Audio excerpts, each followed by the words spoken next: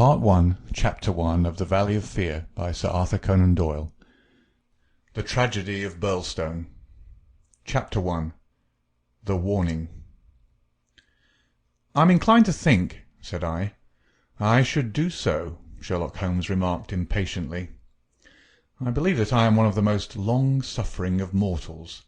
But I'll admit that I was annoyed at the sardonic interruption."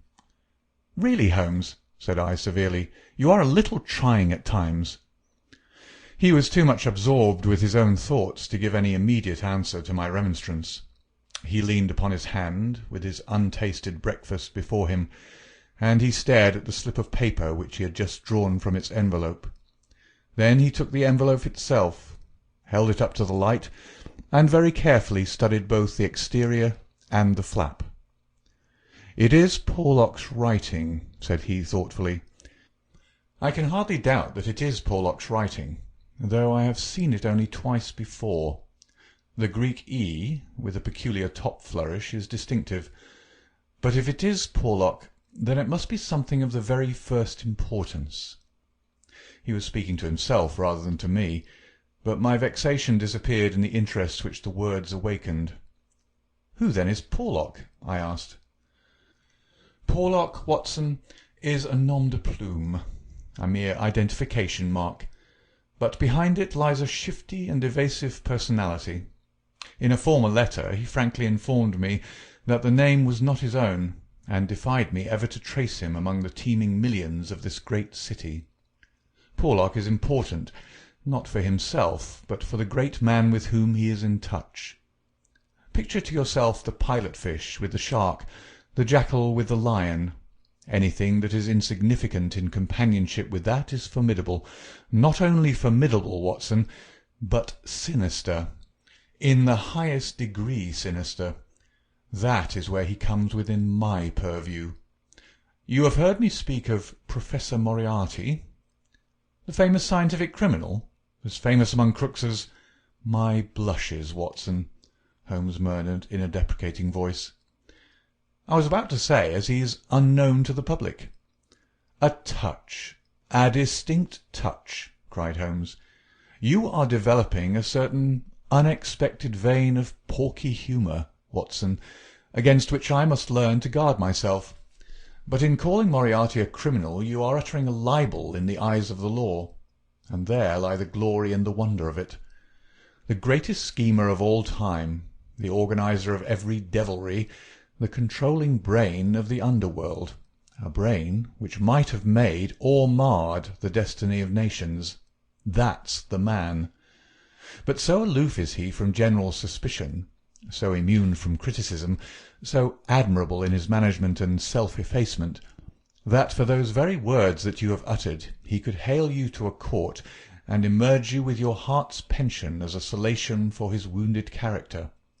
Is he not the celebrated author of The Dynamics of an Asteroid, a book which ascends to such rarefied heights of pure mathematics that it is said that there was no man in the scientific press capable of criticizing it?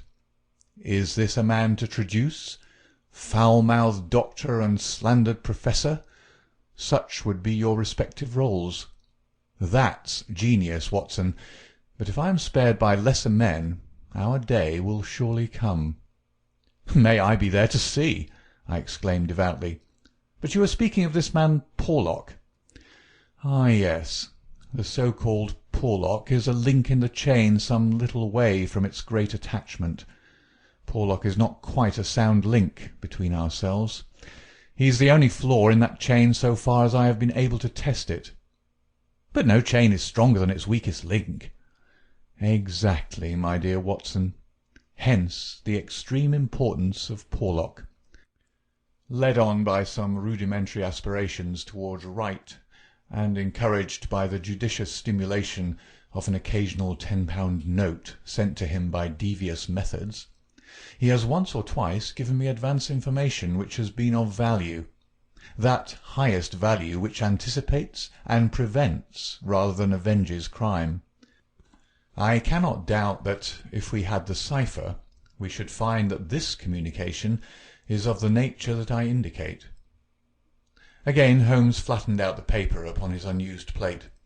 I rose and, leaning over him, stared down at the curious inscription, which ran as follows: 534, C2, 13, 127, 36, 31, 4, 17, 21, 41, Douglas, 109, 293, 5, 37, Burlston, 26, Burlston, 9, 47, 171.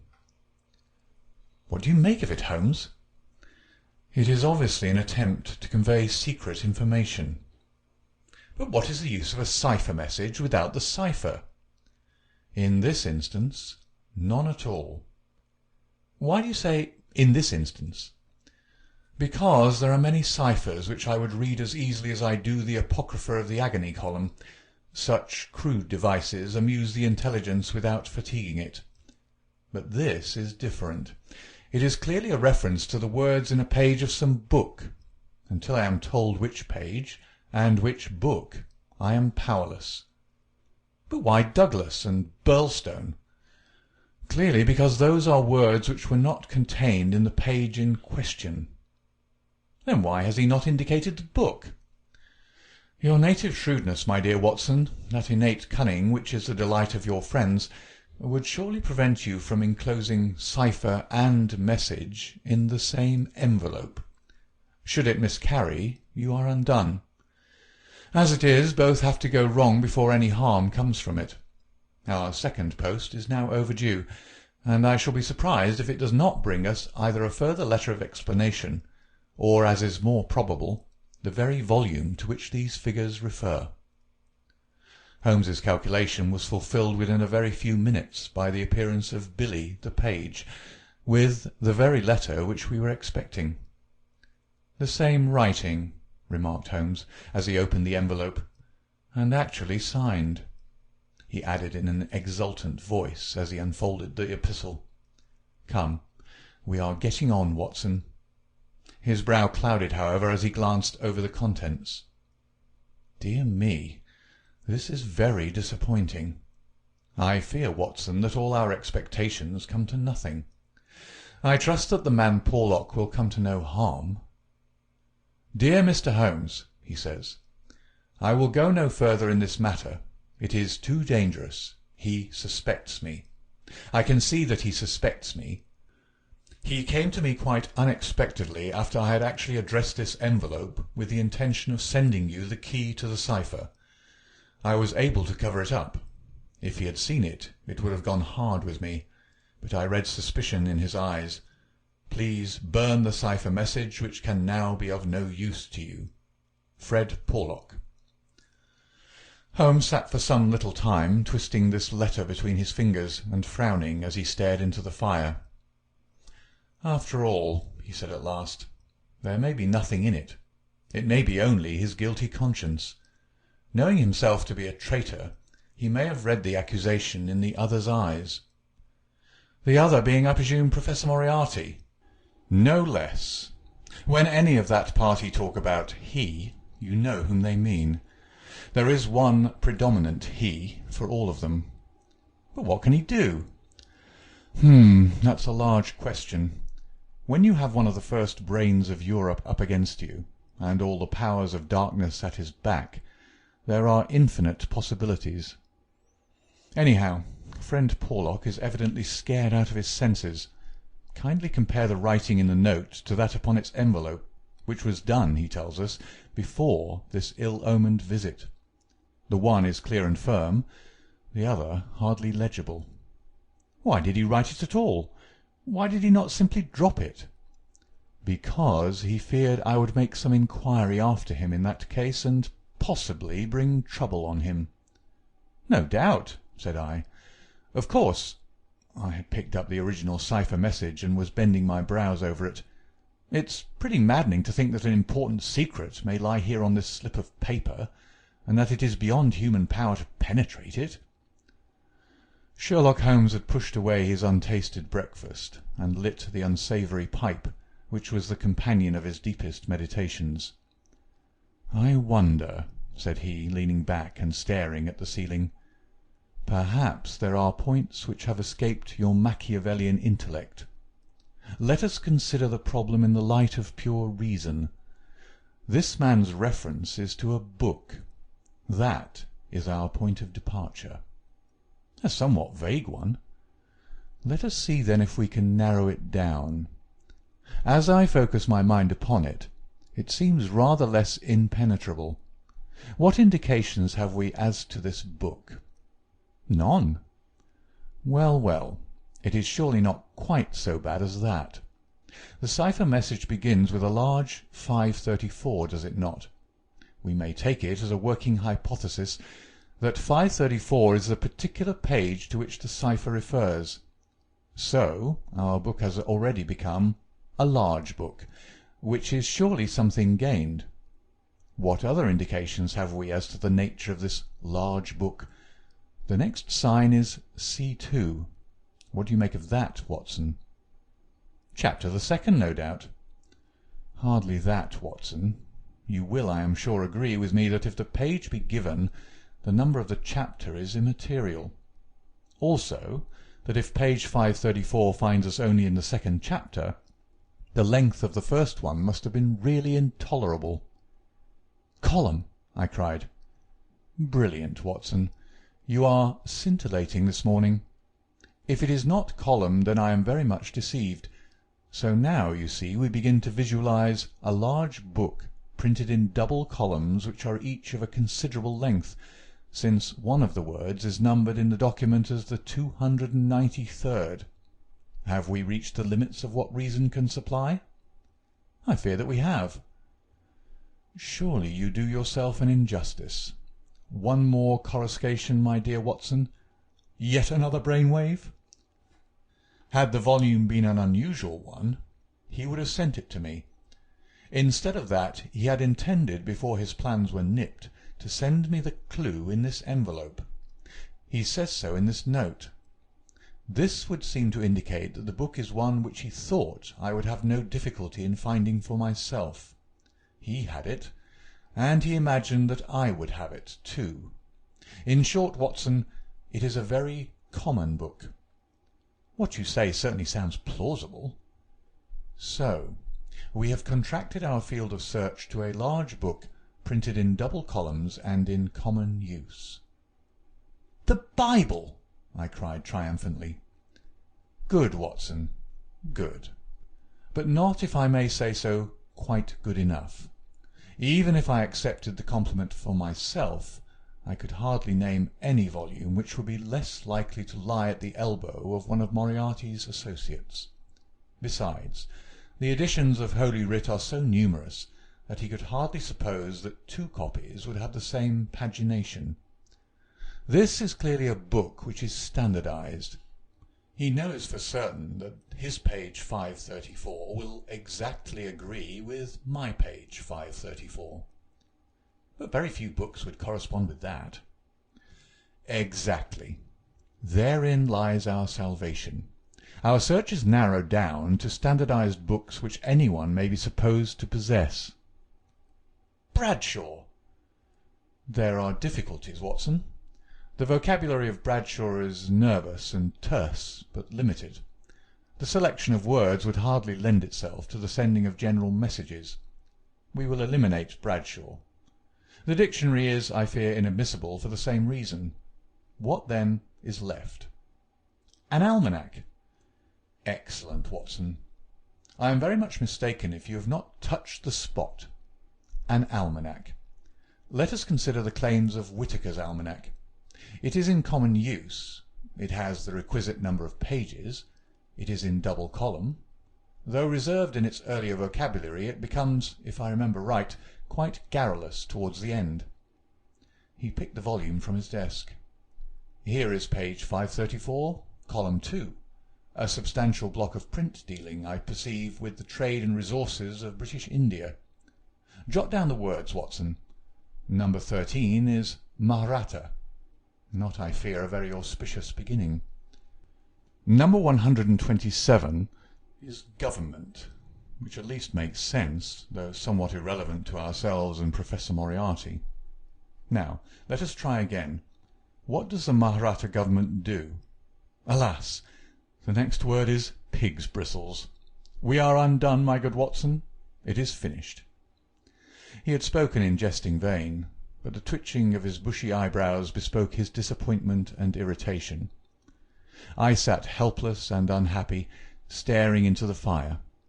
A long silence was broken by a sudden exclamation from Holmes, who dashed at a cupboard from which he emerged with a second yellow-covered volume in his hand. "We pay the price, Watson, for being too up-to-date," he cried. "We are before our time and suffer the usual penalties. Being the 7th of January, we have very properly laid in the new almanac. It is more than likely that Porlock took his message from the old one. No doubt he would have told us so had his letter of explanation been written. Now, let us see what page 534 has in store for us.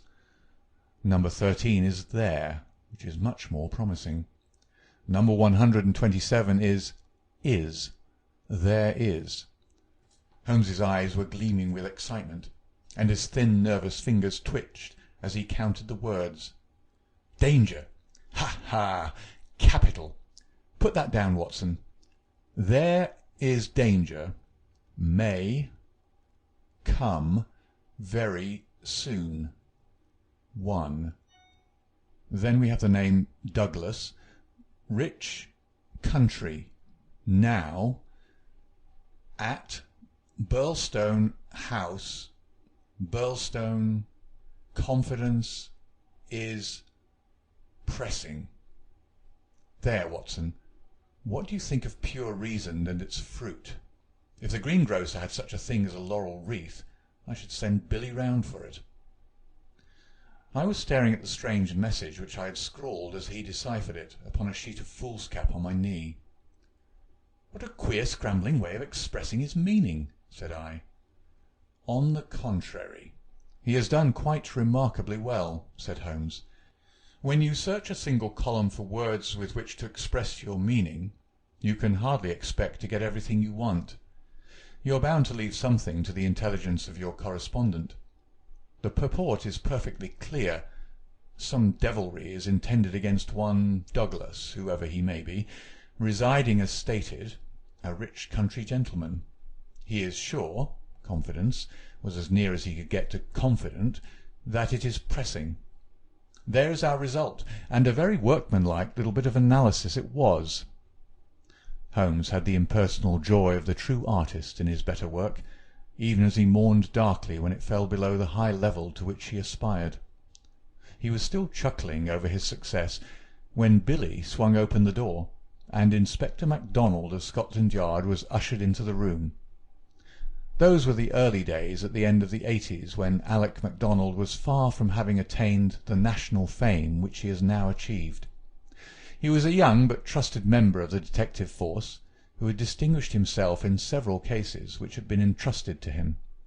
His tall, bony figure gave promise of exceptional physical strength, while his great cranium and deep-set, lustrous eyes spoke no less clearly of the keen intelligence which twinkled out from behind his bushy eyebrows. He was a silent, precise man, with a dour nature and a hard Aberdonian accent. Twice already in his career had Holmes helped him to attain success, his own sole reward being the intellectual joy of the problem.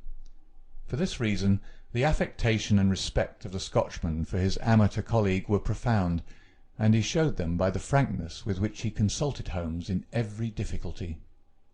Mediocrity knows nothing higher than itself, but talent instantly recognizes genius, and MacDonald had talent enough for his profession to enable him to perceive that there was no humiliation in seeking the assistance of one who already stood alone in Europe, both in his gifts and in his experience.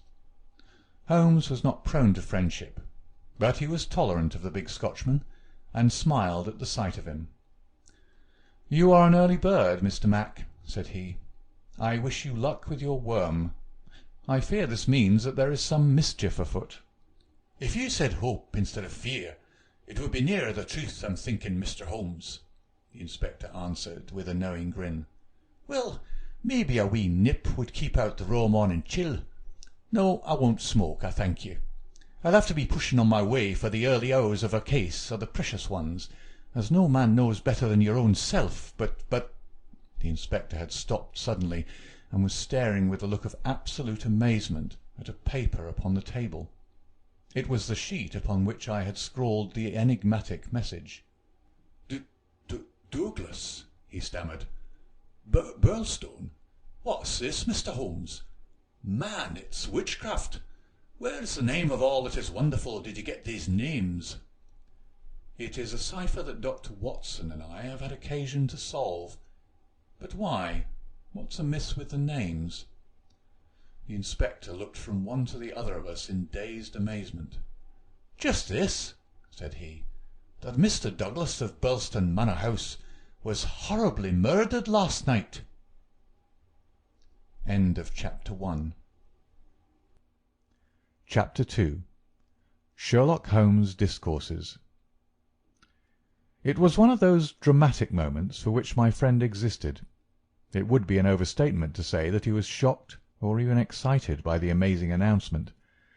Without having a tinge of cruelty in his singular composition, he was undoubtedly callous from long overstimulation. Yet, if his emotions were dulled, his intellectual perceptions were exceedingly active. There was no trace, then, of the horror which I had myself felt at this curt declaration, but his face showed rather the quiet and interested composure of the chemist who sees the crystals falling into position from his oversaturated solution. "Remarkable," said he. "Remarkable. You don't seem surprised."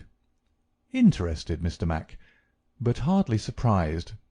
Why should I be surprised?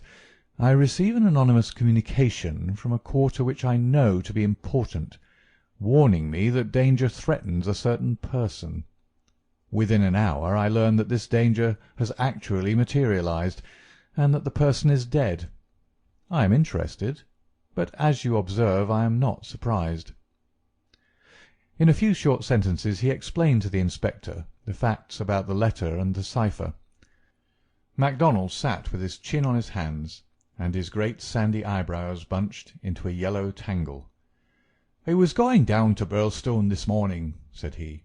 "I'd come to ask you if you cared to come with me, you and your friend here, but from what you say, we might perhaps be doing better work in London." "I rather think not," said Holmes. "Hang it all, Mr. Holmes," cried the inspector, "the papers will be full of the Burlston mystery in a day or two. But where's the mystery if there's a man in London who prophesied the crime before ever it occurred? We've only to lay our hands on that man, and the rest will follow." "No doubt, Mr. Mac. But how do you propose to lay your hands on the so-called Porlock?" MacDonald turned over the letter which Holmes had handed him. "Posted in Camberwell. That doesn't help us much. Name, you say, is assumed. Not much to go on, certainly. Didn't you say that you sent him money?" "Twice." "And how?" "In notes to Camberwell post office." "Did you ever trouble to see who called for them?" "No." The inspector looked surprised and a little shocked. "Why not?" "Because I always keep faith. I had promised when he first wrote that I would not try to trace him." "You think there's someone behind him?" "I know there is." "This professor that I've heard you mention?" "Exactly." Inspector MacDonald smiled, and his eyelid quivered as he glanced towards me. "I won't conceal from you, Mr. Holmes, that we think in the C.I.D. that you have a wee bit of a bee in your bonnet over this professor. I made some inquiries myself about the matter. He seems to be a very respectable, learned and talented sort of man." "I'm glad you've got so far as to recognize the talent." "Man, you can't but recognize it after I heard your view. I made it my business to see him. I had a chat with him on eclipses. How the talk got that way I canna think, but he had out a reflector lantern and a globe, and he made it all clear in a minute. He lent me a book, but I don't mind saying that it was a bit above my head, though I had a good Aberdeen upbringing. He'd have made a grand minister with his thin face and grey hair and solemn-like way of talking. When he put his hand on my shoulder, as we were parting, it was like a father's blessing before you go out into the cold, cruel world." Holmes chuckled and rubbed his hands. "Great," he said. "Great. Tell me, friend MacDonald, this pleasing and touching interview was, I suppose, in the Professor's study?" "That's so." "A fine room, is it not?" "Very fine. Very handsome indeed, Mr. Holmes." "You sat in front of his writing desk?" "Just so." "Sun in your eyes, and his face in the shadow?" "Well, it was evening, but I mind that the lamp was turned on my face." "It would be. Did you happen to observe a picture over the Professor's head?" "I don't miss much, Mr. Holmes. Maybe I learned that from you. Yes, I saw the picture. A young woman with her head on her hands, peeping at you sideways." "That painting was by Jean-Baptiste Greuze." The inspector endeavoured to look interested. "Jean-Baptiste Greuze," Holmes continued, joining his finger-tips and leaning well back in his chair, "was a French artist who flourished between the years 1750 and 1800. I allude, of course, to his working career. Modern criticism has more than endorsed the high opinion formed of him by his contemporaries." The inspector's eyes grew abstracted. "Hadn't we better—" he said. "We are doing so," Holmes interrupted. "All that I'm saying has a very direct and vital bearing upon what you have called the Burlston mystery. In fact, it may in a sense be called the very centre of it." MacDonald smiled feebly and looked appealingly to me. "Your thoughts move a bit too quick for me, Mr. Holmes. You leave out a link or two, and I can't get over the gap. What in the whole wide world can be the connection between this dead painting man and the affair at Burlston?" "All knowledge comes useful to the detective," remarked Holmes. "Even the trivial fact that in the year 1865 a picture by Greuze entitled La Jeune Fille à l'Agneau fetched 1,200,000 francs, more than £40,000 at the Portales sale, may start a train of reflection in your mind." It was clear that it did. The inspector looked honestly interested. "I may remind you," Holmes continued, "that the Professor's salary can be ascertained in several trustworthy books of reference. It is 700 a year." "And how could he buy—" "Quite so. How could he?" "Aye, that's remarkable," said the inspector thoughtfully. "Talk away, Mr. Holmes. I'm just loving it. It's fine." Holmes smiled. He was always warmed by genuine admiration, the characteristic of the real artist.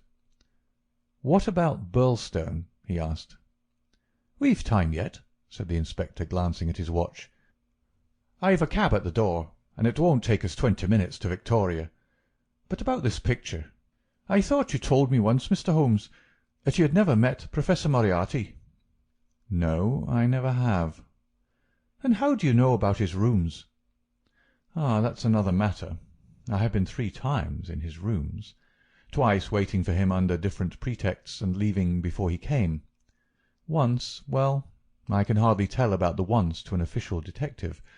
It was on the last occasion that I took the liberty of running over his papers, with the most unexpected results." "You found something compromising?" "Absolutely nothing.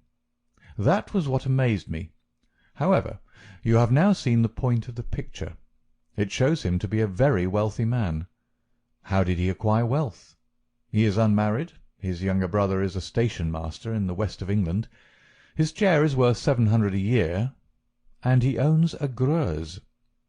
"Well?" "Surely the inference is plain." "You mean that he has a great income, and that he must earn it in an illegal fashion?" "Exactly. Of course, I have other reasons for thinking so, dozens of exiguous threads which lead vaguely up towards the centre of the web where the poisonous, motionless creature is lurking. I only mention the Greuze because it brings the matter within the range of your own observation." "Well, Mr. Holmes, I admit that what you say is interesting. It's more than interesting. It's just wonderful. But let us have it a little clearer if you can. Is it forgery, coining, burglary? Where does the money come from?" "Have you ever read of Jonathan Wild?" "Well, the name has a familiar sound. Someone in a novel, was he not? I don't take much stock of detectives in novels. Chaps that do things and never let you see how they do them. That's just inspiration, not business. Jonathan Wild wasn't a detective, and he wasn't in a novel. He was a master criminal, and he lived last century, 1750 or thereabouts. Then he's no use to me. I'm a practical man. Mr. Mac, the most practical thing that you ever did in your life would be to shut yourself up for 3 months and read 12 hours a day at the annals of crime. Everything comes in circles, even Professor Moriarty. Jonathan Wild was the hidden force of the London criminals, to whom he sold his brains and his organisation on a 15% commission. The old wheel turns, and the same spoke comes up. It's all been done before, and will be again. I'll tell you 1 or 2 things about Moriarty which may interest you. You'll interest me right enough. I happen to know who is the first link in his chain. A chain with this Napoleon gone wrong at one end, and 100 broken fighting men, pickpockets, blackmailers, and card-sharpers at the other, with every sort of crime in between. His chief of staff is Colonel Sebastian Moran, as aloof and guarded and inaccessible to the law as himself. What do you think he pays him? I'd like to hear. 6,000 a year. That's paying for brains. You see, the American business principle. I learned that detail quite by chance.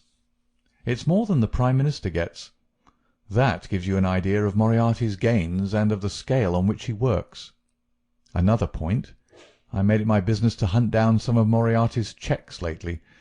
Just common innocent cheques that he pays his household bills with. They were drawn on 6 different banks. Does that make any impression on your mind? Queer, certainly. But what do you gather from it? That he wanted no gossip about his wealth. No single man should know what he had. I have no doubt that he has 20 banking accounts, the bulk of his fortune abroad in the Deutsche Bank or the Crédit Lyonnais, as likely as not. Sometime, when you have a year or 2 to spare, I commend to you the study of Professor Moriarty. Inspector MacDonald had grown steadily more impressed as the conversation proceeded. He had lost himself in his interest. Now his practical Scotch intelligence brought him back with a snap to the matter in hand. "He can keep, anyhow," said he. "You've got us side-tracked with your interesting anecdotes, Mr. Holmes. What really counts is your remark that there is some connection between the Professor and the crime, that you get from the warning received through the man Porlock. Can we, for our present practical needs, get any further than that?" We may form some conception as to the motives of the crime. It is, as I gather from your original remarks, an inexplicable, or at least an unexplained murder. Now, presuming that the source of the crime is as we suspect it to be, there might be 2 different motives. In the first place, I may tell you that Moriarty rules with a rod of iron over his people. His discipline is tremendous. There is only one punishment in his code. It is death. Now we might suppose that this murdered man, this Douglas, whose approaching fate was known by one of the arch-criminal's subordinates, had in some way betrayed the chief. His punishment followed, and would be known to all, if only to put the fear of death into them. Well, that is one suggestion, Mr. Holmes. The other is that it has been engineered by Moriarty in the ordinary course of business. Was there any robbery? I have not heard. If so, it would of course be against the first hypothesis and in favour of the second. Moriarty may have been engaged to engineer it on a promise of part spoils, or he may have been paid so much down to manage it. Either is possible, but whichever it may be, or if it's some third combination, it is down at Burlston that we must seek the solution. I know our man too well to suppose that he has left anything up here which may lead us to him. "Then to Burlston we must go," cried MacDonald, jumping from his chair. "My word, it's later than I thought. I can give you gentlemen 5 minutes for preparation, and that is all." "And ample for us both," said Holmes, as he sprang up and hastened to change from his dressing-gown to his coat. "While we are on our way, Mr. Mac, I will ask you to be good enough to tell me all about it." All about it proved to be disappointingly little, and yet there was enough to assure us that the case before us might well be worthy of the expert's closest attention. He brightened and rubbed his thin hands together as he listened to the meagre but remarkable details. A long series of sterile weeks lay behind us, and here at last there was a fitting object for those remarkable powers which, like all special gifts, become irksome to their owner when they are not in use, that razor brain blunted and rusted with inaction. Sherlock Holmes's eyes glistened, his pale cheeks took a warmer hue, and his whole eager face shone with an inward light when the call for work reached him. Leaning forward in the cab, he listened intently to MacDonald's short sketch of the problem which awaited us in Sussex. The inspector was himself dependent, as he explained to us, upon a scribbled account forwarded to him by the milk train in the early hours of the morning.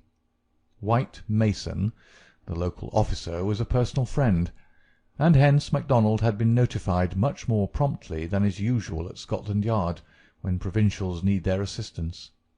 It is a very cold scent upon which the metropolitan expert is generally asked to run.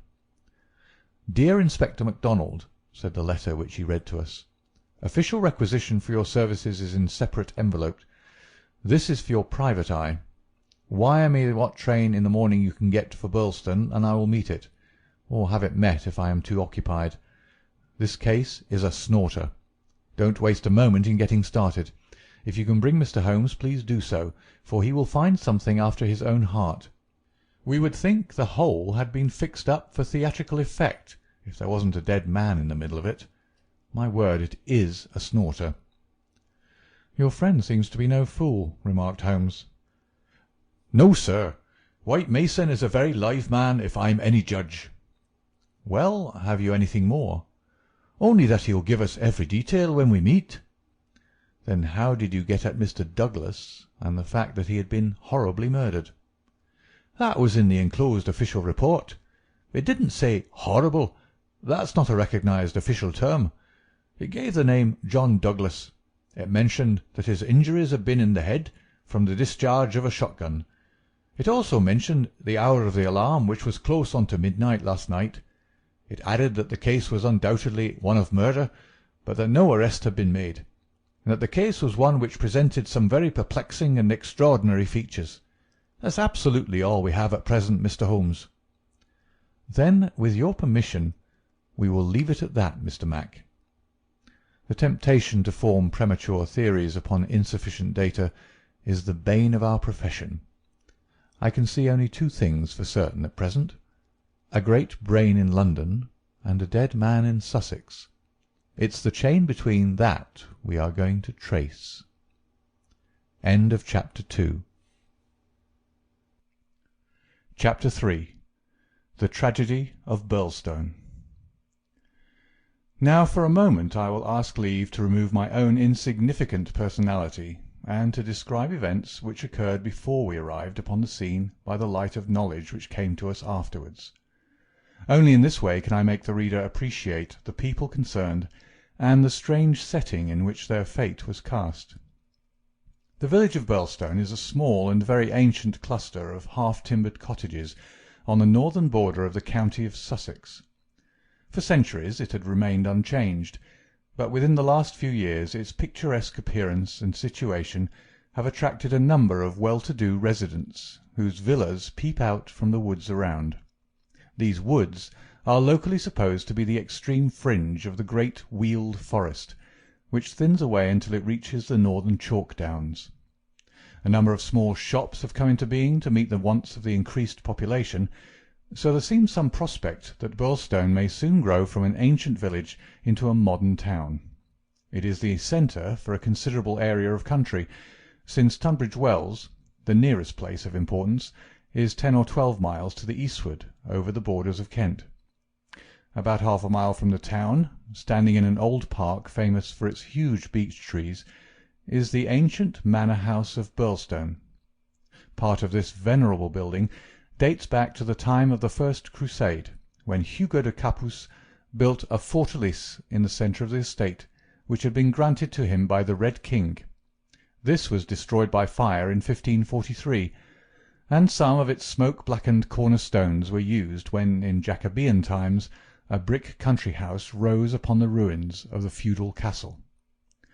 The manor-house, with its many gables and its small diamond-paned windows, was still much as the builder had left it in the early 17th century.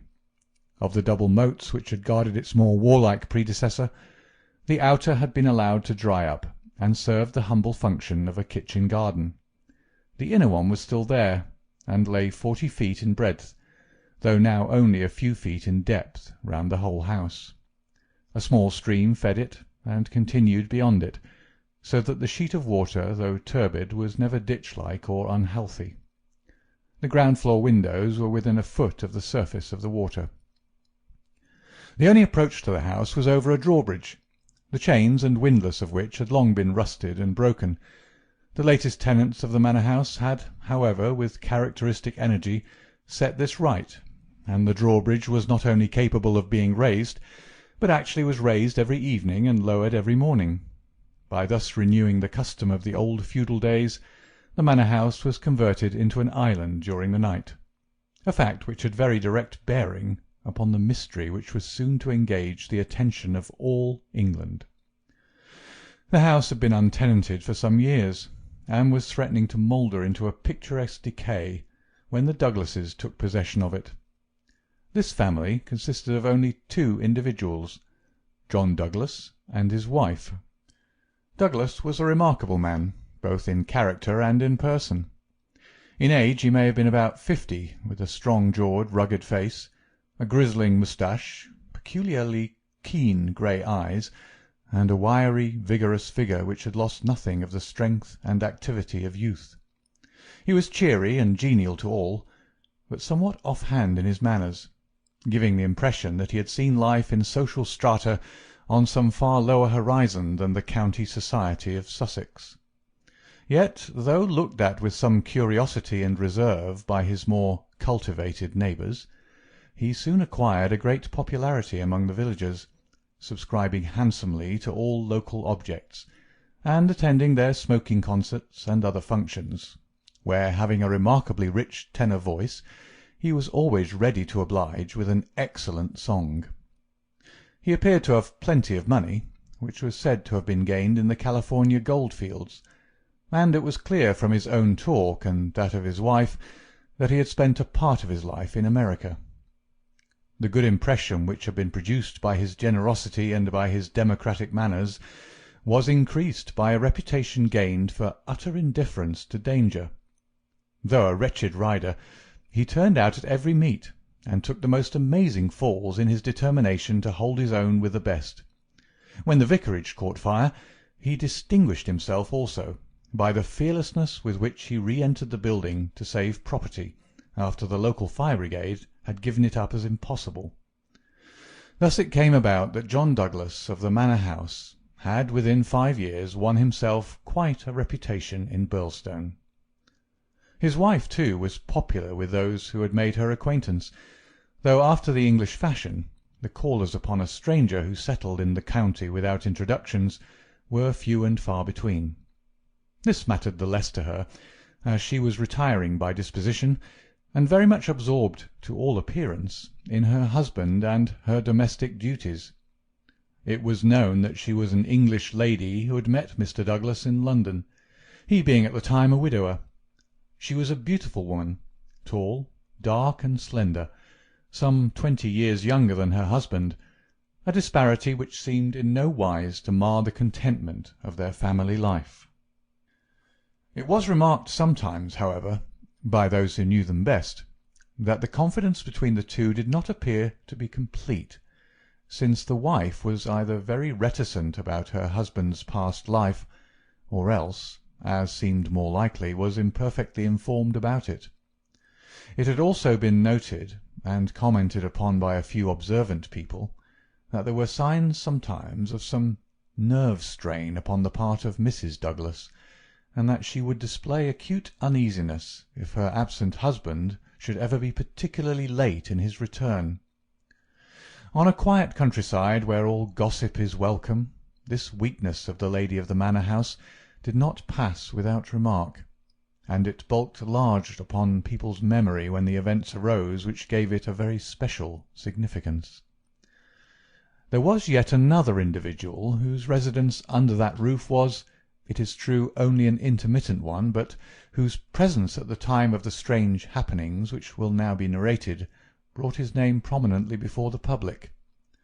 This was Cecil James Barker, of Hales Lodge, Hampstead. Cecil Barker's tall, loose-jointed figure was a familiar one in the main street of Burlston village, for he was a frequent and welcome visitor at the manor-house. He was the more noticed as being the only friend of the past unknown life of Mr. Douglas, who was ever seen in his new English surroundings. Barker was himself an undoubted Englishman, but by his remarks it was clear that he had first known Douglas in America, and had there lived on intimate terms with him. He appeared to be a man of considerable wealth, and was reputed to be a bachelor. In age he was rather younger than Douglas, 45 at the most, a tall, straight, broad-chested fellow with a clean-shaved, prize-fighter face, thick, strong, black eyebrows, and a pair of masterful black eyes, which might, even without the aid of his very capable hands, clear a way for him through a hostile crowd. He neither rode nor shot, but spent his days in wandering around the old village with his pipe in his mouth, or in driving with his host, or in his absence with his hostess, over the beautiful countryside. "An easy-going, free-handed gentleman," said Ames the butler, "but my word, I had rather not be the man that crossed him."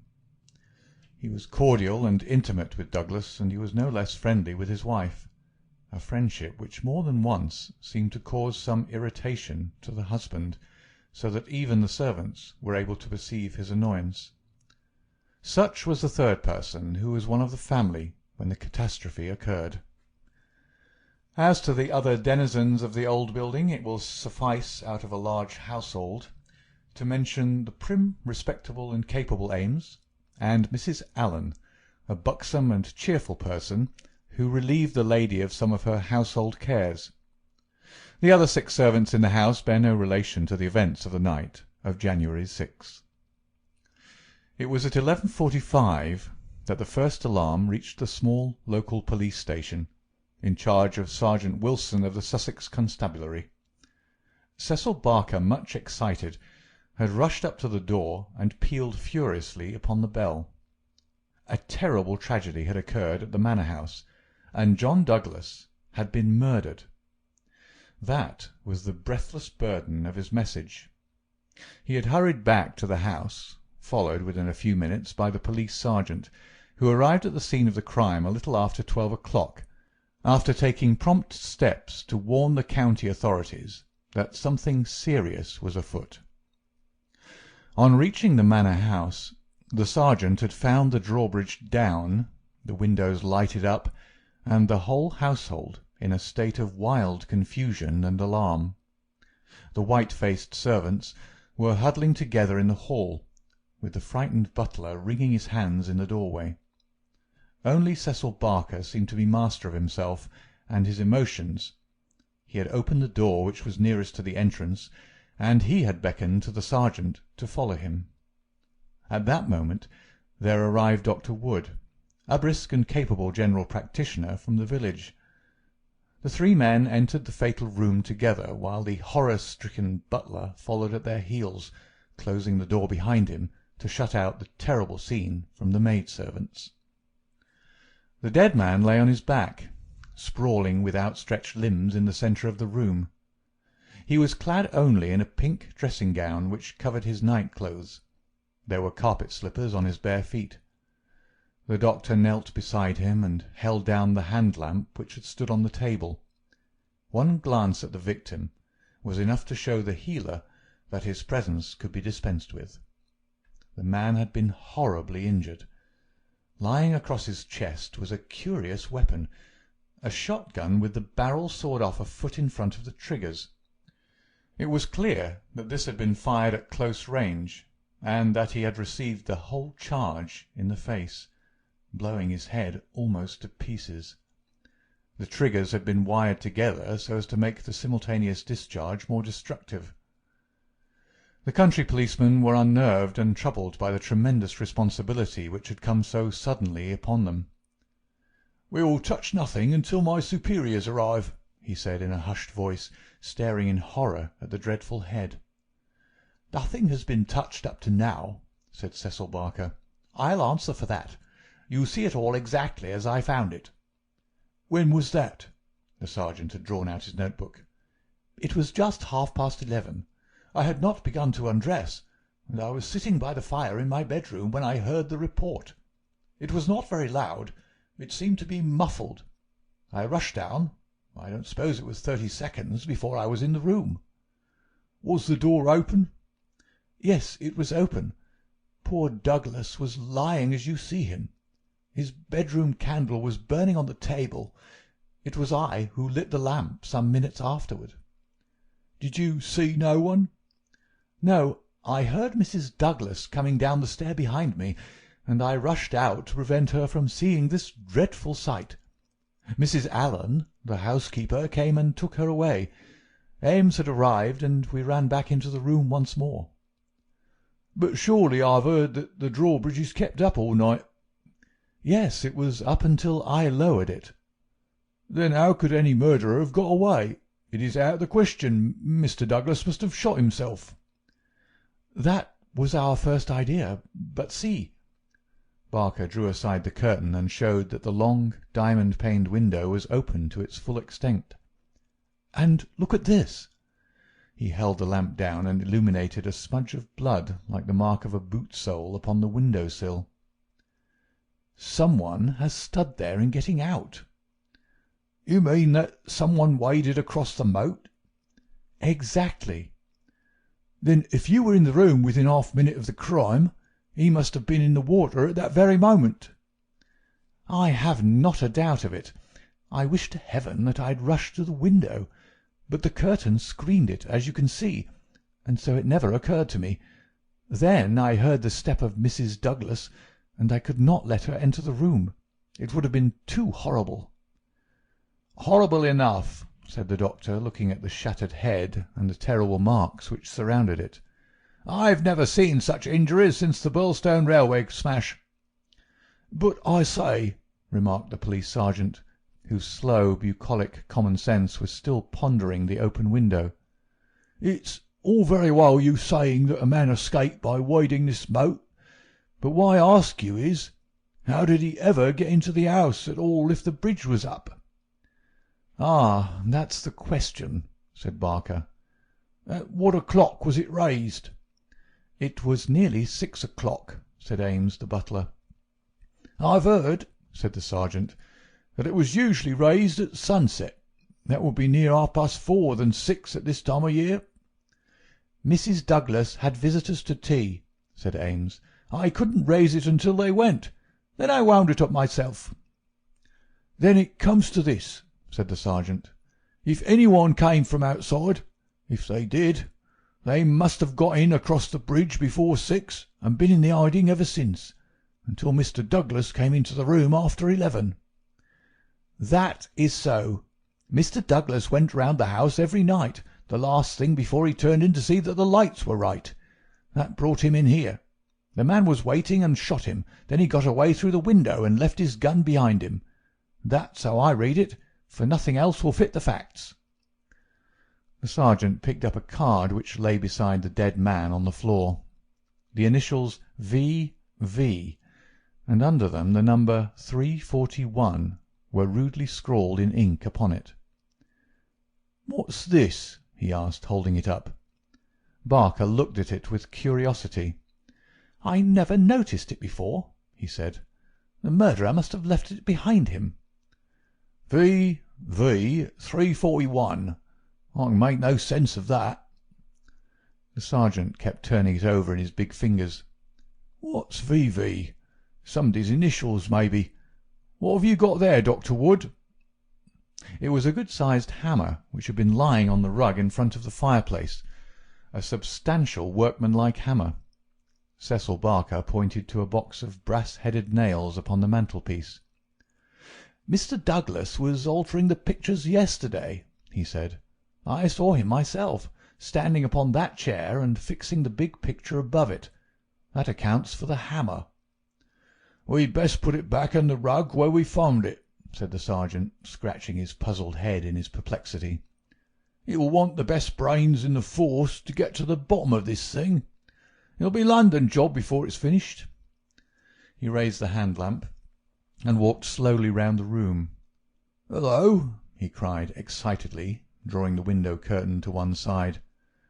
"What o'clock were these curtains drawn?" "When the lamps were lit," said the butler. "It will be shortly after 4. "Someone had been hiding here, sure enough." He held down the light, and the marks of muddy boots were very visible in the corner.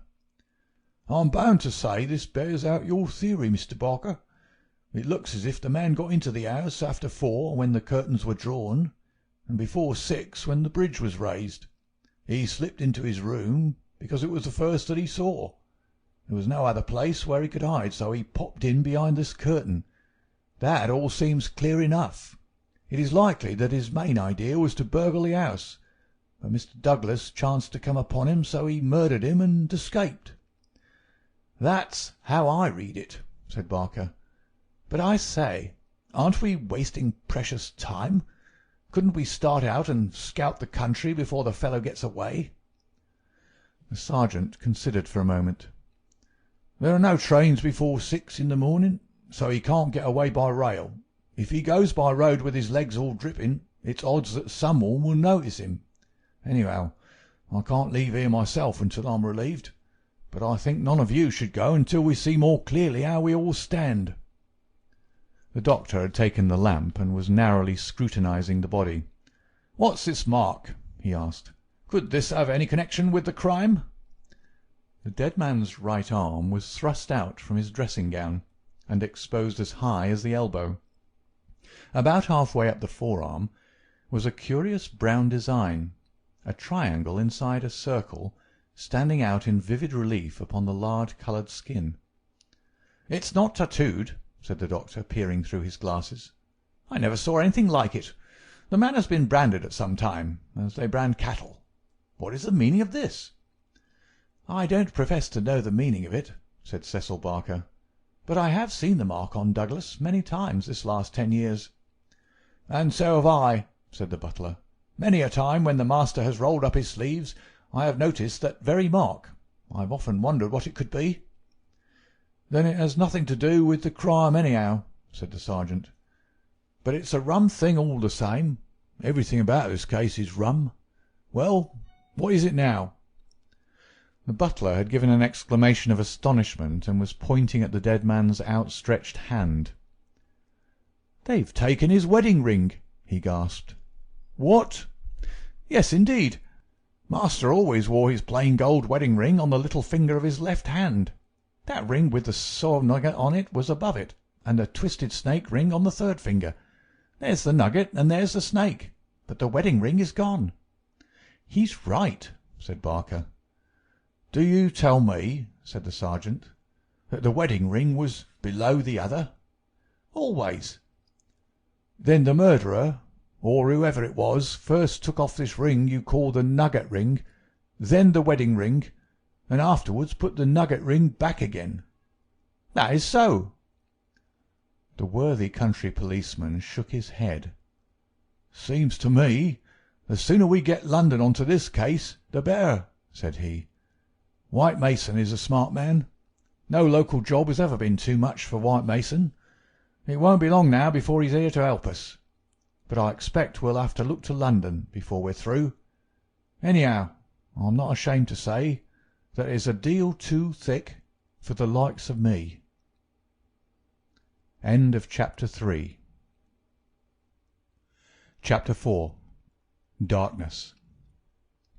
At 3 in the morning, the chief Sussex detective, obeying the urgent call from Sergeant Wilson of Burlston, arrived from headquarters in a light dog-cart behind a breathless trotter. By the 5:40 train in the morning he had sent his message to Scotland Yard, and he was at the Burlston station at 12 o'clock to welcome us. White Mason was a quiet, comfortable-looking person in a loose tweed suit, with a clean-shaved, ruddy face, a stoutish body, and powerful bandy legs, adorned with gaiters, looking like a small farmer, a retired gamekeeper, or anything upon earth except a very favourable specimen of the provincial criminal officer. "A real downright snorter, Mr. MacDonald," he kept repeating. "We'll have the pressmen down like flies when they understand it. I'm hoping we will get our work done before they get poking their noses into it and messing up all the trails. There's been nothing like this that I can remember. There are some bits that will come home to you, Mr. Holmes, or I'm mistaken. And you also, Dr. Watson, for the medicos will have a word to say before we finish. Your room is at the Westville Arms. There's no other place, but I hear that it is clean and good. The man will carry your bags. This way, gentlemen, if you please." He was a very bustling and genial person, this Sussex detective. In 10 minutes we had all found our quarters. In 10 more we were seated in the parlour of the inn, and being treated to a rapid sketch of those events which have been outlined in the previous chapter. MacDonald made an occasional note, while Holmes sat absorbed with the expression of surprised and reverent admiration with which the botanist surveys the rare and precious bloom. "Remarkable," he said, when the story was unfolded. "Most remarkable. I can hardly recall any case where the features have been more peculiar." "I thought you would say so, Mr. Holmes," said White Mason in great delight. "We're well up with the times in Sussex. I've told you now how matters were up to the time when I took over from Sergeant Wilson between 3 and 4 this morning. My word, I made the old mare go, but I need not have been in such a hurry as it turned out, for there was nothing immediate that I could do. Sergeant Wilson had all the facts. I checked them and considered them, and maybe added a few of my own." "What were they?" asked Holmes eagerly. "Well, I first had the hammer examined. There was Dr. Wood there to help me. We found no signs of violence upon it. I was hoping that if Mr. Douglas defended himself with the hammer, he might have left his mark upon the murderer before he dropped it on the mat. But there was no stain." "That, of course, proves nothing at all," remarked Inspector MacDonald. "There has been many a hammer murder, and no trace on the hammer." "Quite so. It doesn't prove it wasn't used. But there might have been stains, and that would have helped us. As a matter of fact, there were none. Then I examined the gun. They were buckshot cartridges, and, as Sergeant Wilson pointed out, the triggers were wired together so that if you pulled on the hinder one, both barrels were discharged. Whoever fixed that up had made up his mind that he was going to take no chances of missing his man. The sword gun was not more than 2 feet long. One could carry it easily under one's coat. There was no complete maker's name, but the printed letters P.E.N. were on the fluting between the barrels, and the rest of the name had been cut off by the saw. "A big P with a flourish above it, E and N smaller?" asked Holmes. "Exactly. Pennsylvania Small Arms Company, well-known American firm," said Holmes. White Mason gazed at my friend as the little village practitioner looks at the Harley Street specialist, who by a word can solve the difficulties that perplex him. "That is very helpful, Mr. Holmes. No doubt you're right. Wonderful, wonderful! Do you carry the names of all the gun-makers in the world in your memory?" Holmes dismissed the subject with a wave. "No doubt it is an American shotgun," White Mason continued. "I seem to have read that a sawed-off shotgun is a weapon used in some parts of America. Apart from the name upon the barrel, the idea had occurred to me. There is some evidence, then, that this man who entered the house and killed its master was an American." MacDonald shook his head. "Man, you're surely travelling over fast," said he. "I've heard no evidence yet that any stranger was ever in the house at all." "The open window, the blood on the sill, the queer card, the marks of boots in the corner, the gun? Nothing there that could have been arranged. Mr. Douglas was an American who had lived long in America. So had Mr. Barker. You don't need to import an American from outside in order to account for American doings." "Ames, the butler. What about him? Is he reliable?" 10 years with Sir Charles Chandos, as solid as a rock. He's been with Douglas ever since he took the manor house 5 years ago. He's never seen a gun of this sort in the house." "The gun was made to conceal. That's why the barrels were sawed. It would fit into any box. How could he swear there was no such gun in the house?" "Well, anyhow, he had never seen one." MacDonald shook his obstinate Scotch head. "I'm not convinced yet that there was ever anyone in the house," said he. "I'm asking you to consider." His accent became more Aberdonian as he lost himself in his argument. "I'm asking you to consider what it involves if you suppose that his gun is ever brought into the house, and that all these strange things were done by a person from outside. Oh, man, it's just inconceivable. It's clean against common sense. I put it to you, Mr. Holmes, judging it by what we've heard." "Well, state your case, Mr. Mac," said Holmes in his most judicial style. "The man is not a burglar, supposing that he ever existed. The ring business and the card point to premeditated murder, for some private reason. Very good. Here's a man who slips into a house with the deliberate intention of committing murder. He knows, if he knows anything, that he'll have a difficulty in making his escape, as the house is surrounded with water. What weapon would he choose? You'd say the most silent in the world. Then he would hope, when the deed was done, to slip quickly from the window, to wade the moat, and to get away at his leisure. That's understandable. But is it understandable that he should go out of his way to bring with him the most noisy weapon he could select, knowing well that it will fetch every human being in the house to the spot as quick as he could run, and that it is all odds that he will be seen before he can go across the moat? Is that credible, Mr. Holmes?" "Well, you put the case strongly," my friend replied thoughtfully. "It certainly needs a good deal of justification. May I ask, Mr. White Mason, whether you examined the farther side of the moat at once to see if there were any signs of the man having climbed out from the water?" "There were no signs, Mr. Holmes, but it is a stone ledge, and one could hardly expect them." "No tracks or marks?" "None." Would there be any objection, Mr. White Mason, to our going down to the house at once?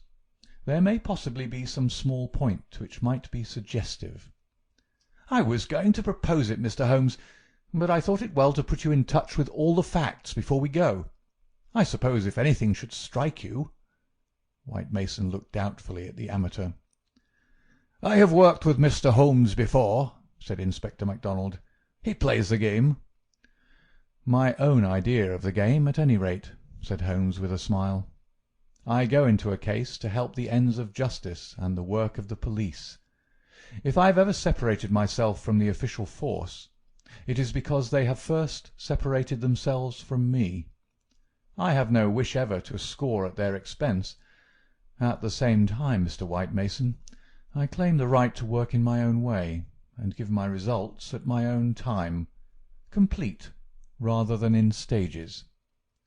"I'm sure we are honoured by your presence, and to show you all we know," said White Mason cordially.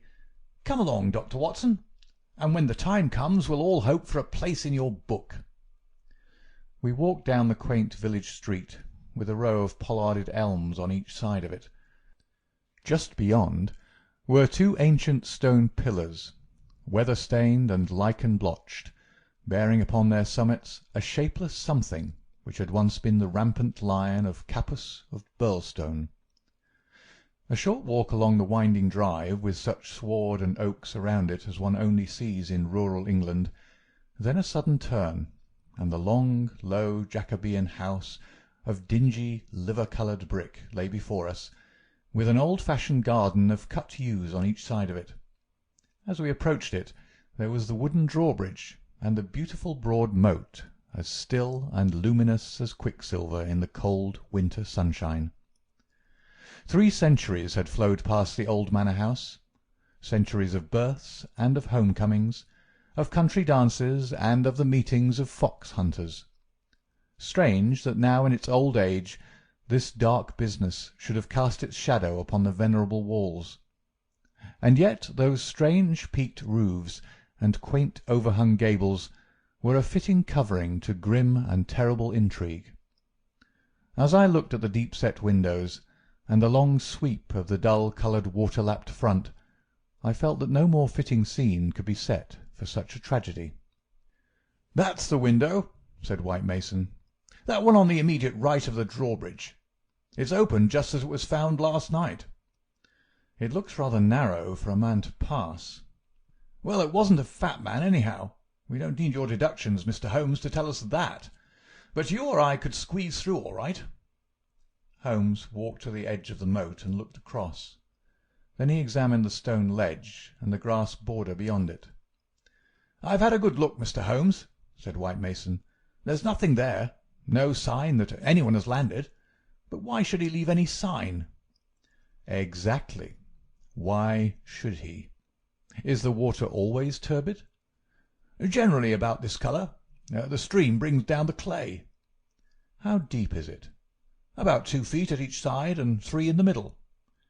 "So we can put aside all idea of the man having been drowned in crossing." "No, a child could not be drowned in it." We walked across the drawbridge, and were admitted by a quaint, gnarled, dried-up person who was the butler Ames. The poor old fellow was white and quivering from the shock. The village sergeant, a tall, formal, melancholy man, still held his vigil in the room of fate. The doctor had departed. "Anything fresh, Sergeant Wilson?" asked White Mason. "No, sir." "Then you can go home. You've had enough. We can send for you if we want you. The butler had better wait outside. Tell him to warn Mr. Cecil Barker, Mrs. Douglas, and the housekeeper that we may want a word with them presently. Now, gentlemen, perhaps you'll allow me to give you the views I've formed first, and then you'll be able to arrive at your own." He impressed me, this country specialist. He had a solid grip of fact and a cool, clear, common-sense brain, which should take him some way in his profession. Holmes listened to him intently, with no sign of that impatience which the official exponent too often produced. "Is it suicide or is it murder? That's our first question, gentlemen, is it not? If it was suicide, then we have to believe that this man began by taking off his wedding ring and concealing it, that he then came down here in his dressing-gown, trampled mud into a corner behind the curtain in order to give the idea someone had waited for him, opened the window, put blood on the—" "We can surely dismiss that," said MacDonald. "So I think. Suicide is out of the question. Then a murder has been done.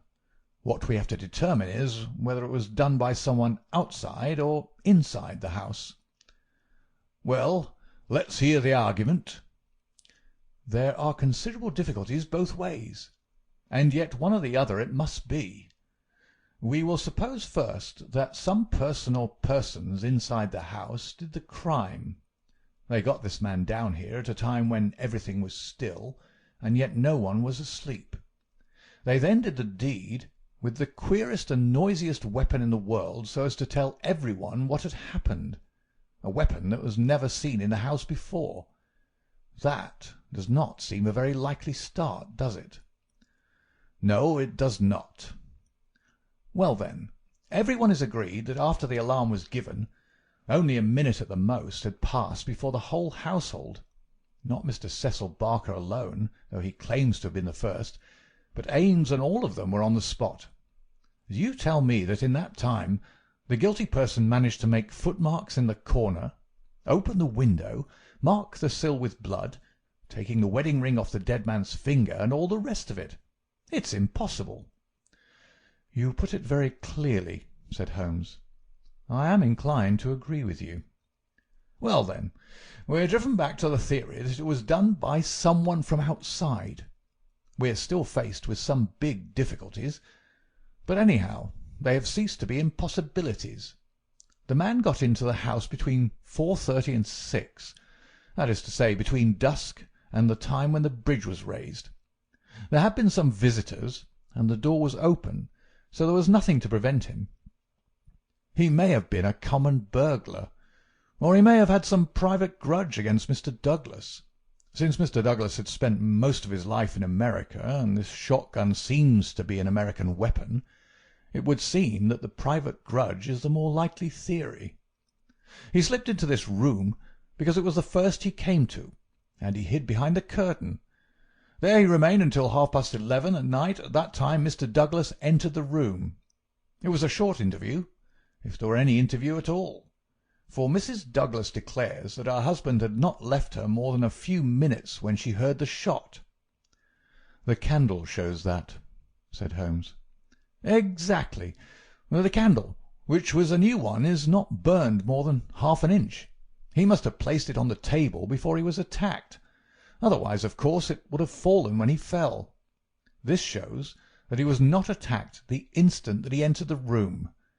When Mr. Barker arrived, the candle was lit and the lamp was out." "That's all clear enough." "Well, now, we can reconstruct things on those lines. Mr. Douglas enters the room. He puts down the candle. A man appears from behind the curtain. He's armed with this gun. He demands the wedding ring. Heaven only knows why, but so it must have been. Mr. Douglas gave it up. Then, either in cold blood or in the course of a struggle, Douglas may have gripped the hammer that was found upon the mat. He shot Douglas in this horrible way.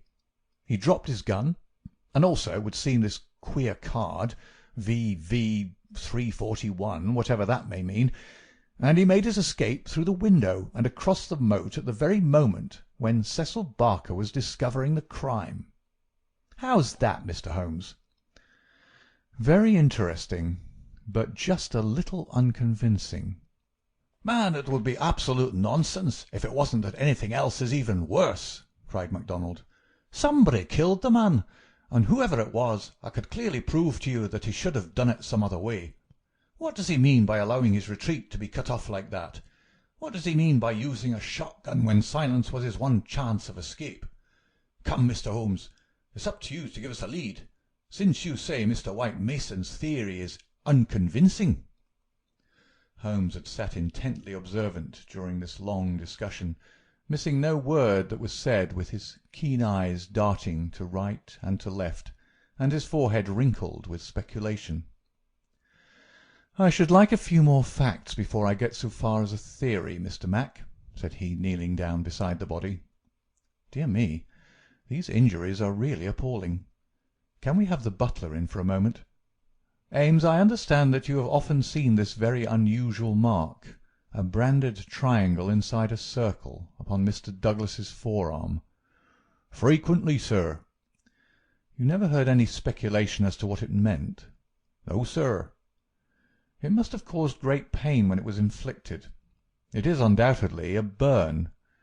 Now, I observe, Ames, that there is a small piece of plaster at the angle of Mr. Douglas's jaw. Did you observe that in life?" "Yes, sir. He cut himself in shaving yesterday morning." "Did you ever know him to cut himself in shaving before?" "Not for a very long time, sir." "Suggestive," said Holmes. "It may, of course, be a mere coincidence, or it may point to some nervousness which would indicate that he had reason to apprehend danger. Had you noticed anything unusual in his conduct yesterday, Ames?" "It struck me, sir, that he was a little restless and excited, sir." "Ha! The attack may not have been entirely unexpected. We do seem to make a little progress, do we not? Perhaps you would rather do the questioning, Mr. Mac?" "No, Mr. Holmes. It's in better hands than mine." "Well, then, we will pass to this card, VV 341. It is rough cardboard. Have you any of the sort in this house?" "I don't think so." Holmes walked across to the desk and dabbed a little ink from each bottle onto the blotting paper. "It was not printed in this room," he said. "This is black ink, and the other purplish. It was done by a thick pen, and these are fine. No, it was done elsewhere, I should say. Can you make anything of the inscription, Ames?" "No, sir, nothing." "What do you think, Mr. Mac?" "It gives me the impression of a secret society of some sort, the same with his badge upon the forearm." "That's my idea too," said White Mason. "Well, we can adopt it as a working hypothesis, and then see how far our difficulties disappear. An agent from such a society makes his way into the house. waits for Mr. Douglas, blows his head nearly off with his weapon, and escapes by wading the moat, after leaving a card beside the dead man, which will, when mentioned in the papers, tell other members of the society that vengeance has been done. That all hangs together. But why this gun of all weapons? Exactly. And why the missing ring? Quite so. And why no arrest? It's past 2 now. I take it for granted that since dawn every constable within 40 miles has been looking out for a wet stranger. That is so, Mr. Holmes. Well, unless he has a burrow close by, or a change of clothes ready, they can hardly miss him. And yet they have missed him up to now. Holmes had gone to the window and was examining with his lens the blood mark on the sill. It is clearly the tread of a shoe. It is remarkably broad, a splay foot, one would say. Curious, because so far as one can trace any footmark in this mud-stained corner, one would say it was a more shapely sole. However, they are certainly very indistinct. What's this under the side table? Mr. Douglas' dumbbells, said Ames. Dumbbell? There's only one. Where's the other? I don't know, Mr. Holmes. There may have been only one. I've not noticed them for months. One dumbbell, Holmes said seriously, but his remarks were interrupted by a sharp knock at the door. A tall, sunburned, capable-looking, clean-shaved man looked in at us. I had no difficulty in guessing that it was the Cecil Barker of whom I had heard. His masterful eyes travelled quickly with a questioning glance from face to face. "Sorry to interrupt your consultation," said he, "but you should hear the latest news." "An arrest?" "No such luck. But they've found his bicycle. The fellow left his bicycle behind him. Come and have a look. It is within 100 yards of the hall door." We found 3 or 4 grooms and idlers standing in the drive, inspecting a bicycle which had been drawn out from a clump of evergreens in which it had been concealed. It was a well-used Rudge Whitworth, splashed as from a considerable journey. There was a saddle-bag with a spanner and oil-can, but no clue as to the owner. "It would be a grand help to the police," said the inspector, "if these things were numbered and registered, but we must be thankful for what we've got. If we can't find where he went to, at least we're likely to get where he came from. But what in the name of all that is wonderful made the fellow leave it behind, and how in the world has he got away without it? We don't seem to get a gleam of light in the case, Mr. Holmes." "Don't we?" my friend answered thoughtfully. "I wonder." End of Chapter 4. Chapter 5. The People of the Drama. "Have you seen all you want of the study?" asked White Mason as we re-entered the house. "For the time," said the inspector, and Holmes nodded. "Then perhaps you would now like to hear the evidence of some of the people in the house. We could use the dining-room. Ames, please come yourself first and tell us what you know." The butler's account was a simple and a clear one, and he gave a convincing impression of sincerity. He had been engaged 5 years before, when Douglas first came to Burlston. He understood that Mr. Douglas was a rich gentleman who had made his money in America. He had been a kind and considerate employer, not quite what Ames was used to, perhaps, but one can't have everything. He never saw any signs of apprehension in Mr. Douglas. On the contrary, he was the most fearless man he had ever known. He ordered the drawbridge to be pulled up every night, because it was the ancient custom of the old house, and he liked to keep the old ways up. Mr. Douglas seldom went to London or left the village, but on the day before the crime he had been shopping at Tunbridge Wells. He, Ames, had observed some restlessness and excitement on the part of Mr. Douglas that day, for he had seemed impatient and irritable, which was unusual with him. He had not gone to bed that night, but was in the pantry at the back of the house, putting away the silver, when he heard the bell ring violently. He heard no shot, but it was hardly possible he would, as the pantry and kitchens were at the very back of the house, and there were several closed doors and a long passage between. The housekeeper had come out of her room, attracted by the violent ringing of the bell. They had gone to the front of the house together. As they reached the bottom of the stairs, he had seen Mrs. Douglas coming down it. No, she was not hurrying it. It did not seem to him that she was particularly agitated. Just as she reached the bottom of the stair, Mr. Barker had rushed out of the study. He had stopped Mrs. Douglas and begged her to go back. "For God's sake, go back to your room," he cried. "Poor Jack is dead. You can do nothing. For God's sake, go back."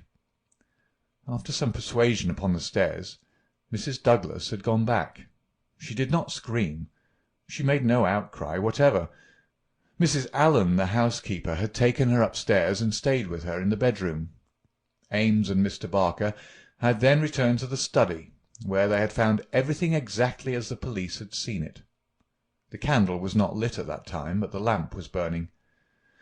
They had looked out of the window, but the night was very dark, and nothing could be seen or heard. They had then rushed out into the hall, where Ames had turned the windlass which lowered the drawbridge. Mr. Barker had then hurried off to get the police. Such, in its essentials, was the evidence of the butler. The account of Mrs. Allen, the housekeeper, was, so far as it went, a corroboration of that of her fellow-servant. The housekeeper's room was rather nearer to the front of the house than the pantry in which Ames had been working. She was preparing to go to bed when the loud ringing of the bell had attracted her attention. She was a little hard of hearing. Perhaps that was why she had not heard the shot. But in any case the study was a long way off. She remembered hearing some sound which she imagined to be the slamming of a door. That was a good deal earlier, half an hour at least before the ringing of the bell. When Mr. Ames ran to the front, she went with him. She saw Mr. Barker, very pale and excited, come out of the study. He intercepted Mrs. Douglas, who was coming down the stairs. He entreated her to go back, and she answered him, but what she said could not be heard. "Take her up! Stay with her!" he had said to Mrs. Allen. She had therefore taken her to the bedroom, and endeavoured to soothe her. She was greatly excited, trembling all over, but made no other attempt to go downstairs. She just sat in her dressing-gown by her bedroom fire, with her head sunk in her hands. Mrs. Allen stayed with her most of the night. As to the other servants, they had all gone to bed, and the alarm did not reach them until just before the police arrived. They slept at the extreme back of the house, and could not possibly have heard anything. So far the housekeeper could add nothing on cross-examination save lamentations and expressions of amazement. Cecil Barker succeeded Mrs. Allen as a witness. As to the occurrences of the night before, he had very little to add to what he had already told the police. Personally, he was convinced that the murderer had escaped by the window. The bloodstain was conclusive, in his opinion, on that point. Besides, as the bridge was up, there was no other possible way of escaping. He could not explain what had become of the assassin, or why he had not taken his bicycle, if it were indeed his. He could not possibly have been drowned in the moat, which was at no place more than 3 feet deep. In his own mind he had a very definite theory about the murder. Douglas was a reticent man, and there were some chapters in his life of which he never spoke. He had emigrated to America when he was a very young man. He had prospered well, and Barker had first met him in California, where they had become partners in a successful mining claim at a place called Benito Canyon. They had done very well, but Douglas had suddenly sold out and started for England. He was a widower at that time. Barker had afterwards realized his money and come to live in London. Thus they had renewed their friendship. Douglas had given him the impression that some danger was hanging over his head, and he had always looked upon his sudden departure from California, and also his renting a house in so quiet a place in England, as being connected with this peril. He imagined that some secret society, some implacable organization, was on Douglas's track, which would never rest until it killed him.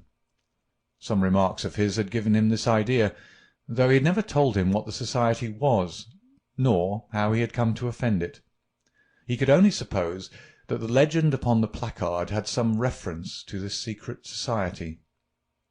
"How long were you with Douglas in California?" asked Inspector MacDonald. "5 years altogether. You was a bachelor, you say?" "A widower." "Have you ever heard where his first wife came from?" "No. I remember his saying that she was of German extraction, and I have seen her portrait. She was a very beautiful woman. She died of typhoid the year before I met him." "You don't associate his past with any particular part of America?" "I have heard him talk of Chicago. He knew that city well and had worked there. I have heard him talk of the coal and iron districts. He had travelled a good deal in his time." "Was he a politician? Had this secret society to do with politics?" "No, he cared nothing about politics." "You have no reason to think it was criminal?" "On the contrary, I never met a straighter man in my life."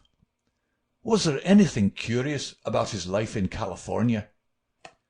"He liked best to stay and to work at our claim in the mountains. He would never go where other men were if he could help it. That's why I first thought that someone was after him. Then when he left so suddenly for Europe, I made sure that it was so.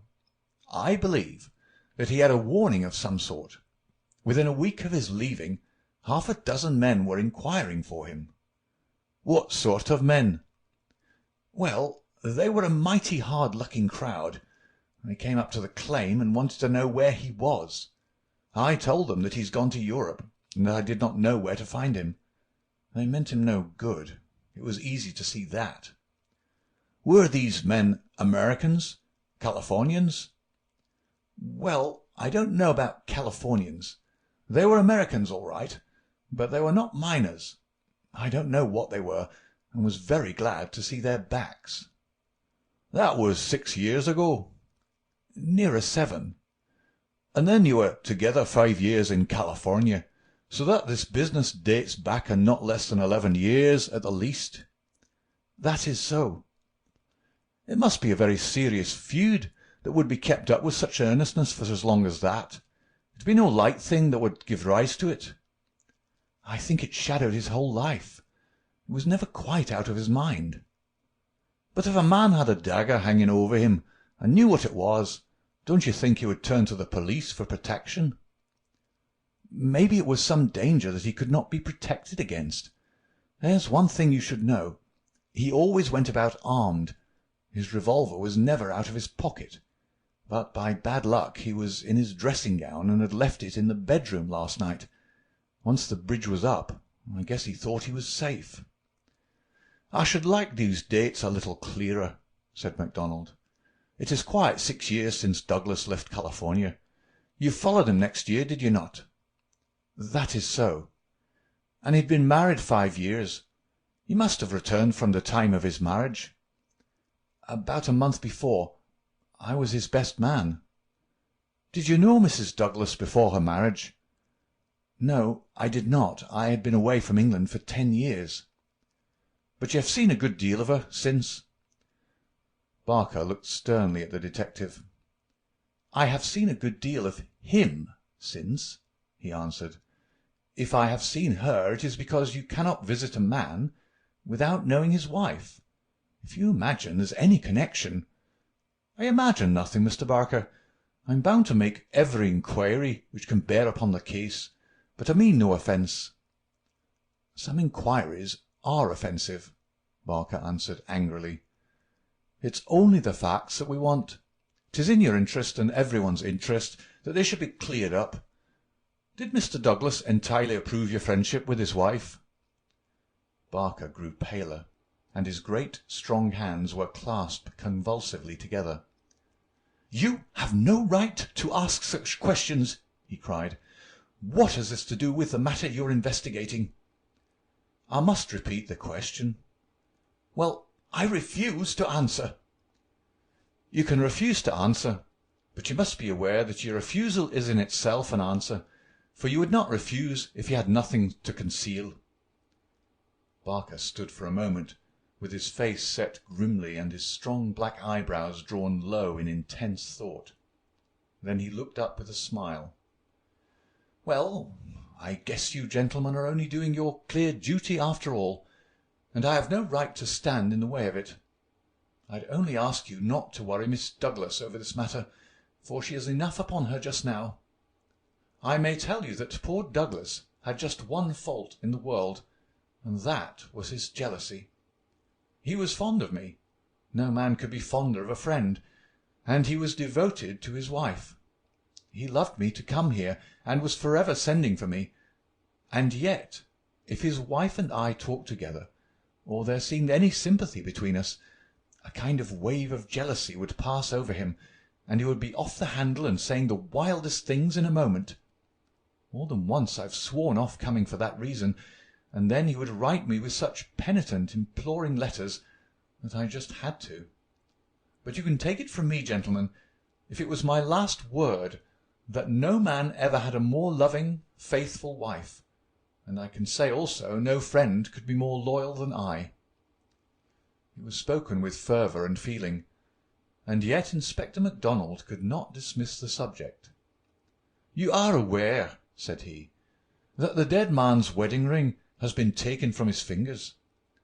"So it appears," said Barker. "What do you mean by appears? You know it as a fact." The man seemed confused and undecided. "When I said appears, I meant that it was conceivable that he had himself taken off the ring." "The mere fact that the ring should be absent, whoever may have removed it, would suggest to anyone's mind, would it not, that the marriage and the tragedy were connected?" Barker shrugged his broad shoulders. "I can't profess to say what it means," he answered. "But if you mean to hint that it could reflect in any way upon this lady's honour—" His eyes blazed for an instant, and then with an evident effort he got a grip upon his own emotions. "Well, you are on the wrong track, that's all." "I don't know that I've anything else to ask you at present," said MacDonald coldly. "There was one small point," remarked Sherlock Holmes. "When you entered the room there was only a candle lighted on the table, was there not?" "Yes, that was so." "By its light you saw that some terrible incident had occurred?" "Exactly." "You at once rang for help?" "Yes." "And it arrived very speedily?" "Within a minute or two." "And yet when they arrived they found that the candle was out and that the lamp had been lighted. That seems very remarkable." Again Barker showed some signs of indecision. "I don't see that it was remarkable, Mr. Holmes," he answered after a pause. "The candle threw a very bad light. My first thought was to get a better one. My lamp was on the table, so I lit it." "And blew out the candle?" "Exactly." Holmes asked no further question, and Barker, with a deliberate look from one to the other of us, which had, as it seemed to me, something of defiance in it, turned and left the room. Inspector MacDonald had sent up a note to the effect that he would wait upon Mrs. Douglas in her room, but she had replied that she would meet us in the dining-room. She entered now, a tall and beautiful woman of 30, reserved and self-possessed to a remarkable degree, very different from the tragic and distracted figure I had pictured. It is true that her face was pale and drawn, like that of one who had endured a great shock, but her manner was composed, and the finely moulded hand which she rested upon the edge of the table was as steady as my own. Her sad appealing eyes travelled from one to the other of us with a curiously inquisitive expression. That questioning gaze transformed itself suddenly into abrupt speech. "Have you found anything out yet?" she asked. Was it my imagination that there was an undertone of fear rather than of hope in the question? "We have taken every possible step, Mrs. Douglas," said the inspector. "You may rest assured that nothing will be neglected." "Spare no money," she said in a dead even tone. "It is my desire that every possible effort should be made." "Perhaps you can tell us something which may throw some light upon the matter." "I fear not, but all I know is at your service." "We've heard from Mr. Cecil Barker that you did not actually see, that you were never in the room where the tragedy occurred." "No, he turned me back upon the stairs. He begged me to return to my room." "Quite so. You had heard the shot, and you had at once come down. I put on my dressing gown, and then came down. How long was it after hearing the shot that you were stopped on the stair by Mr. Barker? It may have been a couple of minutes. It is so hard to reckon time at such a moment. He implored me not to go on. He assured me that I could do nothing. Then Mrs. Allen, the housekeeper, led me upstairs again. It was all like some dreadful dream. Can you give us any idea how long your husband had been downstairs before you heard the shot? No, I cannot say. He went from his dressing-room, and I did not hear him go. He did the round of the house every night, for he was nervous of fire. It is the only thing that I have ever known him nervous of. That is just the point which I want to come to, Mrs. Douglas. You have known your husband only in England, have you not? Yes, we have been married 5 years. Have you heard him speak of anything which occurred in America, and might bring some danger upon him? Mrs. Douglas thought earnestly before she answered. Yes, she said at last. I have always felt that there was a danger hanging over him. He refused to discuss it with me. It was not from want of confidence in me. There was the most complete love and confidence between us, but it was out of his desire to keep all alarm away from me. He thought I should brood over it if I knew all, and so he was silent. How did you know it, then? Mrs. Douglas' face lit with a quick smile. Can a husband ever carry about a secret all his life, and a woman who loves him have no suspicion of it? I knew it by his refusal to talk about some episodes in his American life. I knew it by certain precautions he took. I knew it by certain words he let fall. I knew it by the way he looked at unexpected strangers. I was perfectly certain that he had some powerful enemies, that he believed they were on his track, and that he was always on his guard against them. I was so sure of it that for years I have been terrified if ever he came home later than was expected. Might I ask, asked Holmes, what the words were which attracted your attention? The Valley of Fear, the lady answered. That was an expression he had used when I questioned him. I have been in the Valley of Fear. I am not out of it yet. Are we never to get out of the Valley of Fear? I have asked him, when I have seen him more serious than usual. Sometimes I think that we never shall, he has answered. Surely you asked him what he meant by the Valley of Fear? I did, but his face would become very grave, and he would shake his head. It is bad enough that one of us should have been in its shadow, he said. Please God, it shall never fall upon you. It was some real valley in which he had lived, and in which something terrible had occurred to him. Of that I am certain. But I can tell you no more. And he never mentioned any names? Yes. He was delirious with fever once when he had his hunting accident 3 years ago. Then I remember that there was a name that came continually to his lips. He spoke it with anger and a sort of horror. McGinty was the name. Bodymaster McGinty. I asked him when he recovered who Bodymaster McGinty was, and whose body he was master of. Never of mine, thank God, he answered with a laugh, and that was all I could get from him. But there is a connection between Bodymaster McGinty and the Valley of Fear. There is one other point, said Inspector MacDonald. You met Mr. Douglas in a boarding-house in London, did you not, and became engaged to him there? Was there any romance, anything secret or mysterious about the wedding? There was romance. There is always romance. There was nothing mysterious. He had no rival? No, I was quite free. You have heard, no doubt, that his wedding ring has been taken. Does that suggest anything to you? Suppose that some enemy of his old life had tracked him down and committed his crime. What possible reason could he have for taking his wedding ring? For an instant I could have sworn that the faintest shadow of a smile flickered over the woman's lips. I really can't tell, she answered. It is certainly a most extraordinary thing. Well, we'll not detain you any longer, and we're sorry to have put you to this trouble at such a time. said the inspector. "There are some other points, no doubt, but we can refer to you as they arise." She arose, and I was again conscious of that quick, questioning glance with which she had just surveyed us. "What impression has my evidence made upon you?" The question might as well have been spoken. Then with a bow she swept from the room. "She's a beautiful woman, a very beautiful woman," said MacDonald thoughtfully, after the door had closed behind her. "This man Barker has certainly been down here a good deal. He's a man who might be attractive to a woman. He admits that the dead man was jealous, and maybe he knew best himself what cause he had for jealousy. Then there's that wedding ring. You can't get past that. The man who tears a wedding ring off a dead man's... What do you say to that, Mr. Holmes?"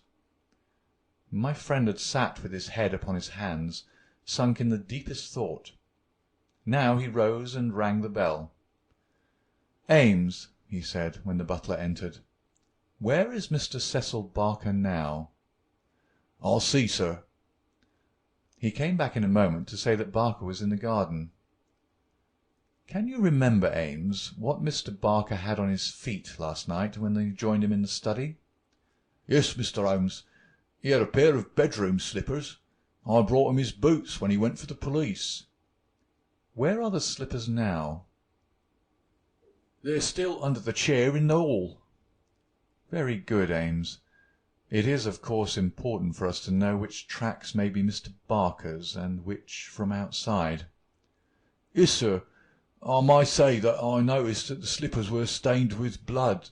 So indeed were my own." "That is natural enough, considering the condition of the room. Very good, Ames. We will ring if we want you." A few minutes later we were in the study. Holmes had brought with him the carpet slippers from the hall. As Ames had observed, the soles of both were dark with blood. "Strange," murmured Holmes as he stood in the light of the window and examined them minutely. "Very strange indeed." Stooping with one of his quick feline pounces, he placed the slipper upon the blood mark on the sill. It exactly corresponded. He smiled in silence at his colleagues. The inspector was transfigured with excitement. His native accent rattled like a stick upon railings. "Man!" he cried, "there's not a doubt of it. Barker has just marked the window himself. It's a good deal broader than any bootmark. I mind you said it was a splay foot, and here's the explanation. But what's the game, Mr. Holmes? What's the game?" "Aye, what's the game?" my friend repeated thoughtfully. White Mason chuckled and rubbed his fat hands together in his professional satisfaction.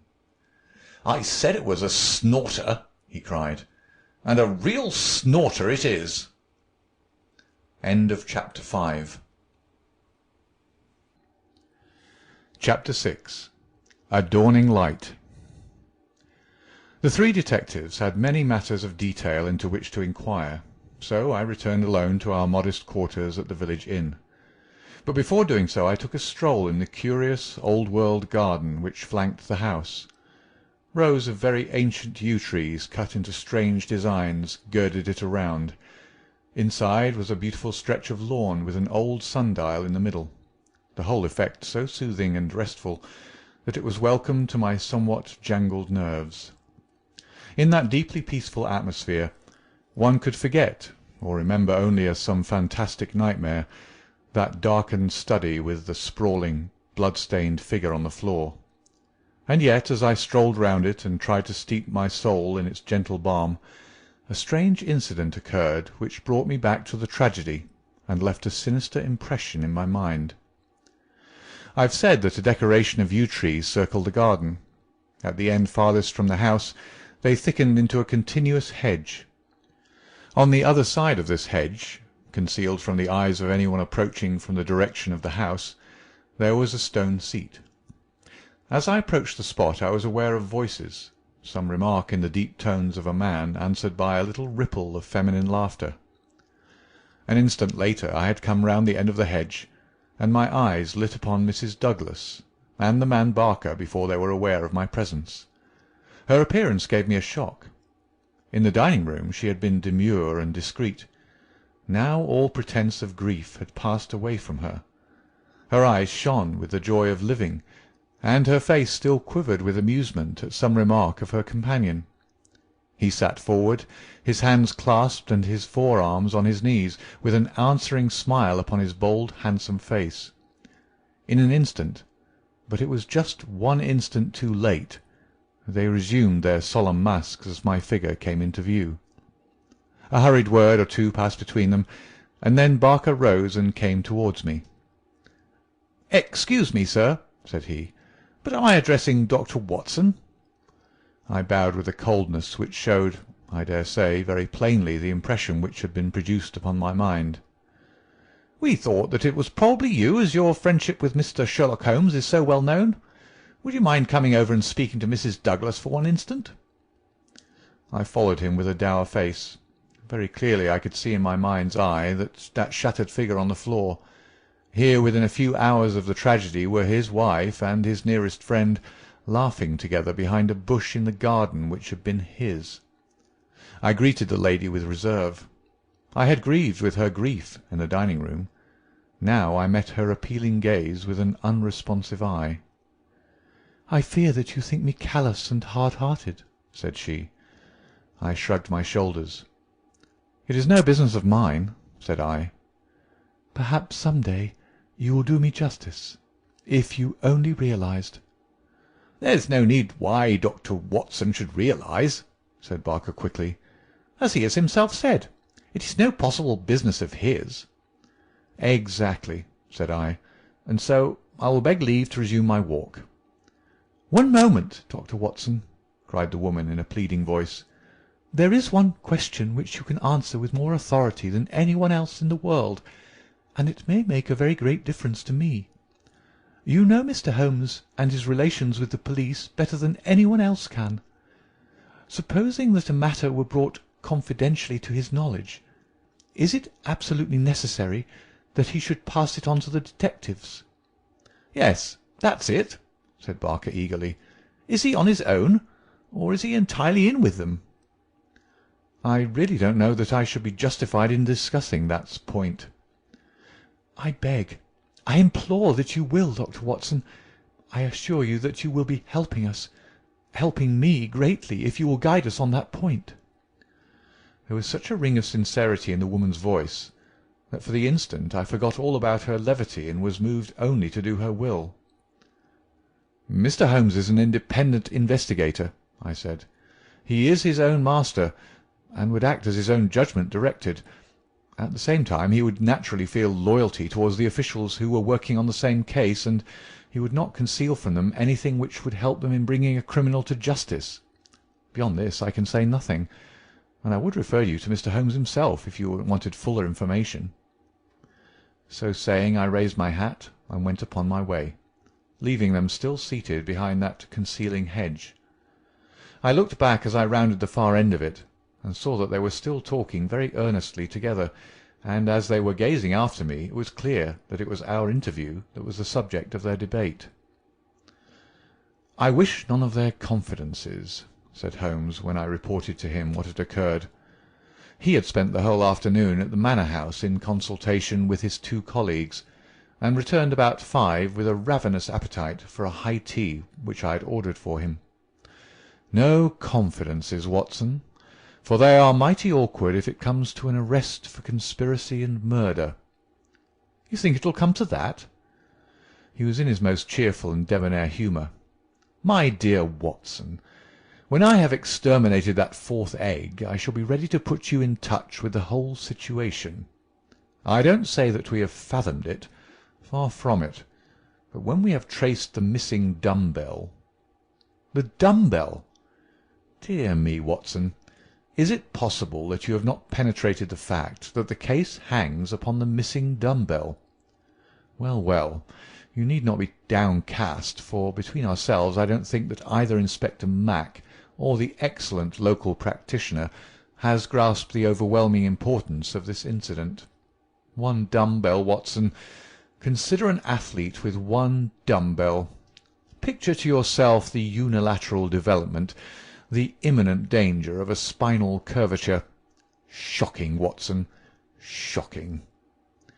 He sat with his mouth full of toast and his eyes sparkling with mischief, watching my intellectual entanglement.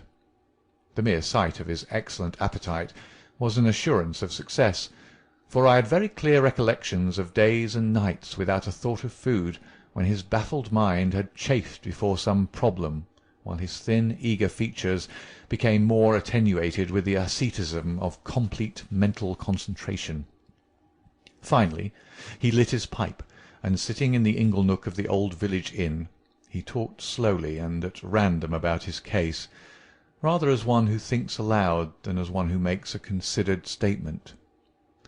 "A lie, Watson. A great, big, thumping, obtrusive, uncompromising lie. That's what meets us on the threshold. There is our starting point. The whole story told by Barker is a lie. But Barker's story is corroborated by Mrs. Douglas. Therefore, she is lying also. They are both lying, and in a conspiracy. So now we have the clear problem. Why are they lying? And what is the truth which they are trying so hard to conceal?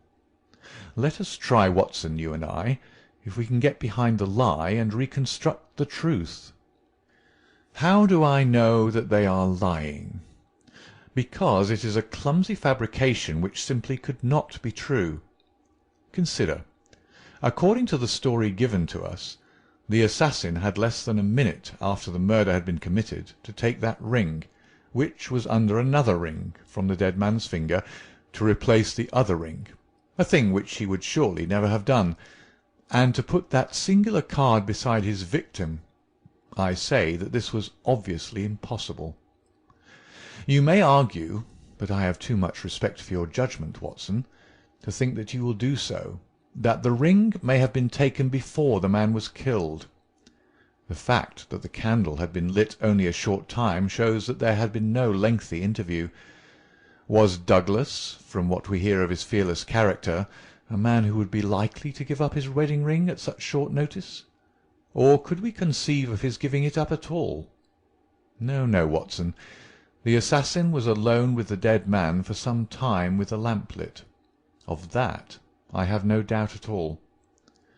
But the gunshot was apparently the cause of death.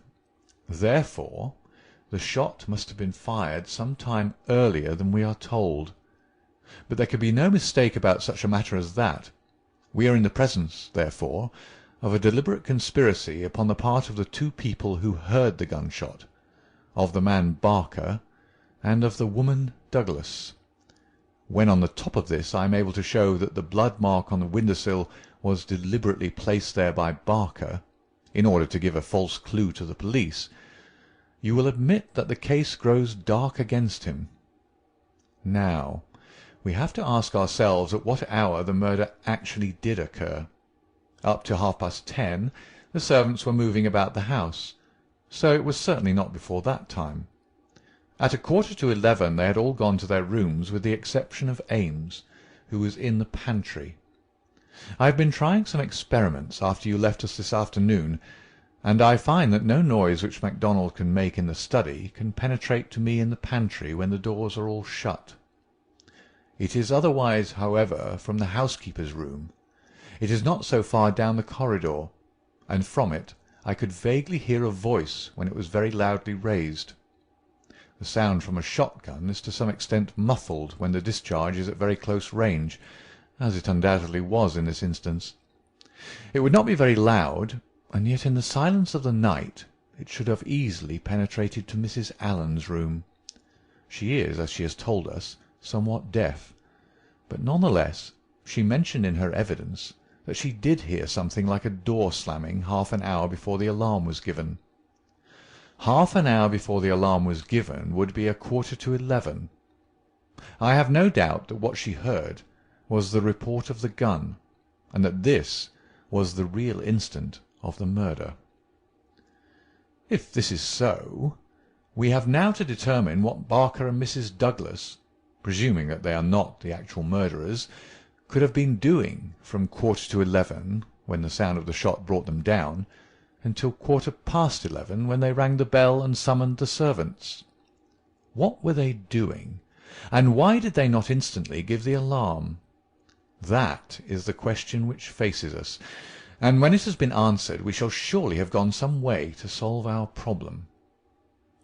"I'm convinced myself," said I, "that there's an understanding between those two people. She must be a heartless creature to sit laughing at some jest within a few hours of her husband's murder." "Exactly. She does not shine as a wife even in her own account of what occurred. I am not a whole-souled admirer of womankind, as you are aware, Watson, but my experience of life has taught me that there are few wives, having any regard for their husbands, who would let any man's spoken word stand between them and that husband's dead body. Should I ever marry, Watson, I should hope to inspire my wife with some feeling which would prevent her from being walked off by a housekeeper when my corpse was lying within a few yards of her. It was badly stage-managed, for even the rawest investigators must be struck by the absence of the usual feminine ululation. If there had been nothing else, this incident alone would have suggested a prearranged conspiracy to my mind." "You think, then, definitely that Barker and Mrs. Douglas are guilty of the murder?" "There is an appalling directness about your questions, Watson," said Holmes, shaking his pipe at me. "They come at me like bullets. If you put it that Mrs. Douglas and Barker know the truth about the murder, and are conspiring to conceal it, then I can give you a whole-souled answer. I am sure they do. But your more deadly proposition is not so clear. Let us for a moment consider the difficulties which stand in the way. We will suppose that this couple are united by the bonds of a guilty love, and that they have determined to get rid of the man who stands between them. It is a large supposition, for discreet inquiry among servants and others has failed to corroborate it in any way. On the contrary, there is a good deal of evidence that the Douglases were very attached to each other." "That, I am sure, cannot be true," said I, thinking of the beautiful smiling face in the garden. "Well, at least they gave that impression. However, we will suppose that they are an extraordinarily astute couple, who deceive everyone upon this point, and conspire to murder the husband. He happens to be a man over whose head some danger hangs." "We've only their word for that." Holmes looked thoughtful. "I see, Watson.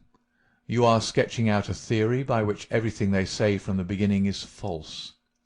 According to your idea, there was never any hidden menace, or secret society, or valley of fear, or boss Mac-somebody, or anything else. Well, that is a good sweeping generalization. Let us see what that brings to us. They invent this theory to account for the crime. They then play up to the idea by leaving this bicycle in the park as proof of the existence of some outsider. The stain on the window-sill conveys the same idea. So does the card on the body, which might have been prepared in the house. That all fits into your hypothesis, Watson. But now we come on the nasty, angular, uncompromising bits which won't slip into their places. Why a cut-off shotgun of all weapons, and an American one at that? How could they be so sure that the sound of it would not bring someone on to them? It's a mere chance, is it, that Mrs. Allen did not start out to inquire for the slamming door? Why did your guilty couple do all this, Watson?" "I confess I can't explain it." "Then again, if a woman and her lover conspire to murder a husband, are they going to advertise their guilt by ostentatiously removing his wedding ring after his death? Does that strike you as very probable, Watson?" "No, it doesn't." "And once again, if the thought of leaving a bicycle concealed outside had occurred to you, would it really have seemed worth doing, when the dullest detective would naturally say this is an obvious blind, as the bicycle is the first thing which the fugitive needed in order to make his escape?" "I can conceive of no explanation." "And yet there should be no combination of events for which the wit of man cannot conceive an explanation. Simply as a mental exercise, without any assertion that it is true, let me indicate a possible line of thought. It is, I admit, mere imagination, but how often is imagination the mother of truth. We'll suppose that there was a guilty secret, a really shameful secret, in the life of this man Douglas. This leads to his murder by someone who is, we will suppose, an avenger, someone from outside. This avenger, for some reason, which I confess I am still at a loss to explain, took the dead man's wedding ring. The vendetta might conceivably date back to the man's first marriage, and the ring be taken for some such reason. Before this avenger got away, Barker and the wife had reached the room. The assassin convinced them that any attempt to arrest him would lead to the publication of some hideous scandal. They were converted to this idea, and preferred to let him go. For this purpose they probably lowered the bridge, which can be done quite noiselessly, and then raised it again. He made his escape, and for some reason thought that he could do so more safely on foot than on the bicycle. He therefore left his machine where it would not be discovered until he had got safely away. So far we are within the bounds of possibility, are we not? "Well, it's possible, no doubt," said I with some reserve. "We have to remember, Watson, that whatever occurred is certainly something very extraordinary. Well now, to continue our supposititious case, the couple, not necessarily a guilty couple, realize after the murderer is gone that they have placed themselves in a position in which it may be difficult for them to prove that they did not themselves either do the deed or connive at it. They rapidly and rather clumsily met the situation. The mark was put by Barker's blood-stained slipper upon the window-sill, to suggest how the fugitive got away. They obviously were the two who must have heard the sound of the gun, so they gave the alarm exactly as they would have done, but a good half-hour after the event. And how do you propose to prove all this? Well, if there was an outsider, he may be traced and taken. That would be the most effective of all proofs. But if not, well, the resources of science are far from being exhausted. I think that an evening alone in that study would help me much. An evening alone? I propose to go up there presently. I have arranged it with the estimable Ames, who is by no means whole-hearted about Barker. I shall sit in that room and see if its atmosphere brings me inspiration. I'm a believer in the genius loci. You smile, friend Watson. Well, we shall see. By the way, you have that big umbrella of yours, have you not? It is here. Well, I'll borrow that, if I may. Certainly, but what a wretched weapon. If there's a danger... Nothing serious, my dear Watson, or I should certainly ask for your assistance. But I'll take the umbrella. At present I'm only awaiting the return of our colleagues from Tunbridge Wells, where they are at present engaged in trying for a likely owner of the bicycle. It was nightfall before Inspector MacDonald and White Mason came back from their expedition, and they arrived exultant, reporting a great advance in our investigation. "Man, I'll admit that I had my doubts if there was ever an outsider," said MacDonald. "But that's all past now.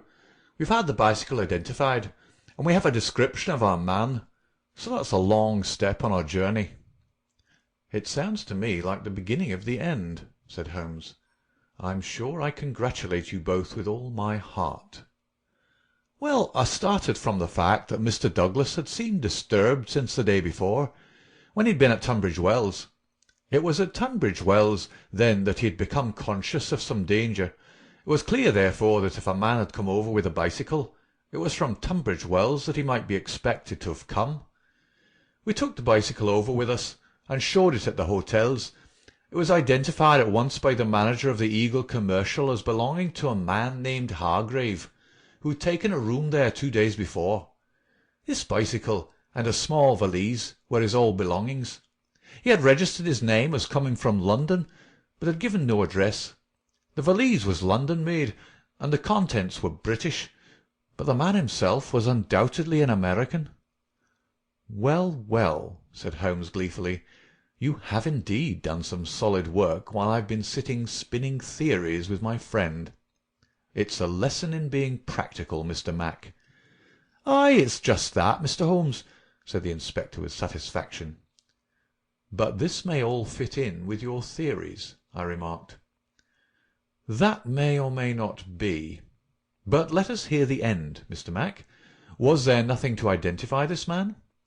"So little that it was evident that he had carefully guarded himself against identification. There were no papers or letters, and no marking upon the clothes. A cycle map of the county lay on his bedroom floor. He'd left the hotel after breakfast yesterday morning on his bicycle, and no more was heard of him until our inquiries." "That's what puzzles me, Mr. Holmes," said White Mason. "If the fellow did not want the hue and cry raised over him, one would imagine that he would have returned and remained at the hotel as an inoffensive tourist. As it is, he must know that he will be reported to the police by the hotel manager, and that his disappearance will be connected with the murder."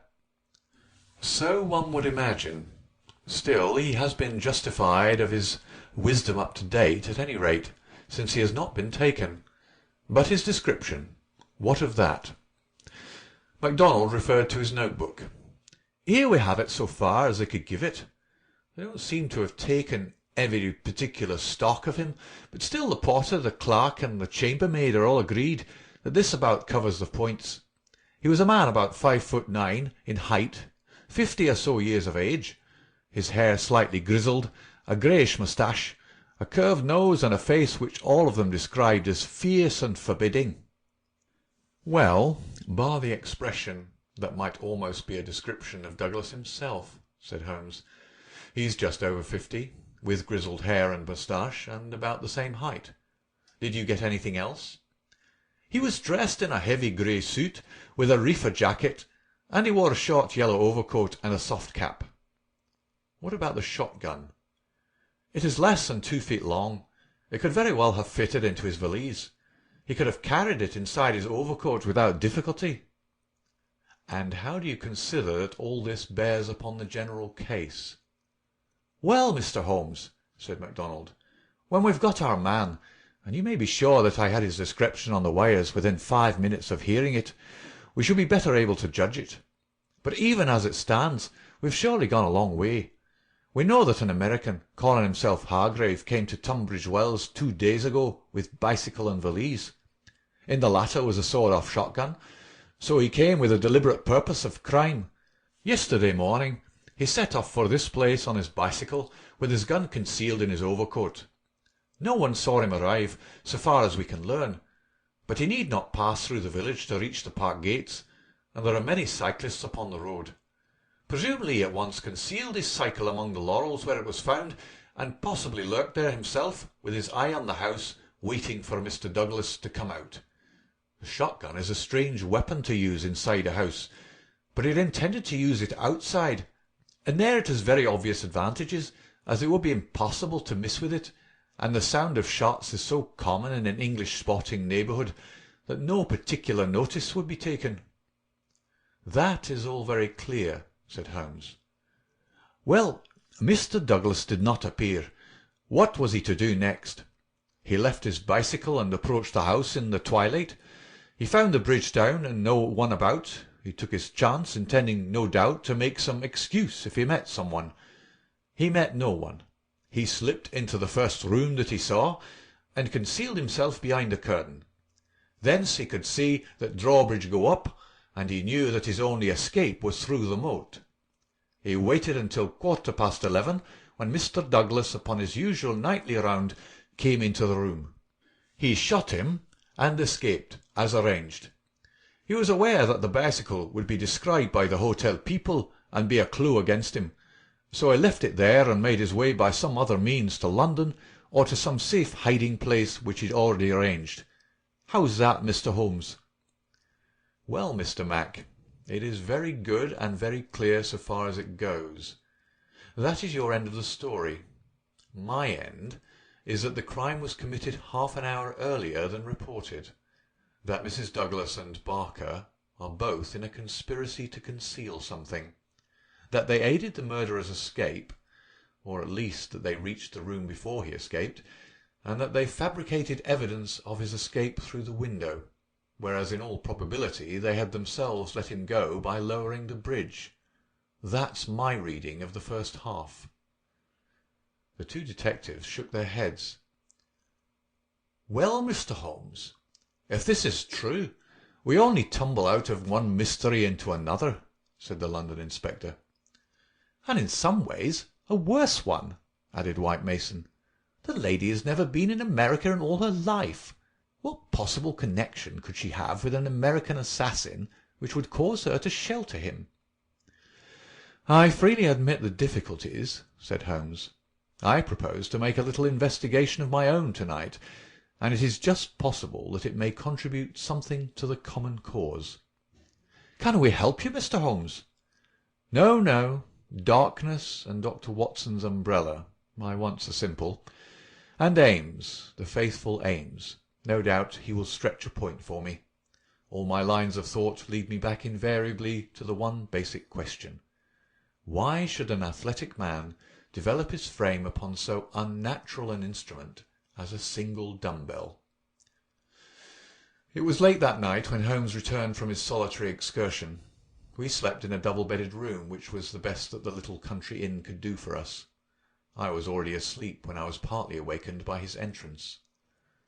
"Well, Holmes," I murmured, "have you found anything out?" He stood beside me in silence, his candle in his hand. Then the tall, lean figure inclined towards me. "I say, Watson," he whispered, "would you be afraid to sleep in the same room with a lunatic, a man with softening of the brain, an idiot whose mind has lost its grip?"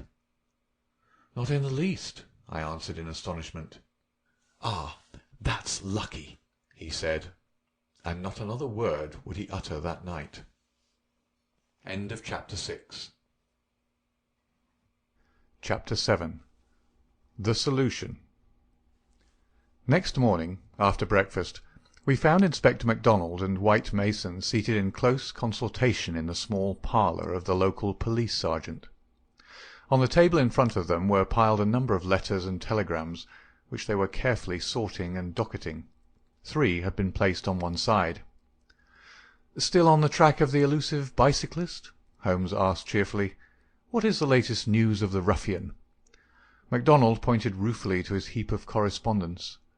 "He is at present reported from Leicester, Nottingham, Southampton, Derby, East Ham, Richmond, and 14 other places. In 3 of them, East Ham, Leicester, and Liverpool, there is a clear case against him, and he has actually been arrested. This country seems to be full of the fugitives with yellow coats." "Dear me," said Holmes sympathetically. "Now, Mr. Mac, and you, Mr. White Mason, I wish to give you a very earnest piece of advice. When I went into this case with you, I bargained, as you will no doubt remember, that I should not present you with half-proved theories, but that I should retain and work out my own ideas until I had satisfied myself that they were correct. For this reason, I am not at the present moment telling you all that is in my mind. On the other hand, I said that I would play the game fairly by you, and I do not think it is a fair game to allow you for one unnecessary moment to waste your energies upon a profitless task. Therefore I am here to advise you this morning, and my advice to you is summed up in 3 words. Abandon the case." MacDonald and White Mason stared in amazement at their celebrated colleague. "You consider it hopeless?" cried the inspector. "I consider your case to be hopeless. I do not consider that it is hopeless to arrive at the truth." "But this cyclist is not an invention. We have his description, his valise, his bicycle. The fellow must be somewhere. Why should we not get him?" "Yes, yes, no doubt he is somewhere, and no doubt we shall get him. But I would not have you waste your energies in East Ham or Liverpool. I am sure that we can find some shorter cut to a result." "You're holding something back. It's hardly fair of you, Mr. Holmes." The inspector was annoyed. "You know my methods of work, Mr. Mac, but I will hold it back for the shortest time possible. I only wish to verify my details in one way, which can very readily be done, and then I make my bow and return to London, leaving my results entirely at your service. I owe you too much to act otherwise, for in all my experience I cannot recall any more singular and interesting study." "This is clean beyond me, Mr. Holmes. We saw you when we returned from Tunbridge Wells last night, and you are in general agreement with our results. What has happened since then to give you a completely new idea of the case?" "Well, since you ask me, I spent, as I told you that I would, some hours last night at the Manor House." "Well, what happened?" I can only give you a very general answer to that for the moment. By the way, I have been reading a short but clear and interesting account of the old building, purchasable at the modest sum of 1 penny from the local tobacconist. Here Holmes drew a small tract, embellished with a rude engraving of the ancient manor house, from his waistcoat pocket. It immensely adds to the zest of an investigation, my dear Mr. Mac, when one is in conscious sympathy with the historical atmosphere of one's surroundings. Don't look so impatient, for I assure you that even so bald an account as this raises some sort of picture of the past in one's mind. Permit me to give you an example. Erected in the 5th year of the reign of James I, and standing upon the site of a much older building, the manor house of Burlston presents one of the finest surviving examples of the moated Jacobean residence. "You're making fools of us, Mr. Holmes." "Tut, tut, Mr. Mac. The first sign of temper I have detected in you. Well, I won't read it verbatim, since you feel so strongly upon the subject. But when I tell you that there is some account of the taking of the place by a parliamentary colonel in 1644, of the concealment of Charles for several days in the course of the Civil War, and finally of a visit there by the 2nd George, you will admit that there are various associations of interest connected with this ancient house." "I don't doubt it, Mr. Holmes, but that is no business of ours." "Is it not? Is it not? Breadth of view, my dear Mr. Mac, is one of the essentials of our profession. The interplay of ideas and the oblique uses of knowledge are often of extraordinary interest. You will excuse these remarks from one who, though a mere connoisseur of crime, is still rather older and perhaps more experienced than yourself." "I'm the first to admit that," said the detective heartily. "You get to your point, I admit, but you have such a deuced round-the-corner way of doing it." "Well, well, I'll drop past history and get down to present-day facts. I called last night, as I have already said, at the manor house. I did not see either Barker or Mrs. Douglas. I saw no necessity to disturb them, but I was pleased to hear that the lady was not visibly pining, and that she had partaken of an excellent dinner. My visit was specially made to the good Mr. Ames, with whom I exchanged some amiabilities which culminated in his allowing me, without reference to anyone else, to sit alone for a time in the study. "What? With that?" I ejaculated. "No, no, everything is now in order. You gave permission for that, Mr. Mac. As I am informed, the room was in its normal state, and in it I passed an instructive quarter of an hour." "What were you doing?" "Well, not to make a mystery of so simple a matter, I was looking for the missing dumb-bell. It has always bulked rather large in my estimate of the case. I ended by finding it." "Where?" "Ah, there we come to the edge of the unexplored. Let me go a little further, a very little further, and I will promise that you shall share everything that I know." "Well, we're bound to take you on your own terms," said the inspector. "But when it comes to telling us to abandon the case, why in the name of goodness should we abandon the case?" "For the simple reason, my dear Mr. Mac, that you have not got the first idea what it is that you are investigating." "We are investigating the murder of Mr. John Douglas of Burlston Manor." "Yes, yes, so you are. But don't trouble to trace the mysterious gentleman upon the bicycle. I assure you that it won't help." "Then what do you suggest we do?" "I will tell you exactly what to do, if you will do it." "Well, I'm bound to say, I've always found you had reason behind all your queer ways. I'll do what you advise." "And you, Mr. White Mason?" The country detective looked helplessly from one to the other. Holmes and his methods were new to him. "Well, if it is good enough for the inspector, it's good enough for me," he said at last. "Capital," said Holmes. "Well, then, I should recommend a nice, cheery country walk for both of you. They tell me that the views from Burlston Ridge over the Weald are very remarkable. No doubt lunch could be got at some suitable hostelry, though my ignorance of the country prevents me from recommending one. In the evening, tired but happy—" "Man, this is getting past a joke," cried MacDonald, rising angrily from his chair. "Well, well, spend the day as you like," said Holmes, patting him cheerfully upon the shoulder. "Do what you like, and go where you will. But meet me here before dusk without fail. Without fail, Mr. Mac."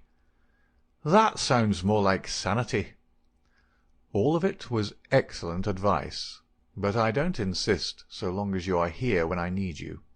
But now, before we part, I want you to write a note to Mr. Barker." "Well?" "I'll dictate it if you like. Ready?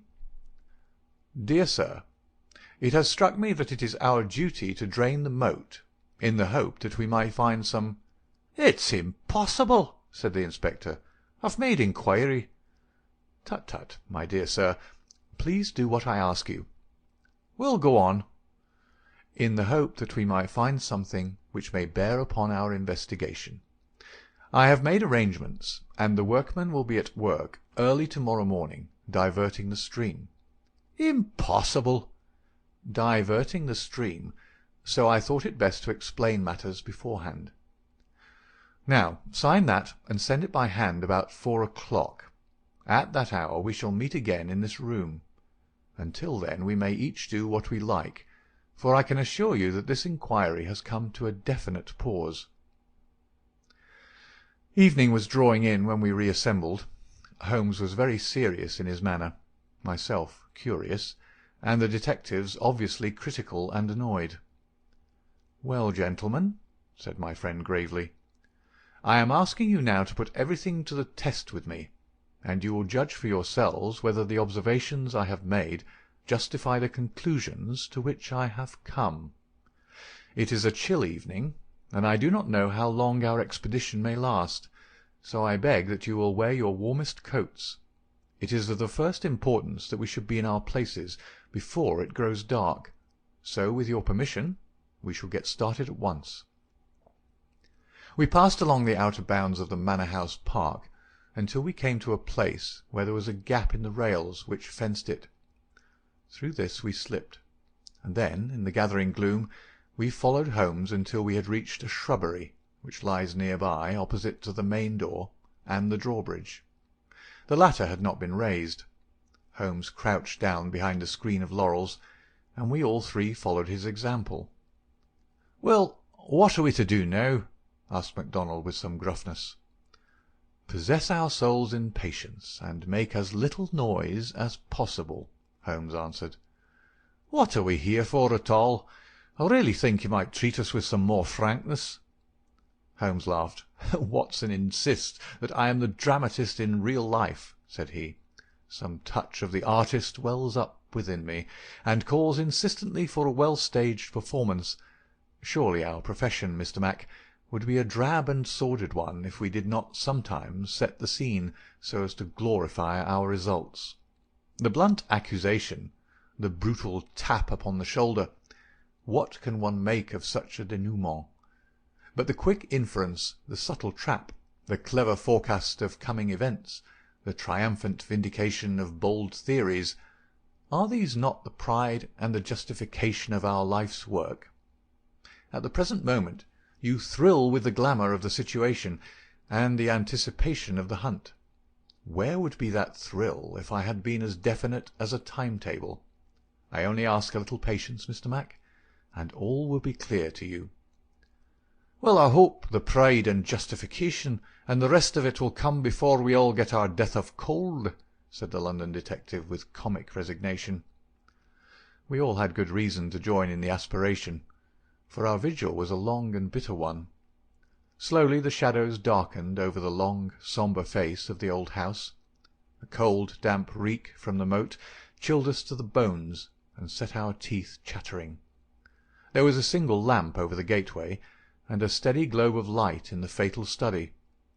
Everything else was dark and still. "How long is this to last?" asked the inspector finally. "And what is it we're waiting for?" "I have no more notion than you how long it is to last," Holmes answered with some asperity. "If criminals would always schedule their movements like railway trains, it would certainly be more convenient for all of us. As to what it is well, that's what we're watching for." As he spoke, the bright yellow light in the study was obscured by somebody passing to and fro before it. The laurels among which we lay were immediately opposite the window, and not more than 100 feet from it. Presently it was thrown open with a whining of hinges, and we could dimly see the dark outline of a man's head and shoulders looking out into the gloom.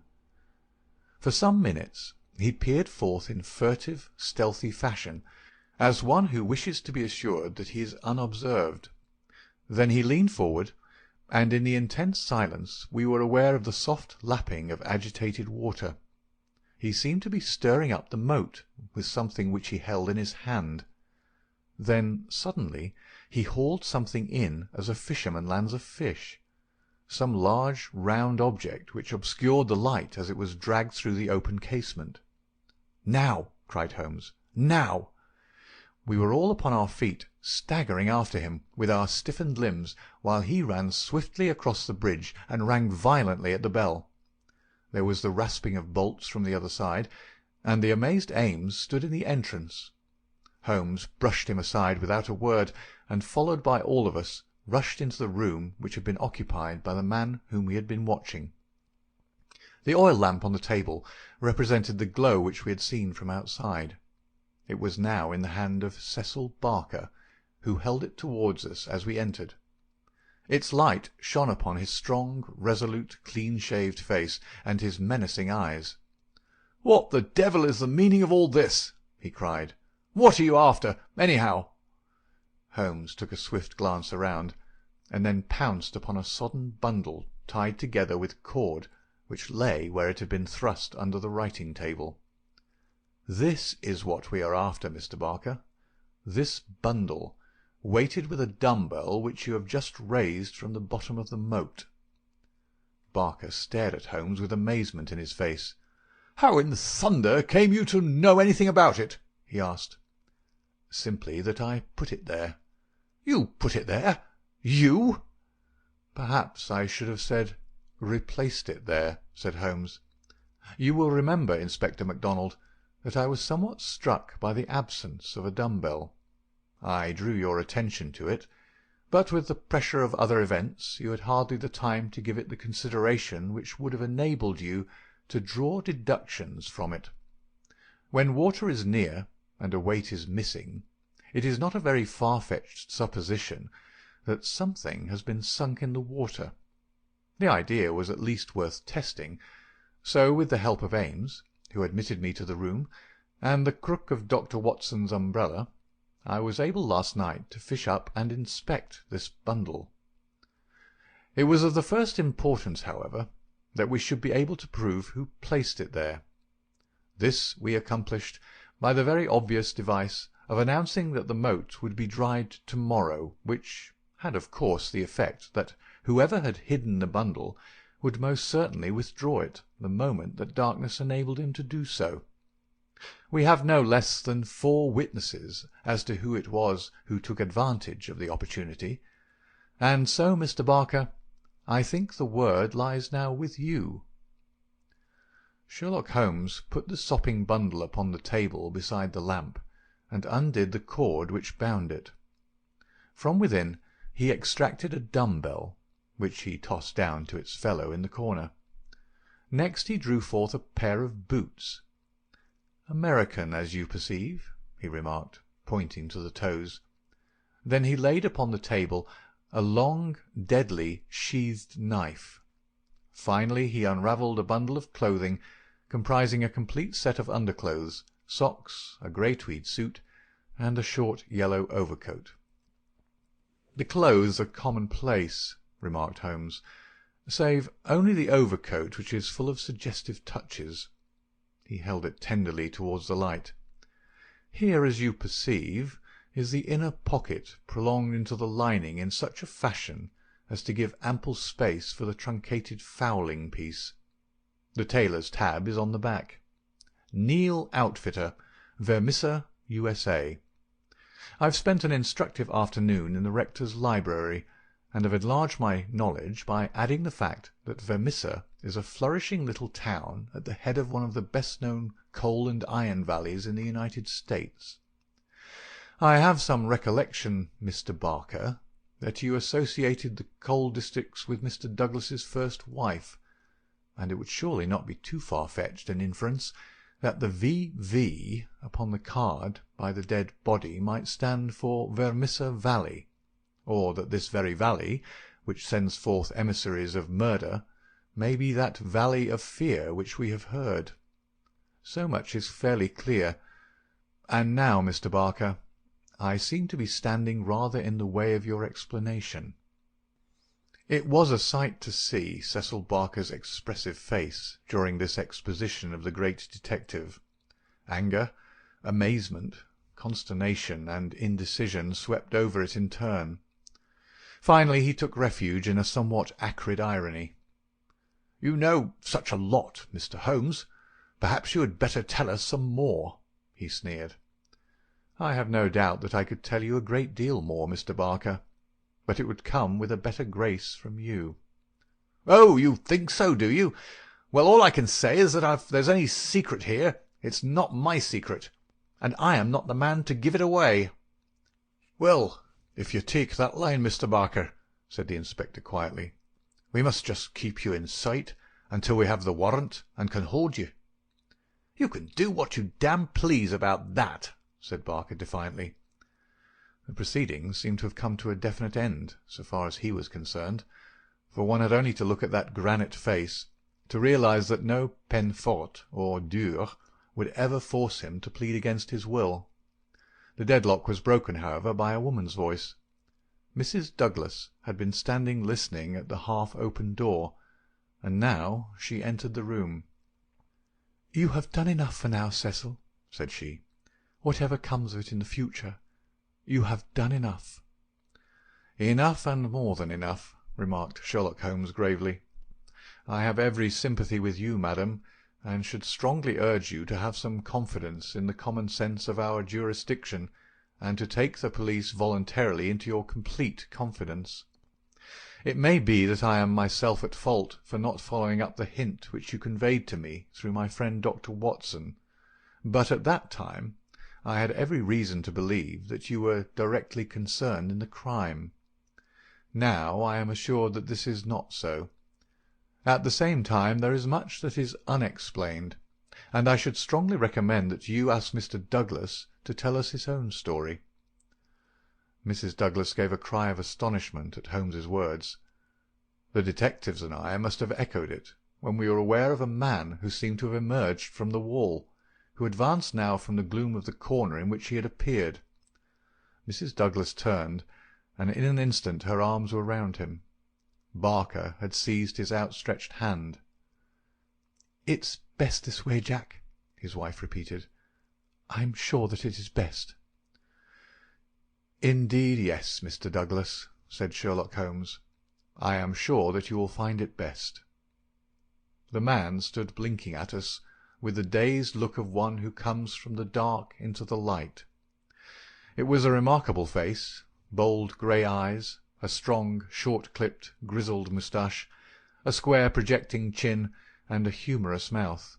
He took a good look at us all, and then, to my amazement, he advanced to me and handed me a bundle of paper.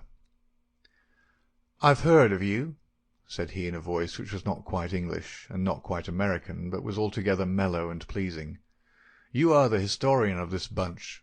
Well, Dr. Watson, you've never had such a story as that pass through your hands before, and I'll lay my last dollar on that. Tell it your own way, but there are the facts, and you can't miss the public so long as you have those. I've been cooped up 2 days, and I've spent the daylight hours, as much daylight as I could get in that rat trap, in putting the thing into words. You're welcome to them, you and your public. There's the story of the Valley of Fear." "That's the past, Mr. Douglas," said Sherlock Holmes quietly. "What we desire now is to hear your story of the present." "You'll have it, sir," said Douglas. "May I smoke as I talk?" "Well, thank you, Mr. Holmes. You're a smoker yourself, if I remember right, and you'll guess what it is to be sitting for 2 days with tobacco in your pocket and afraid that the smell will give you away." He leaned against the mantelpiece and sucked at the cigar which Holmes had handed him. "I've heard of you, Mr. Holmes. I never guessed that I would meet you. But before you're through with that," he nodded at my papers, "you will say I've brought you something fresh." Inspector MacDonald had been staring at the newcomer with the greatest amazement. "Well, this fairly beats me," he cried at last.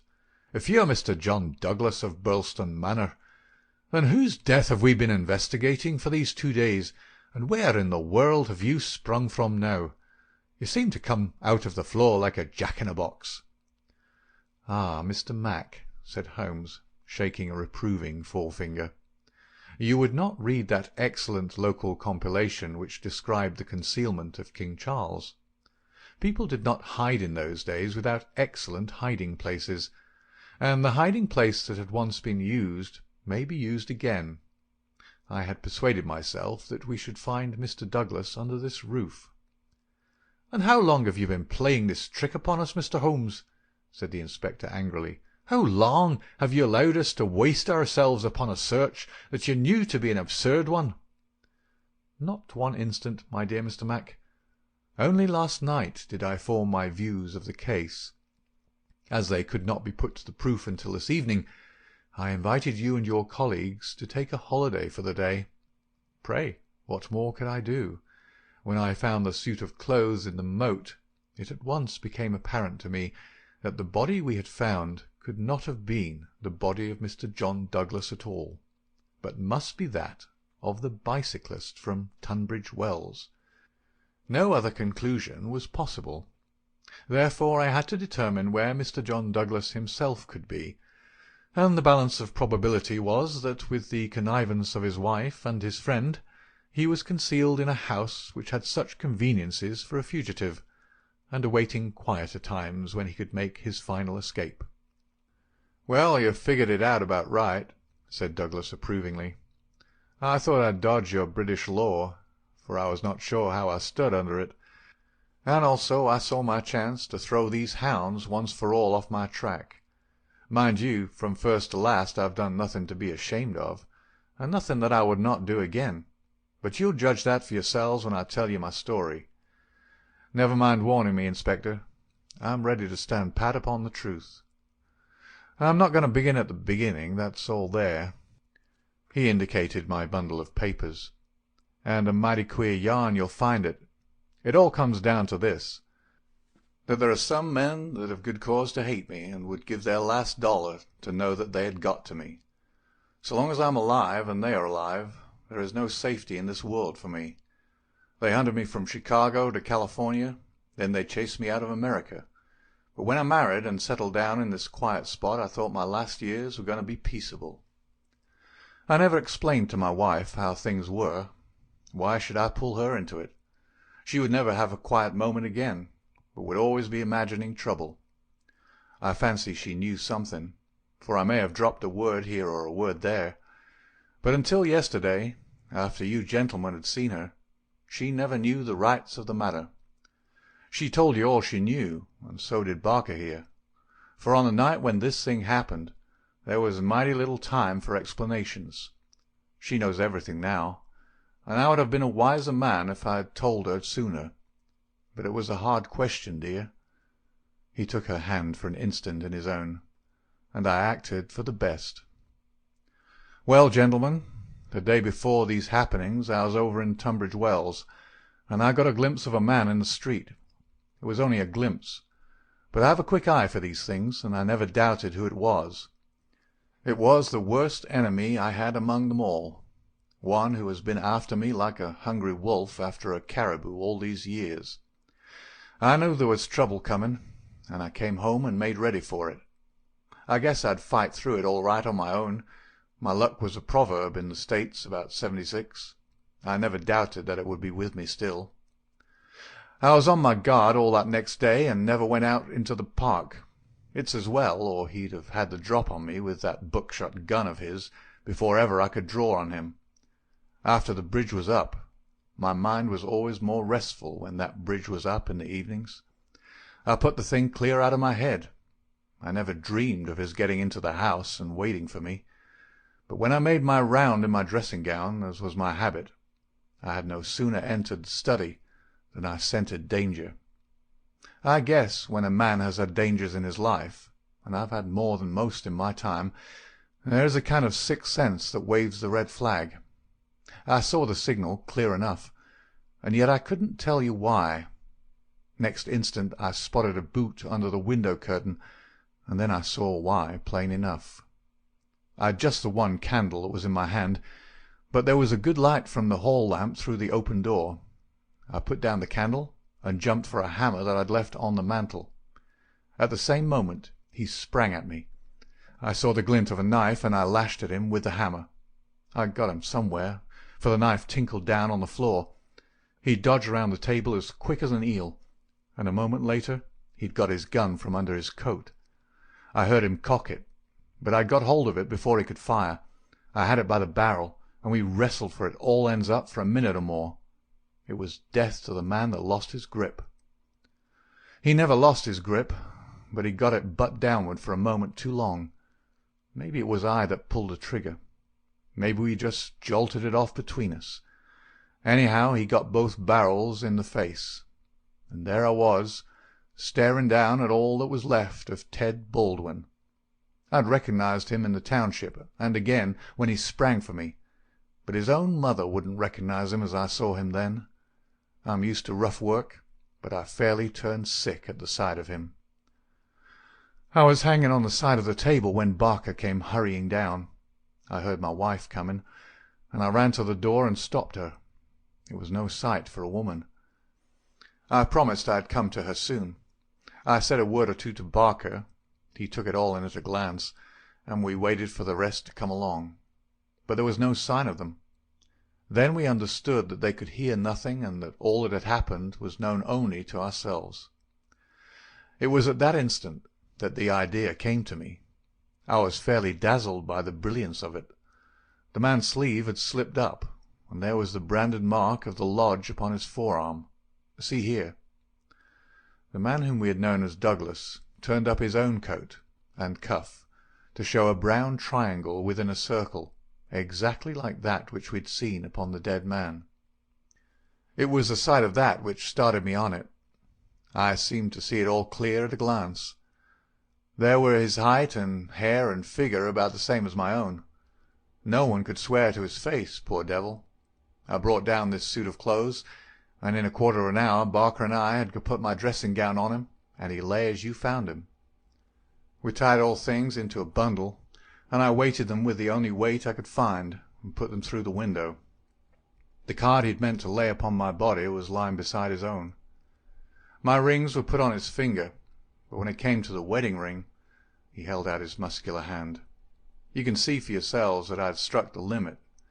I have not moved it since the day I was married, and it would have taken a file to get it off. I don't know, anyhow, that I should have cared to part with it, but if I'd wanted to, I couldn't. So we just had to leave that detail to take care of itself. On the other hand, I brought a bit of plaster down and put it where I'm wearing one myself at this instant. You slipped up there, Mr. Holmes, clever as you are, for if you had chanced to take off that plaster, you'd have found no cut underneath it. Well, that was the situation. If I could lie low for a while and then get away, where I could be joined by my widow, we should have a chance at last of living in peace for the rest of our lives. These devils would give me no rest so long as I was above ground, but if they saw in the papers that Baldwin had got his man, there would be an end of all my troubles. I hadn't much time to make it all clear to Barker and to my wife, but they understood enough to be able to help me. I knew all about this hiding-place, so did Ames, but it never entered his head to connect it with the matter. I retired into it, and it was up to Barker to do the rest. I guess you can fill in for yourselves what he did. He opened the window and made the mark on the sill, to give an idea of how the murderer escaped. It was a tall order, that, but as the bridge was up there was no other way. Then, when everything was fixed, he rang the bell for all he was worth. What happened afterward you know. And so, gentlemen, you can do what you please, but I've told you the truth and the whole truth, so help me God. What I ask you now is, how do I stand by the English law?" There was a silence which was broken by Sherlock Holmes. "The English law is in the main a just law. You'll get no worse than your deserts from that, Mr. Douglas. But I would ask you, how did this man know that you lived here, or how to get into your house, or where to hide to get you?" "I know nothing of this." Holmes's face was very white and grave. "The story is not over yet, I fear," said he. "You may find worse dangers than the English law, or even than your enemies from America. I see trouble before you, Mr. Douglas. You'll take my advice and still be on your guard. And now, my long-suffering readers, I'll ask you to come away with me for a time, far from the Sussex manor house of Burlston, and far also from the year of grace in which we made our eventful journey, which ended with the strange story of the man who had been known as John Douglas. I wish you to journey back some 20 years in time, and westward some thousands of miles in space, that I may lay before you a singular and terrible narrative, so singular and so terrible that you may find it hard to believe that even as I tell it, even so did it occur. Do not think that I intrude one story before another is finished. As you read on you will find that this is not so. And when I have detailed those distant events, and you have solved this mystery of the past, we shall meet once more in those rooms on Baker Street, where this, like so many other wonderful happenings, will find its end. End of Chapter 7 and Part 1 of The Valley of Fear. Part 2. The Scourers. Chapter 1. The Man. It was the 4th of February in the year 1875. It had been a severe winter, and the snow lay deep in the gorges of the Gilmerton Mountains. The steam ploughs had, however, kept the railroad open, and the evening train, which connects the long line of coal-mining and iron-working settlements, was slowly groaning its way up the steep gradients which led from Stagville on the plain to Vermissa, the central township which lies at the head of Vermissa Valley. From this point the track sweeps downward to Barton's Crossing, Helmdale, and the purely agricultural county of Merton. It was a single-track railroad, but at every siding, and they were numerous, long lines of trucks piled with coal and iron ore told of the hidden wealth which had brought a rude population and a bustling life to this most desolate corner of the United States of America. For desolate it was.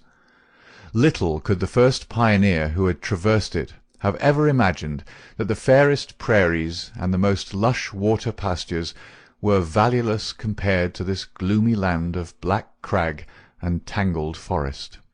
Above the dark and often scarcely penetrable woods upon their flanks, the high, bare crowns of the mountains, white snow and jagged rock, towered upon each flank, leaving a long, winding, tortuous valley in the centre. Up this the little train was slowly crawling. The oil lamps had just been lit in the leading passenger car, a long, bare carriage, in which some 20 or 30 people were seated. The greater number of these were workmen returning from their day's toil in the lower part of the valley. At least a dozen, by their grimed faces and the safety lanterns which they carried, proclaimed themselves miners.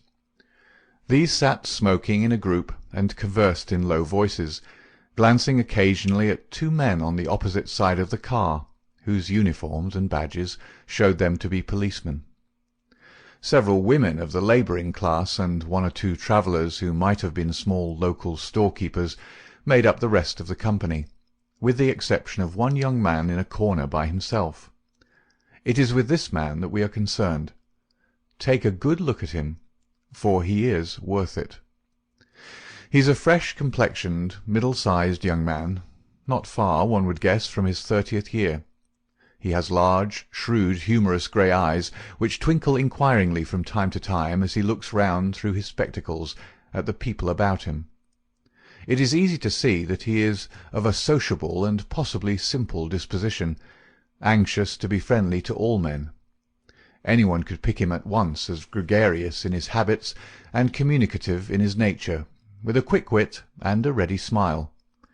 And yet the man who studied him more closely might discern a certain firmness of jaw and grim tightness about the lips, which would warn him that there were depths beyond, and that this pleasant, brown-haired young Irishman might conceivably leave his mark for good or evil upon any society to which he was introduced. Having made one or two tentative remarks to the nearest miner, and receiving only short, gruff replies, the traveller resigned himself to uncongenial silence, staring moodily out of the window at the fading landscape. It was not a cheering prospect. Through the growing gloom there pulsed the red glow of the furnaces on the sides of the hills. Great heaps of slag and dumps of cinders loomed up on each side, with the high shafts of the collieries towering above them. Huddled groups of mean wooden houses, the windows of which were beginning to outline themselves in light, were scattered here and there along the line, and the frequent halting-places were crowded with their swarthy inhabitants. The iron and coal valleys of the Vermissa district were no resorts for the leisured or the cultured. Everywhere there were stern signs of the crudest battle of life, the rude work to be done, and the rude, strong workers who did it. The young traveller gazed out into this dismal country with a face of mingled repulsion and interest, which showed that the scene was new to him. At intervals he drew from his pocket a bulky letter to which he referred, and on the margins of which he scribbled some notes. Once, from the back of his waist, he produced something which one would hardly have expected to find in the possession of so mild-mannered a man. It was a navy revolver of the largest size. As he turned it slantwise to the light, the glint upon the rims of the copper shells within the drum showed that it was fully loaded. He quickly restored it to his secret pocket, but not before it had been observed by a working man who had seated himself upon the adjoining bench. "Hello, mate," said he. "You seem heeled and ready." The young man smiled with an air of embarrassment. "Yes," said he, "we need them sometimes in the place I come from." "And where may that be?" "I'm last from Chicago." "A stranger in these parts?" "Yes." "You may find you need it here," said the workman. "Ah, is that so?" The young man seemed interested. "Have you heard nothing of doings hereabouts?" "Nothing out of the way." "Why, I thought the country was full of it. You'll hear quick enough. What made you come here?" "I heard there was always work for a willing man."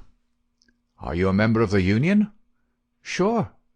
"Then you'll get your job, I guess. Have you any friends?" "Not yet, but I have the means of making them." "How's that, then?" "I am one of the eminent order of freemen. There's no town without a lodge, and where there's a lodge I'll find my friends." The remark had a singular effect upon his companion. He glanced around suspiciously at the others in the car. The miners were still whispering among themselves. The two police officers were dozing. He came across, seated himself close to the young traveller, and held out his hand. "Put it there," he said. A hand grip passed between the two. "I see you speak the truth," said the workman, "but it's well to make certain." He raised his right hand to his right eyebrow. The traveller at once raised his left hand to his left eyebrow. "Dark nights are unpleasant," said the workman. "Yes, for strangers to travel," the other answered. "That's good enough. I'm Brother Scanlon, Lodge 341, Vermissa Valley. Glad to see you in these parts." "Thank you. I'm Brother John McMurdo, Lodge 29, Chicago. Bodymaster J. H. Scott, but I'm in luck to meet a brother so early. Well, there are plenty of us about. You won't find the order more flourishing anywhere in the States than right here in Vermissa Valley. But we could do with some lads like you. I can't understand a spry man of the Union finding no work to do in Chicago." "I found plenty of work to do," said McMurdo. "Then why did you leave?" McMurdo nodded toward the policeman and smiled. "I guess those chaps will be glad to know," he said. Scanlon groaned sympathetically. "In trouble?" he asked in a whisper. "Deep. A penitentiary job? And the rest? Not a killing?" "It's early days to talk of such things," said McMurdo with the air of a man who had been surprised into saying more than he intended. "I've my own good reasons for leaving Chicago, and let that be enough for you. Who are you, that you should take it on yourself to ask such things?" His grey eyes gleamed with sudden and dangerous anger from behind his glasses. "All right, mate, no offence meant. The boys will think none the worse of you, whatever you may have done. Where are you bound for now?" "Vermissa." "That's the third halt down the line. Where are you staying?" McMurdo took out an envelope and held it close to the murky oil lamp. "Here is the address. Jacob Shafter, Sheridan Street. It's a boarding-house that was recommended by a man I know in Chicago." "Well, I don't know it, but Vermissa is out of my beat. I live at Hobson's Patch, and that's here we're drawing up to now. But say, there's one bit of advice I'll give you before we part. If you're in trouble in Vermissa, go straight to the Union House and see Boss McGinty. He's the bodymaster of Vermissa Lodge, and nothing can happen in these parts unless Black Jack McGinty wants it. So long, mate. Maybe we'll meet in Lodge one of these evenings, but mind my words, if you're in trouble, go to Boss McGinty." Scanlon descended, and McMurdo was left once again to his thoughts. Night had now fallen, and the flames of the frequent furnaces were roaring and leaping in the darkness.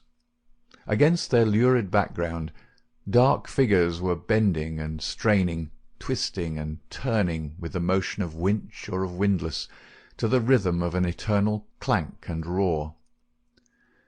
"I guess hell must look something like that," said a voice. McMurdo turned and saw that one of the policemen had shifted in his seat and was staring out into the fiery waste. "For that matter," said the other policeman, "I allow that hell must be something like that. If there are worse devils down yonder than some we could name, it's more than I'd expect. I guess you're new to this part, young man." "Well, what if I am?" McMurdo answered in a surly voice. "Just this, mister, that I should advise you to be careful in choosing your friends. I don't think I'd begin with Mike Scanlon or his gang if I were you." "What the hell is it to you? Who are my friends?" roared McMurdo in a voice which brought every head in the carriage round to witness the altercation. "Did I ask you for your advice, or did you think me such a sucker that I couldn't move without it? You speak when you're spoken to, and by the Lord you'd have to wait a long time if it was me." He thrust out his face and grinned at the patrolman like a snarling dog. The two policemen, heavy, good-natured men, were taken aback by the extraordinary vehemence with which their friendly advances had been rejected. "No offence, stranger," said one. "It was a warning for your own good, seeing that you are, by your own showing, new to the place."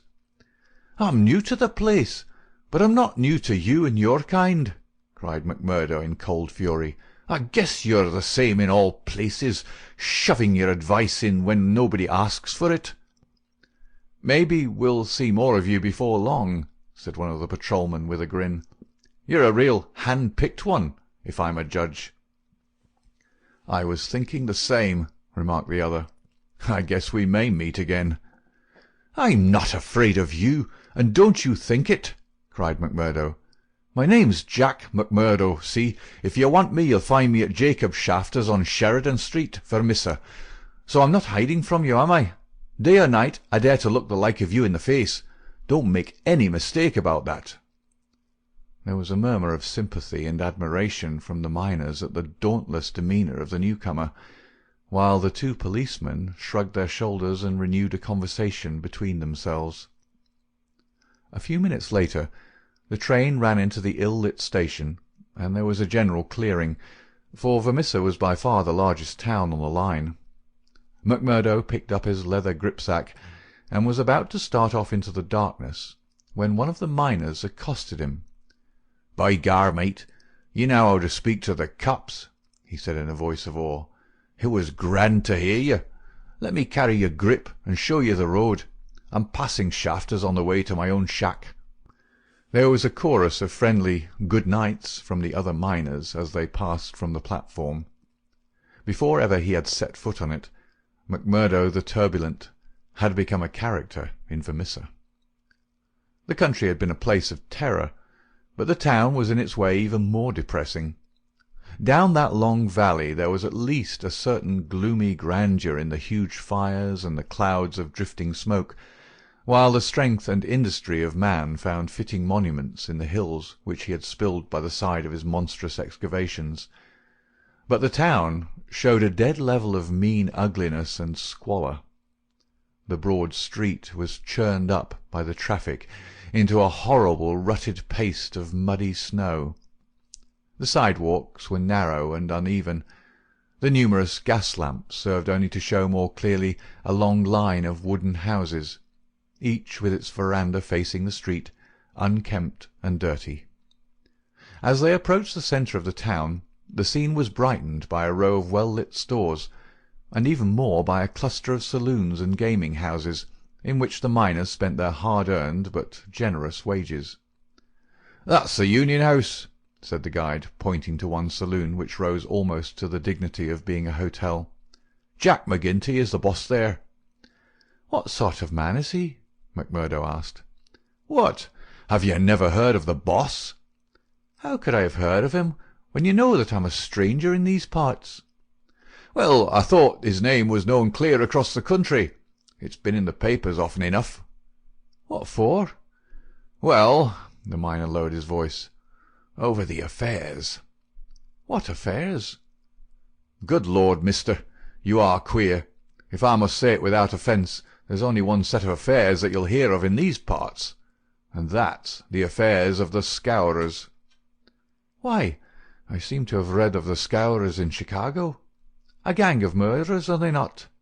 "Hush, on your life!" cried the miner, standing still in alarm and gazing in amazement at his companion. "Man, you won't live long in these parts if you speak in the open street like that. Many a man has had the life beaten out of him for less." "Well, I know nothing about them. It's only what I've read." "And I'm not saying that you've not read the truth." The man looked nervously round him as he spoke, peering into the shadows as if he feared to see some lurking danger. "If killing is murder, then God knows there's a murder and to spare. But don't you dare to breathe the name of Jack McGinty in connection with it, stranger, for every whisper goes back to him, and he's not one that is likely to let it pass. Now, that's the house you're after, that one, standing back from the street. You'll find old Jacob Shafter that runs it as honest a man as lives in this township." "I thank you," said McMurdo, and shaking hands with his new acquaintance, he plodded, gripsack in hand, up the path which led to the dwelling-house, at the door of which he gave a resounding knock. It was opened at once by someone very different from what he had expected. It was a woman, young and singularly beautiful. She was of the German type, blonde and fair-haired, with the piquant contrast of a pair of beautiful dark eyes, with which she surveyed the stranger with surprise and a pleasing embarrassment which brought a wave of colour over her pale face. Framed in the bright light of the open doorway, it seemed to McMurdo that he had never seen a more beautiful picture, the more attractive for its contrast with the sordid and gloomy surroundings. A lovely violet growing upon one of those black slag-heaps of the mines would not have seemed more surprising. So entranced was he that he stood staring without a word, and it was she who broke the silence. "I thought it was father," said she with a pleasing little touch of a German accent. "Did you come to see him?" "He's downtown. I expect him back every minute." McMurdo continued to gaze at her in open admiration until her eyes dropped in confusion before this masterful visitor. "No, miss," he said at last. "I'm in no hurry to see him. But your house was recommended to me for board. I thought it might suit me, and now I know it will." "You are quick to make up your mind," said she with a smile. "Anyone but a blind man could do as much," the other answered. She laughed at the compliment.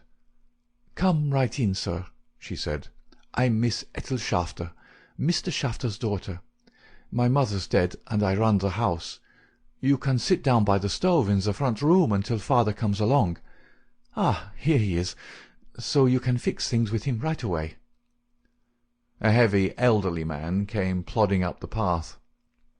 In a few words, McMurdo explained his business. A man of the name of Murphy had given him the address in Chicago. He, in turn, had had it from someone else. Old Shafter was quite ready. The stranger made no bones about terms, agreed at once to every condition, and was apparently fairly flush of money. For $7 a week paid in advance, he was to have board and lodging. So it was that McMurdo, the self-confessed fugitive from justice, took up his abode under the roof of the Shafters, the first step which was to lead to so long and dark a train of events, ending in a far distant land. End of Part 2, Chapter 1. Chapter 2. The Bodymaster. McMurdo was a man who made his mark quickly. Wherever he was, the folk around soon knew it. Within a week he had become infinitely the most important person at Shafters. There were 10 or a dozen boarders there, but they were honest foremen or commonplace clerks from the stores, of a very different calibre from the young Irishman. Of an evening, when they gathered together, his joke was always the readiest, his conversation the brightest, and his song the best. He was a born boon companion, with a magnetism which drew good humour from all around him. And yet he showed again and again, as he had shown in the railway carriage, a capacity for sudden, fierce anger, which compelled the respect and even the fear of those who met him. For the law, too, and all who were connected with it, he exhibited a bitter contempt which delighted some and alarmed others of his fellow boarders. From the first he made it evident, by his open admiration, that the daughter of the house had won his heart from the instant that he had set eyes upon her beauty and her grace. He was no backward suitor. On the second day he told her that he loved her, and from then onward he repeated the same story, with an absolute disregard of what she might say to discourage him. "Someone else," he would cry. "Well, the worse luck for someone else. Let him look out for himself. Am I to lose my life's chance and all my heart's desire for someone else? You can keep on saying no, Etty. The day will come when you'll say yes, and I'm young enough to wait." He was a dangerous suitor, with his glib Irish tongue and his pretty, coaxing ways. There was about him also that glamour of experience and of mystery which attracts a woman's interest, and finally her love. He could talk of the sweet valleys of County Monaghan, from which he came, of the lovely distant island, the low hills and green meadows of which seemed the more beautiful when imagination viewed them from this place of grime and snow.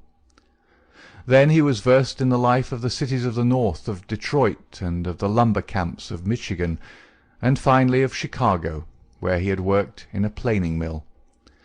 And afterwards came the hint of romance, the feeling that strange things had happened to him in that great city, so strange and so intimate that they might not be spoken of. He spoke wistfully of a sudden leaving, a breaking of old ties, a flight into a strange world, ending in this dreary valley, and Etty listened, her dark eyes gleaming with pity and with sympathy, those two qualities which may turn so rapidly and so naturally to love. McMurdo had obtained a temporary job as bookkeeper, for he was a well-educated man. This kept him out most of the day, and he had not found occasion yet to report himself to the head of the lodge of the Eminent Order of Freemen. He was reminded of his omission, however, by a visit one evening from Mike Scanlon, the fellow member whom he had met in the train. Scanlon, the small, sharp-faced, nervous, black-eyed man, seemed glad to see him once more. After a glass or two of whisky, he broached the subject of his visit. "Say, Macmurdo," said he, "I remembered your address, so I made bold to call. I'm surprised that you've not reported to the Bodymaster. Why haven't you seen Boss McGinty yet?" "Well, I had to find a job. I've been busy." "You must find time for him, if you've none for anything else. Good Lord, man, you're a fool not to have been down to the Union House and registered your name the first morning after you came here. If you run against him, well, you mustn't, that's all." Macmurdo showed mild surprise. "I've been a member of the lodge for over 2 years, Scanlon, but I've never heard that duties were so pressing as all that." "Maybe not in Chicago." "Well, it's the same society here." "Is it?" Scanlon looked at him long and fixedly. There was something sinister in his eyes. "Isn't it?" "You'll tell me that in a month's time. I hear you had a talk with the patrolman after I left the train." "How did you know that?" "Oh, it got about.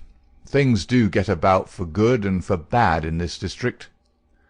"Well, yes, I told the hounds what I thought of them." "By the Lord, you'll be a man after McGinty's heart." "What, does he hate the police too?" Scanlon burst out laughing. "You go and see him, my lad," said he as he took his leave. "It's not the police, but you that he'll hate if you don't. Now, take a friend's advice, and go at once." It chanced that on the same evening Macmurdo had another more pressing interview which urged him in the same direction. It may have been that his attentions to Etty had been more evident than before, or that they had gradually obtruded themselves into the slow mind of his good German host. But, whatever the cause, the boarding-house keeper beckoned the young man into his private room and started on the subject without any circumlocution. "It seems to me, mister," said he, "that you are getting set on my Etty. Ain't that so, or am I wrong?" "Yes, that is so," the young man answered. "Well, I want to tell you right now that it ain't no manner of use. There's someone slipped in afore you." "She told me so." "Well, you can lay that she told you truth. But did she tell you who it was?" "No, I asked her, but she wouldn't tell." "I dare say not. The little baggage.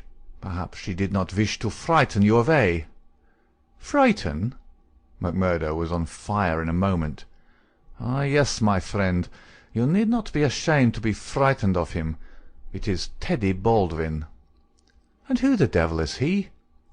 "He is the boss of scourers." "Scourers? I've heard of them before.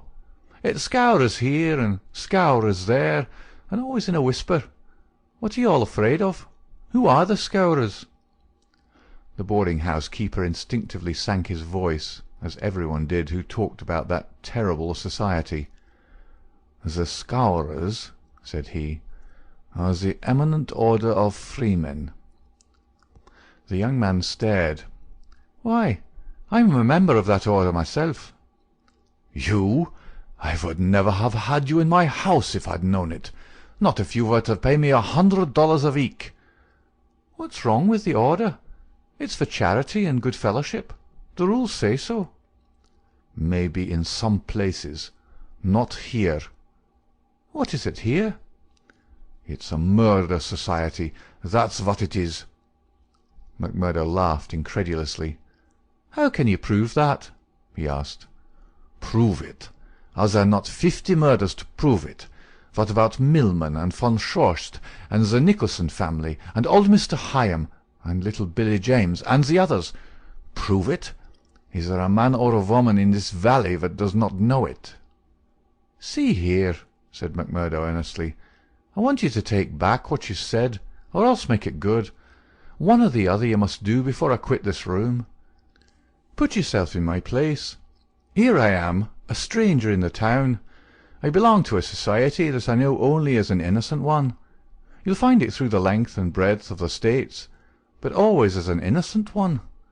Now, when I'm counting upon joining it here, you tell me that it's the same as a murder society called the Scourers. I guess you owe me either an apology or else an explanation, Mr. Shafter. I can but tell you what the whole world knows, mister. The bosses of the one are the bosses of the other. If you offend the one, it is the other that will strike you. We have proved it too often. That's just gossip. I want proof, said McMurdo. If you live here long, you will get your proof. But I forget that you are yourself one of them. You will soon be as bad as the rest. But you will find other lodgings, mister. I cannot have you here.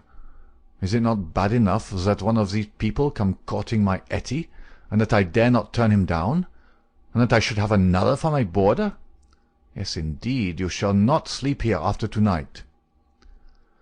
McMurdo found himself under sentence of banishment, both from his comfortable quarters and from the girl whom he loved. He found her alone in the sitting-room that same evening, and he poured his troubles into her ear. "Sure your father is after giving me notice," he said. "It's little I would care if it was just my room, but indeed, Etty, though it's only a week that I've known you, you're the very breath of life to me, and I can't live without you." "Oh, hush, Mr. McMurdo, don't speak so," said the girl. "I've told you, have I not, that you're too late. There's another, and if I have not promised to marry him at once, at least I can promise no one else. Suppose I had been first, Etty, would have had a chance." The girl sank her face into her hands. "I wish to heaven that you had been first," she sobbed. McMurdo was down on his knees before her in an instant. "For God's sake, Etty, let it stand at that," he cried. "Will you ruin your life and my own for the sake of this promise? Follow your heart, acushla. 'Tis a safer guide than any promise before you knew what it was that you were saying." He had seized Etty's white hand between his own strong brown ones. "Say that you'll be mine, and we'll face it out together." "Not here." "Yes, here." "No, no, Jack." His arms were round her now. "It could not be here. Could you take me away?" A struggle passed for a moment over McMurdo's face, but it ended by setting like granite. "No, here," he said. "I'll hold you against the world, Etty, right here where we are." "Why should we not leave together?"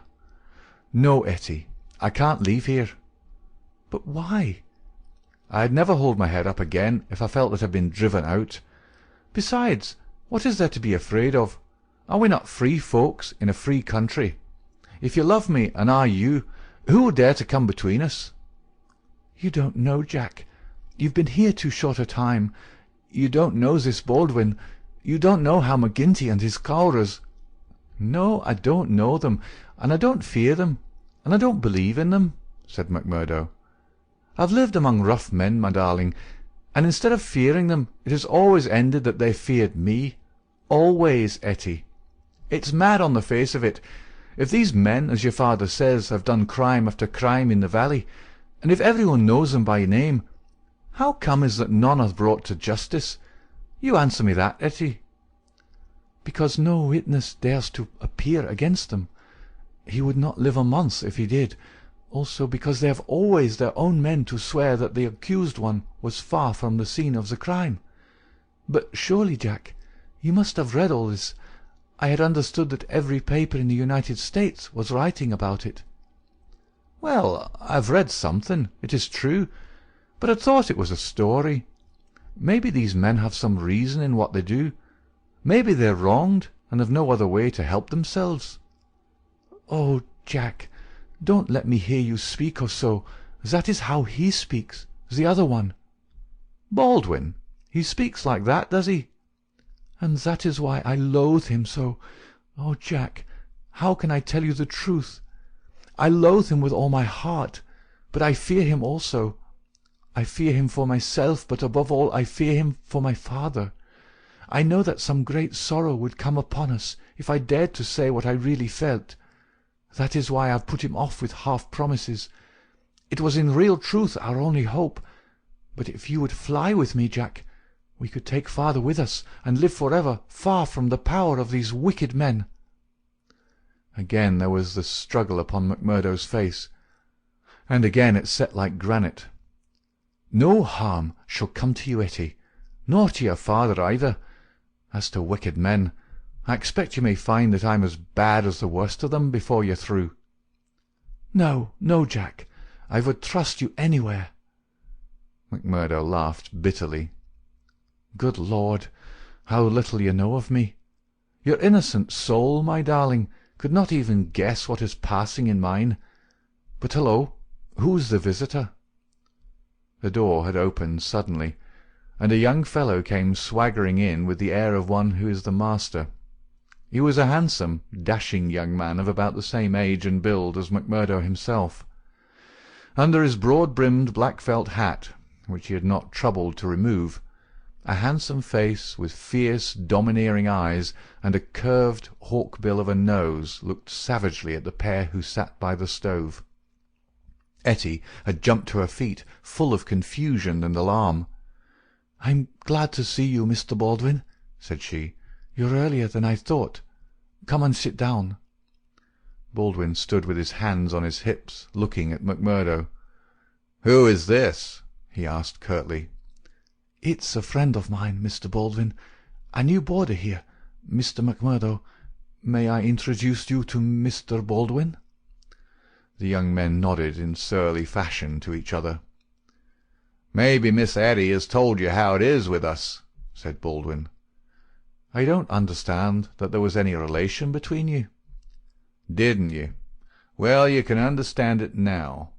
You can take it from me that this young lady is mine, and you'll find it a very fine evening for a walk."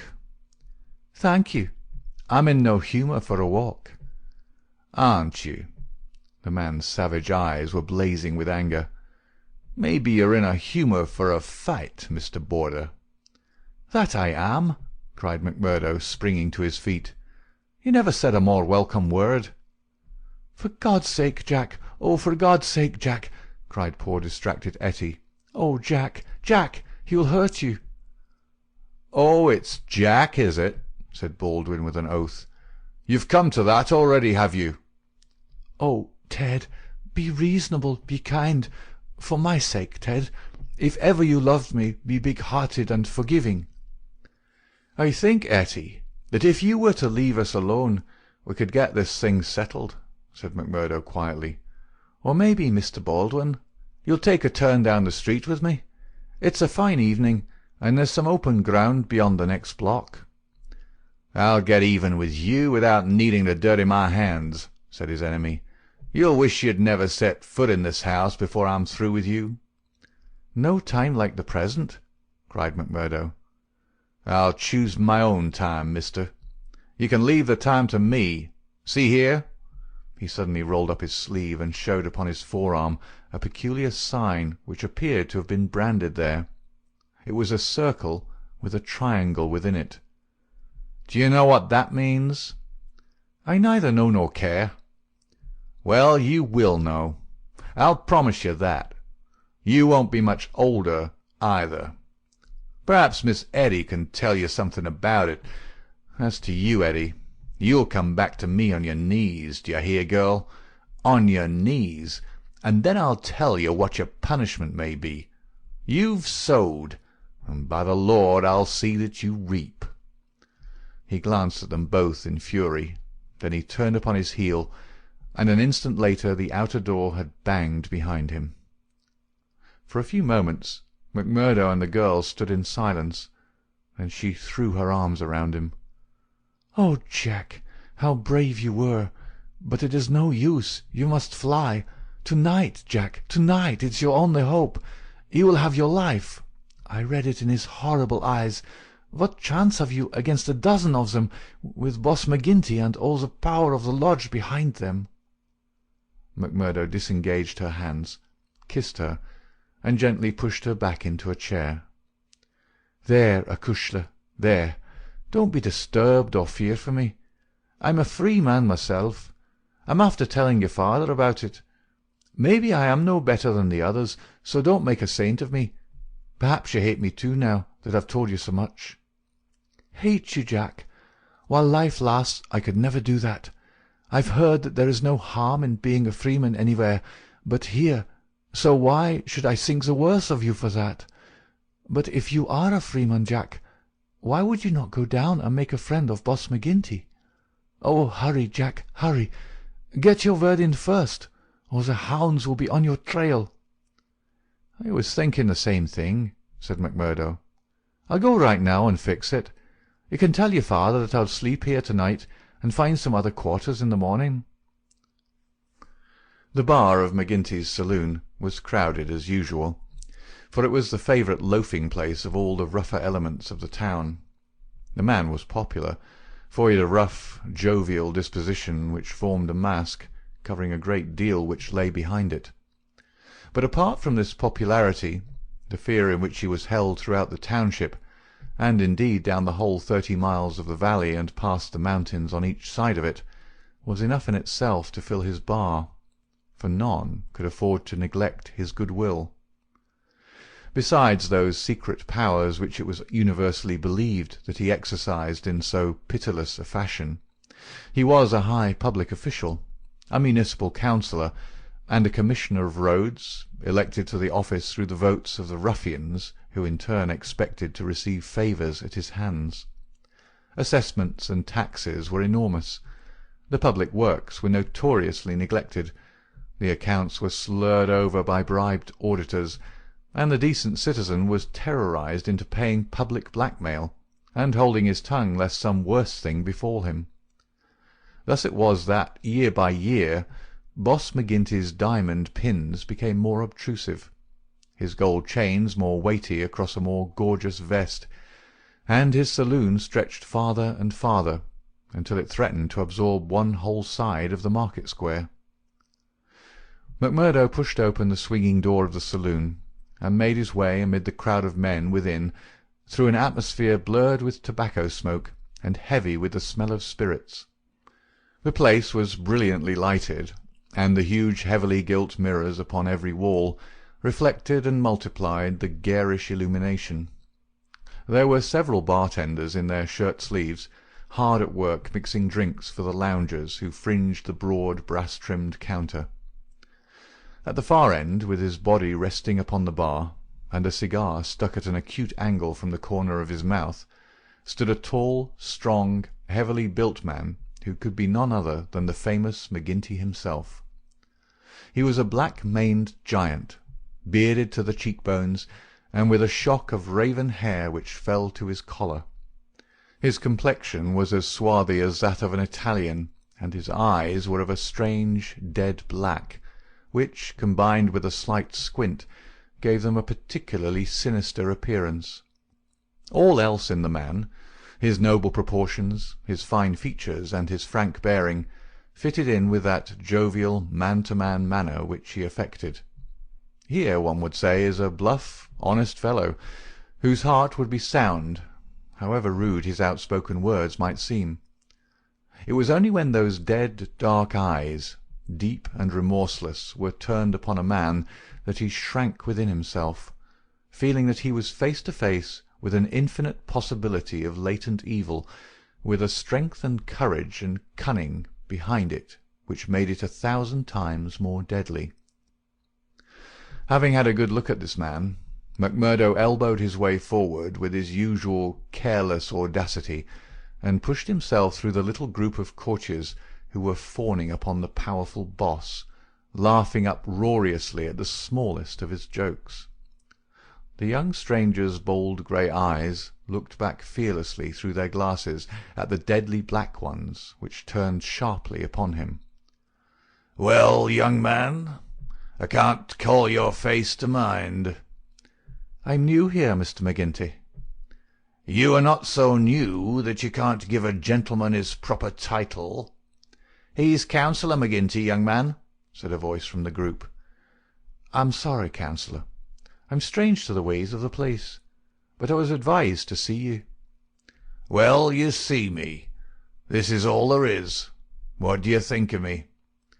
"Well, it's early days.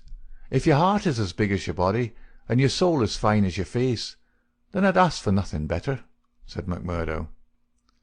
"By gar, you've got an Irish tongue in your head anyhow," cried the saloon-keeper, not quite certain whether to humour this audacious visitor or to stand upon his dignity. "So you are good enough to pass my appearance?" "Sure," said McMurdo. "And you were told to see me?" "I was." "And who told you?" "Brother Scanlon, of Lodge 341, Vermissa. I drink your health, counsellor, and to our better acquaintance." He raised a glass with which he had been served to his lips, and elevated his little finger as he drank it. McGinty, who had been watching him narrowly, raised his thick black eyebrows. "Oh, it's like that, is it?" said he.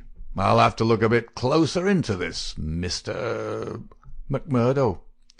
"A bit closer, Mr. McMurdo, for we don't take folk on trust in these parts, nor believe all we're told neither. Come in here for a moment, behind the bar." There was a small room there, lined with barrels.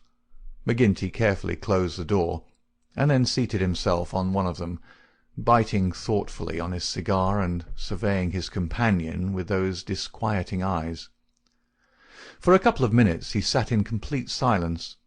McMurdo bore the inspection cheerfully, one hand in his coat pocket, the other twisting his brown moustache. Suddenly McGinty stooped and produced a wicked-looking revolver.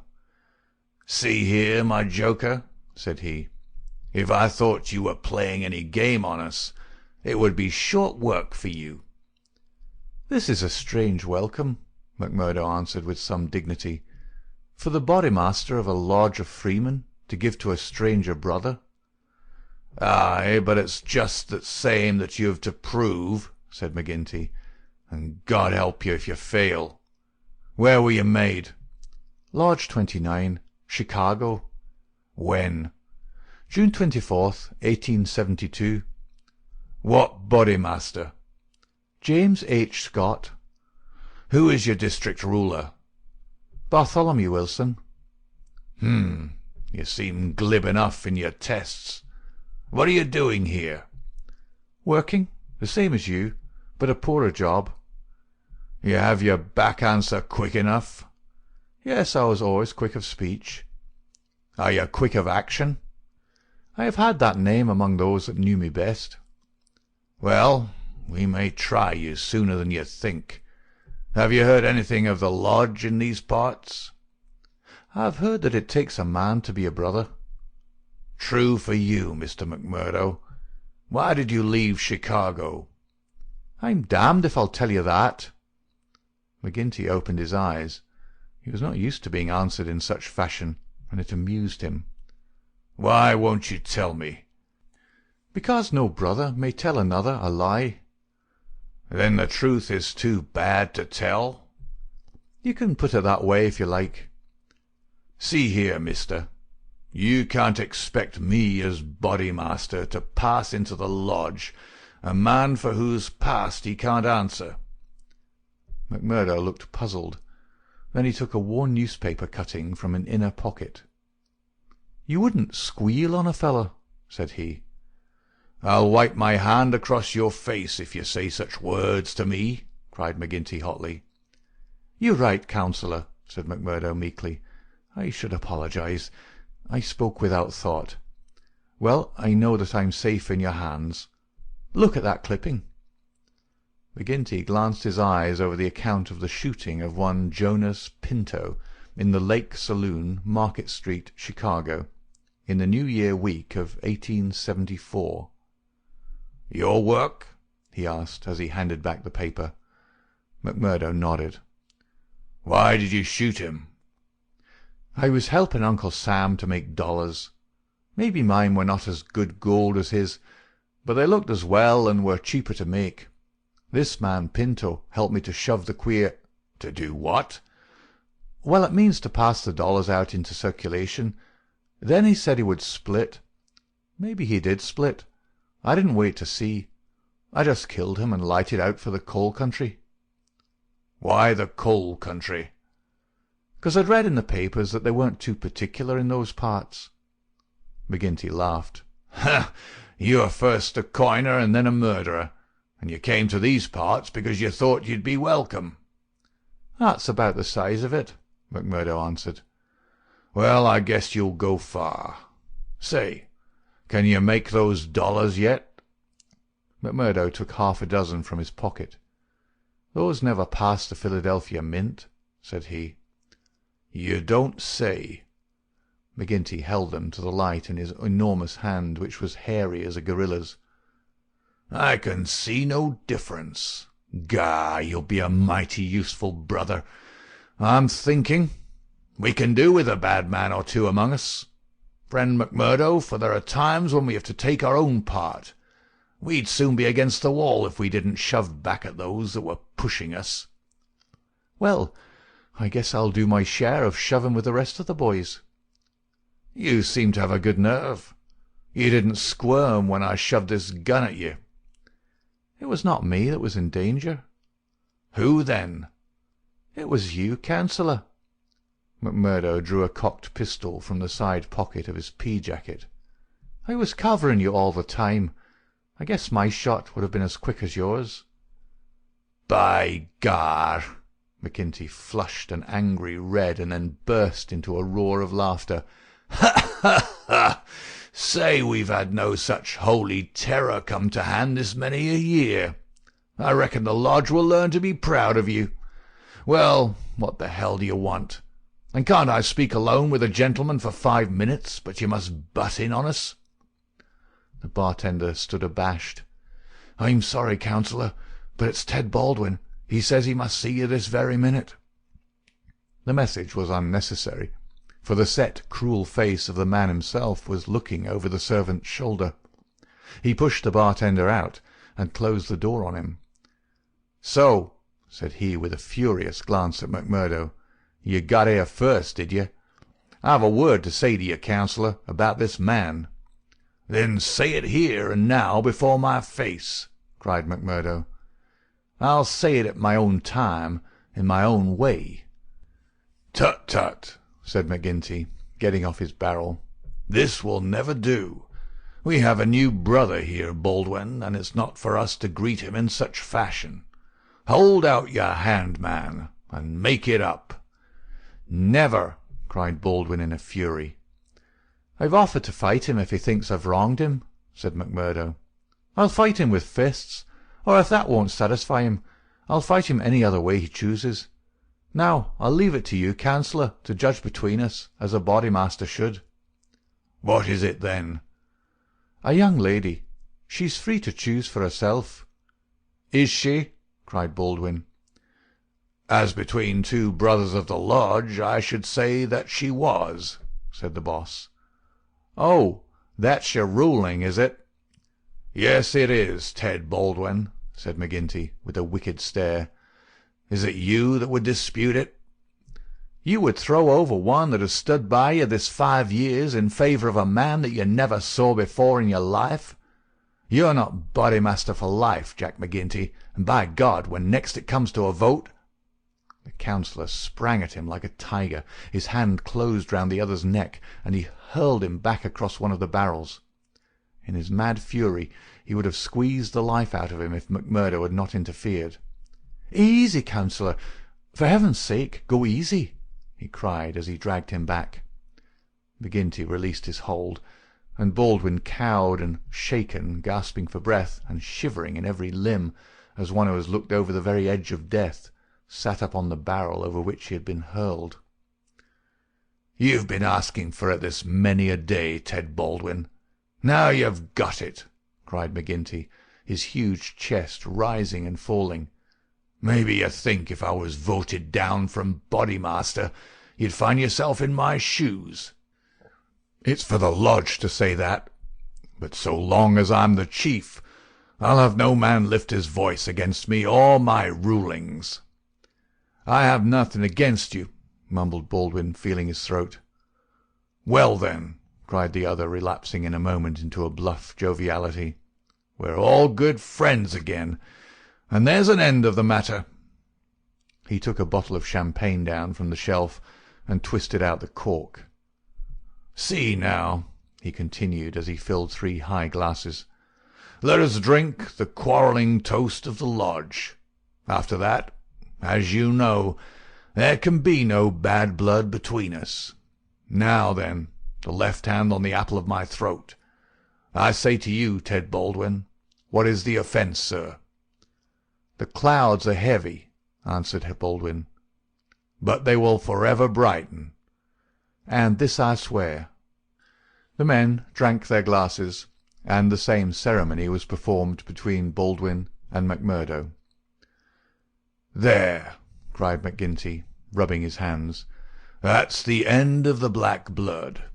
You come under lodge discipline if it goes further, and that's a heavy hand in these parts, as Brother Baldwin knows, and as you will damn soon find out, Brother Macmurdo, if you ask for trouble."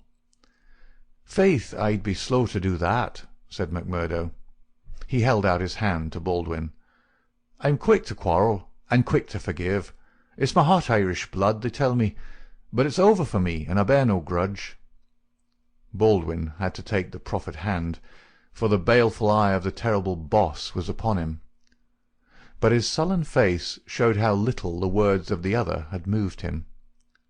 McGinty clapped them both on the shoulders. "Tut, these girls, he cried. "To think that the same petticoat should come between 2 of my boys. It's the devil's own luck. Well, it's the colleen inside of them that must settle the question, for it's outside the jurisdiction of a bodymaster, and the Lord be praised for that. We have enough on us without the women as well. You'll have to be affiliated to Lodge 341, Brother Macmurdo. We have our own ways and methods, different from Chicago. Saturday night is our meeting, and if you come then, we'll make you free forever of the Vermissa Valley." End of Chapter 2. Chapter 3. Lodge 341, Vermissa. On the day following the evening which had contained so many exciting events, Macmurdo moved his lodgings from old Jacob Shafter's and took up his quarters at the widow Macnamara's on the extreme outskirts of the town. Scanlon, his original acquaintance aboard the train, had occasion shortly afterwards to move into Vermissa, and the 2 lodged together.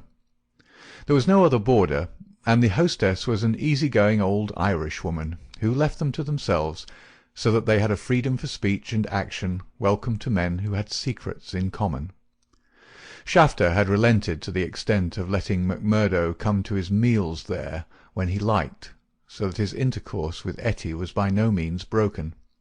On the contrary, it drew closer and more intimate as the weeks went by. In his bedroom at his new abode, Macmurdo felt it safe to take out the coining moulds, and under many a pledge of secrecy a number of brothers from the lodge were allowed to come in and see them, each carrying away in his pocket some examples of the false money, so cunningly struck that there was never the slightest difficulty or danger in passing it. Why, with such a wonderful art at his command, Macmurdo should condescend to work at all was a perpetual mystery to his companions, though he made it clear to anyone who asked him that if he lived without any visible means it would very quickly bring the police upon his track. One policeman was indeed after him already, but the incident, as luck would have it, did the adventurer a great deal more good than harm.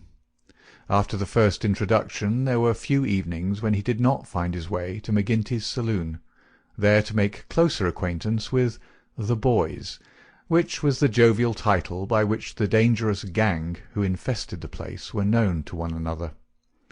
His dashing manner and fearlessness of speech made him a favourite with them all, while the rapid and scientific way in which he polished off his antagonist in an all-in bar-room scrap earned the respect of that rough community. Another incident, however, raised him even higher in their estimation. Just at the crowded hour one night, the door opened, and a man entered with the quiet blue uniform and peaked cap of the mine police. This was a special body, raised by the railways and colliery owners, to supplement the efforts of the ordinary civil police, who were perfectly helpless in the face of the organised ruffianism which terrorised the district. There was a hush as he entered, and many a curious glance was cast at him, but the relations between policemen and criminals are peculiar in some parts of the States, and McGinty himself, standing behind his counter, showed no surprise when the policeman enrolled himself among his customers. "A straight whisky for the night is bitter," said the police officer. "I don't think we've met before, councillor." "You'll be the new captain," said McGinty. "That's so. We're looking to you, councillor, and to the other leading citizens, to help us in upholding law and order in this township. Captain Marvin is my name." "We do better without you, Captain Marvin, for we have our own police of the township, and no need for any imported goods. What are you but the paid tool of the capitalists, hired by them to club or shoot your poorer fellow citizen?" "Well, well, we won't argue about that," said the police officer good-humouredly. "I expect we all do our duty same as we see it, but we can't all see it the same." He'd drunk off his glass and had turned to go when his eyes fell upon the face of Jack McMurdo, who was scowling at his elbow. "Hello, hello!" he cried, looking him up and down. "Here's an old acquaintance." McMurdo shrank away from him. "I was never a friend to you, nor any other cursed copper in my life," said he. "An acquaintance isn't always a friend," said the police captain, grinning. "You're Jack McMurdo of Chicago right enough, and don't you deny it." McMurdo shrugged his shoulders. "I'm not denying it," said he. "Do you think I'm ashamed of my own name?" "You've got good cause to be, anyhow." "What the devil do you mean by that?" he roared with his fist clenched. "No, no, Jack, bluster won't do with me. I was an officer in Chicago before ever I came to this darned coal bunker, and I know a Chicago crook when I see one." McMurdo's face fell. "Don't tell me that you're Marvin of the Chicago Central," he cried. "Just the same old Teddy Marvin at your service. We haven't forgotten the shooting of Jonas Pinto up there." "I never shot him." "Did you not? That's good impartial evidence, ain't it? Well, his death came in uncommon handy for you, or they would have had you for shoving the queer. Well, we can let that be bygones, for between you and me, and perhaps I'm going further than my duty in saying it, they could get no clear case against you, and Chicago's open to you tomorrow." "I'm very well where I am." "Well, I've given you the pointer, and you're a sulky dog not to thank me for it." "Well, I suppose you mean well, and I do thank you," said McMurdo in no very gracious manner. "It's mum with me so long as I see you living on the straight," said the captain. "But by the Lord, if you get off after this, it's another story. So good night to you, and good night, councillor." He left the bar-room, but not before he'd created a local hero. McMurdo's deeds in far Chicago had been whispered before. He'd put off all questions with a smile, as one who did not wish to have greatness thrust upon him. But now the thing was officially confirmed. The bar loafers crowded round him and shook him heartily by the hand. He was free of the community from that time on. He could drink hard and show little trace of it. But that evening, had his mate Scanlon not been at hand to lead him home, the fated hero would surely have spent his night under the bar. On a Saturday night McMurdo was introduced to the lodge. He had thought to pass in without ceremony as being an initiate of Chicago, but there were particular rites in Vermissa of which they were proud, and these had to be undergone by every postulant. The assembly met in a large room reserved for such purposes at the Union House. Some 60 members assembled at Vermissa, but that by no means represented the full strength of the organisation, for there were several other lodges in the valley, and others across the mountains on each side, who exchanged members when any serious business was afoot, so that a crime might be done by men who were strangers to the locality. Altogether, there were not less than 500 scattered over the coal district.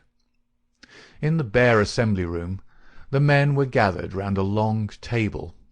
At the side was a second one, laden with bottles and glasses, on which some members of the company were already turning their eyes. McGinty sat at the head, with a flat black velvet cap upon his shock of tangled black hair, and a coloured purple stole round his neck, so that he seemed to be a priest presiding over some diabolical ritual.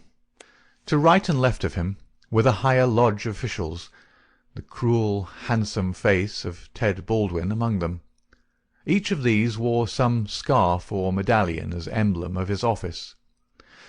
They were, for the most part, men of mature age, but the rest of the company consisted of young fellows from 18 to 25, the ready and capable agents who carried out the commands of their seniors. Among the older men were many whose features showed the tigerish, lawless souls within, but looking at the rank and file, it was difficult to believe that these eager and open-faced young fellows were in very truth a dangerous gang of murderers, whose minds had suffered such complete moral perversion that they took a horrible pride in their proficiency at the business, and looked with deepest respect at the men who had the reputation of making what they called a clean job. To their contorted natures it had become a spirited and chivalrous thing to volunteer for service against some man who had never injured them, and whom in many cases they had never seen in their lives. The crime committed, they quarrelled as to who had actually struck the fatal blow, and amused one another and the company by describing the cries and contortions of the murdered man. At first they had shown some secrecy in their arrangements, but at the time which this narrative describes, their proceedings were extraordinarily open, for the repeated failure of the law had proved to them that on the one hand no one would dare to witness against them, and on the other they had an unlimited number of stanch witnesses upon whom they could call, and a well-filled treasure-chest from which they could draw the funds to engage the best legal talent in the state. In 10 long years of outrage there had been no single conviction, and the only danger that ever threatened the scourers lay in the victim himself, who, however outnumbered and taken by surprise, might and occasionally did leave his mark upon his assailants. MacMurdo had been warned that some ordeal lay before him, but no one would tell him in what it consisted. He was led now into an outer room by 2 solemn brothers. Through the plank partition he could hear the murmur of many voices from the assembly within. Once or twice he caught the sound of his own name, and he knew that they were discussing his candidacy. Then there entered an inner guard with a green and gold sash across his chest. "The bodymaster orders that he shall be trussed, blinded, and entered," said he. The 3 of them removed his coat, turned up the sleeve of his right arm, and finally passed a rope around above the elbows and made it fast. They next placed a thick black cap right over his head and the upper part of his face, so that he could see nothing. He was then led into the assembly hall. It was pitch dark, and very oppressive under his hood. He heard the rustle and murmur of the people round him, and then the voice of McGinty sounded dull and distant through the covering of his ears. "John McMurdo," said the voice, "are you already a member of the ancient order of freemen?" He bowed his assent. "Is your lodge number 29, Chicago?" He bowed again. "Dark nights are unpleasant," said the voice. "Yes, for strangers to travel," he answered. "The clouds are heavy." "Yes, a storm is approaching." "Are the brethren satisfied?" asked the bodymaster. There was a general murmur of assent. "We know, brother, by your sign and by your countersign, that you are indeed one of us," said McGinty. "We would have you know, however, that in this county and in other counties of these parts, We have certain rights, and also certain duties of our own which call for good men. Are you ready to be tested?" "I am." "Are you of stout heart?" "I am." "Take a stride forward to prove it." As the words were said, he felt two hard points in front of his eyes, pressing upon them, so that it appeared as if he could not move forward without a danger of losing them. None the less, he nerved himself to step resolutely out, and as he did so the pressure melted away. There was a low murmur of applause. "He is of a stout heart," said the voice. "Can you bear pain?" "As well as another," he answered. "Test him." It was all he could do to keep himself from screaming out, for an agonizing pain shot through his forearm. He nearly fainted at the sudden shock of it, but he bit his lip and clenched his hands to hide his agony. "I can take more than that," said he. This time there was loud applause. A finer first appearance had never been made in the lodge. Hands clapped him on the back, and the hood was plucked from his head. He stood blinking and smiling amid the congratulations of the brothers. "One last word, Brother Macmurdo," said McGinty.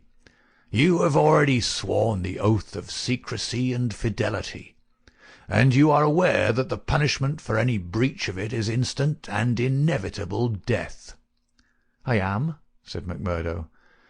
"And you accept the rule of the Bodymaster, for the time being, under all circumstances?"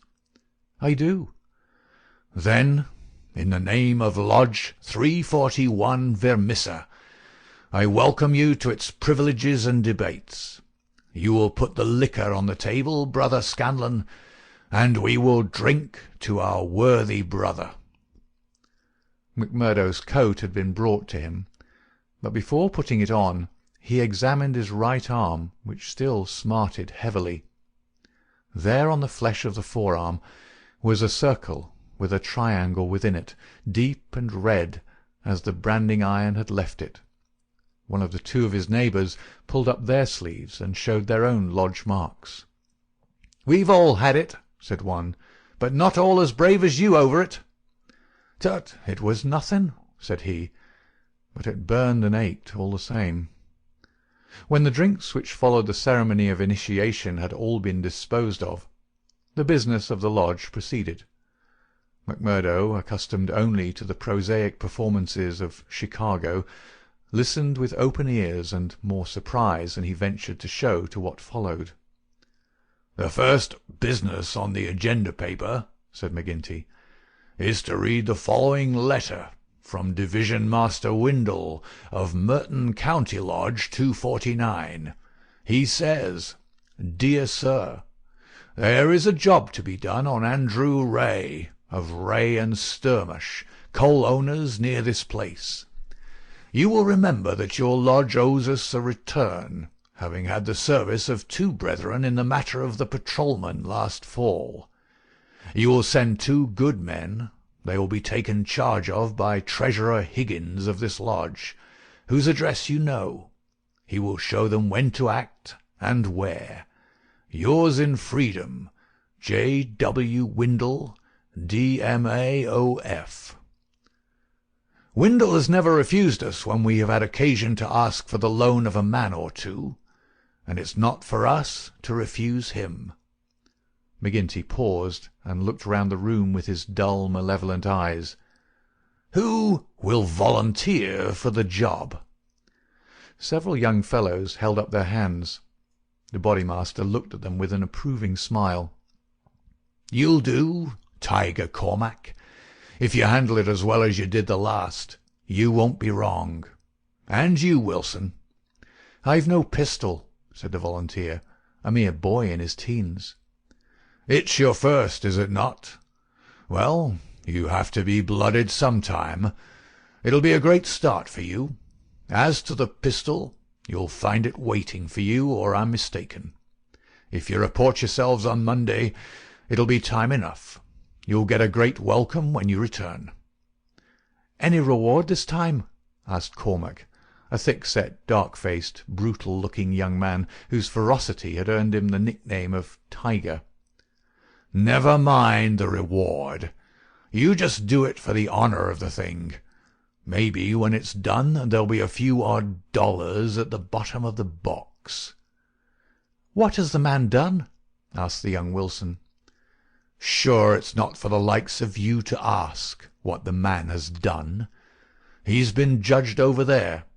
That's no business of ours. All we have to do is to carry it out for them, same as they would for us. Speaking of that, 2 brothers from the Merton Lodge are coming over to us next week to do some business in this quarter." "Who are they?" asked someone. "Faith, it is wiser not to ask. If you know nothing, you can testify nothing, and no trouble can come of it.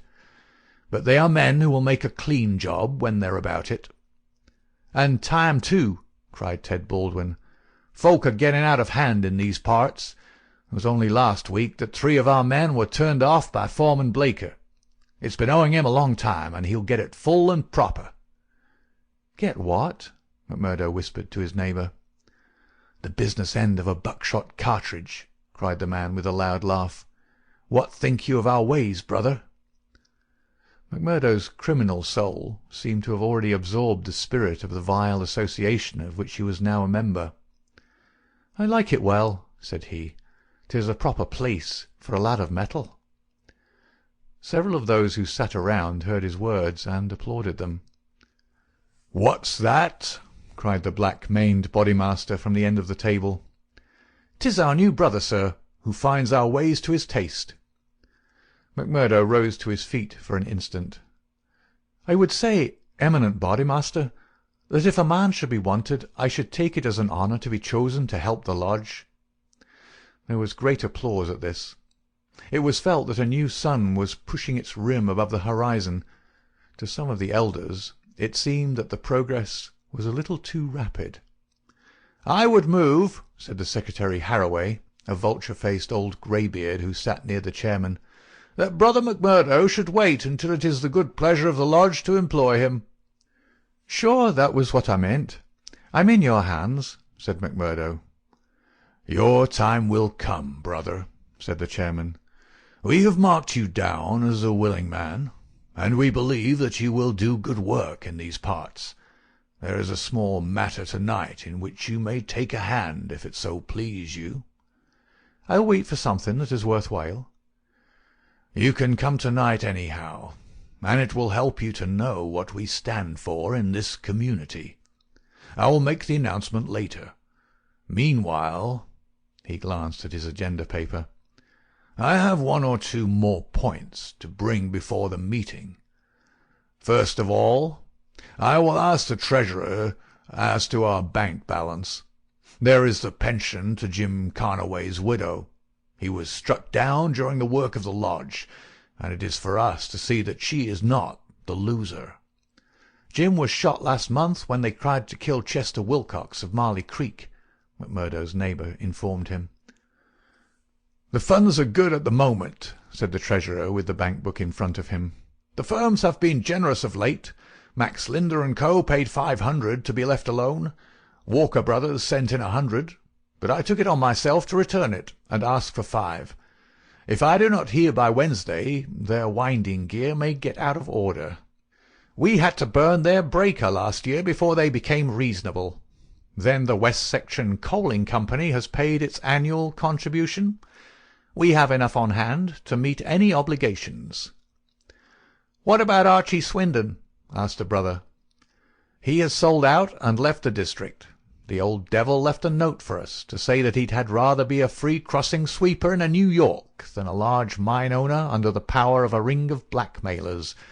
By gar, it was as well that he made a break for it before the note reached us. I guess he won't show his face in this valley again." An elderly, clean-shaved man with a kindly face and a good brow rose from the end of the table which faced the chairman. "Mr. Treasurer," he asked, "may I ask who has bought the property of this man that we have driven out of the district?" "Yes, Brother Morris. It has been bought by the State and Merton County Railroad Company. And who bought the mines of Todman and of Lee that came into the market in the same way last year? The same company, Brother Morris. And who bought the ironworks of Manson and of Schumann and of Vandeer and of Atwood, which have all been given up of late? They were all bought by the West Gilmerton General Mining Company. I don't see, Brother Morris, said the chairman, that it matters to us who buys them, since they can't carry them out of the district. With all respect to you, eminent bodymaster, I think it may matter very much to us. This process has been going on now for 10 long years. We are gradually driving all the small men out of trade. What is the result? We find in their places great companies like the railroad or the General Iron, who have their directors in New York or Philadelphia, and care nothing for our threats. We can take it out of their local bosses, but it only means that others will be sent in their stead, and we are making it dangerous for ourselves. The small men could not harm us. They had not the money nor the power. So long as we did not squeeze them too dry, they would stay on under our power. But if these big companies find that we stand between them and their profits, they will spare no pains and no expense to hunt us down and bring us to court. There was a hush at these ominous words, and every face darkened as gloomy looks were exchanged. So omnipotent and unchallenged had they been, that the very thought that there was possible retribution in the background had been banished from their minds, and yet the idea struck a chill to the most reckless of them. "It is my advice," the speaker continued, "that we go easier upon the small men. On the day that they have all been driven out, the power of this society will have been broken." Unwelcome truths are not popular. There were angry cries as the speaker resumed his seat. McGinty rose with gloom upon his brow. "Brother Morris," said he, "you were always a croaker. So long as the members of this lodge stand together, there is no power in the United States that can touch them. Sure, have we not tried it often enough in the law courts? I expect the big companies will find it easier to pay than to fight, same as the little companies do. And now, brethren," McGinty took off his black velvet cap and his stole as he spoke, "this lodge has finished its business for the evening, save for one small matter which may be mentioned when we are parting. The time has now come for fraternal refreshment and for harmony." Strange indeed is human nature. Here were these men, to whom murder was familiar, who again and again had struck down the father of the family, some man against whom they had no personal feeling, without one thought of compunction or of compassion for his weeping wife or helpless children, and yet the tender or pathetic in music could move them to tears. McMurdo had a fine tenor voice, and if he had failed to gain the good-will of the lodge before, it could no longer have been withheld after he had thrilled them with "I am sitting on the stile Mary" and "On the banks of Allan Water." In his very first night, the new recruit had made himself one of the most popular of the brethren, marked already for advancement and high office. There were other qualities needed, however, besides those of good fellowship, to make a worthy freeman, and of these he was given an example before the evening was over. The whisky bottle had passed round many times, and the men were flushed and ripe for mischief when their bodymaster rose once more to address them. "Boys," said he, "there's one man in this town that wants trimming up, and it's for you to see that he gets it. I'm speaking of James Stanger of the Herald. You seen how he's been opening his mouth against us again?" There was a murmur of assent, with many a muttered oath. McGinty took a slip of paper from his waistcoat pocket. "Law and order," that's how he heads it. "Reign of terror in the coal and iron district. 12 years have now elapsed since the first assassinations which prove the existence of a criminal organization in our midst. From that day these outrages have never ceased, until now they have reached a pitch which makes us the opprobrium of the civilized world. Is it for such results as this that our great country welcomes to its bosom the alien who flies from the despotisms of Europe? Is it that they shall themselves become tyrants over the very men who have given them shelter, and that a state of terrorism and lawlessness should be established under the very shadow of the sacred folds of the starry flag of freedom, which would raise horror in our minds if we read of it as existing under the most effete monarchy of the East? The men are known. The organization is patent and public. How long are we to endure it? Can we forever live? "Sure, I've read enough of the slush," cried the chairman, tossing the paper down upon the table. "That's what he says of us. The question I'm asking is, what shall we say to him?" "Kill him!" cried a dozen fierce voices.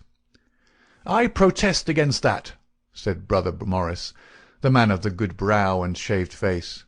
"I tell you, brethren, that our hand is too heavy in this valley, and that there will come a point where in self-defence every man will unite to crush us out. James Stanger is an old man. He is respected in the township and the district. His paper stands for all that is solid in the valley. If that man is struck down, there will be a stir through this state that will only end with our destruction." "And how would they bring about our destruction, Mr. Standback?" cried McGinty. "Is it by the police?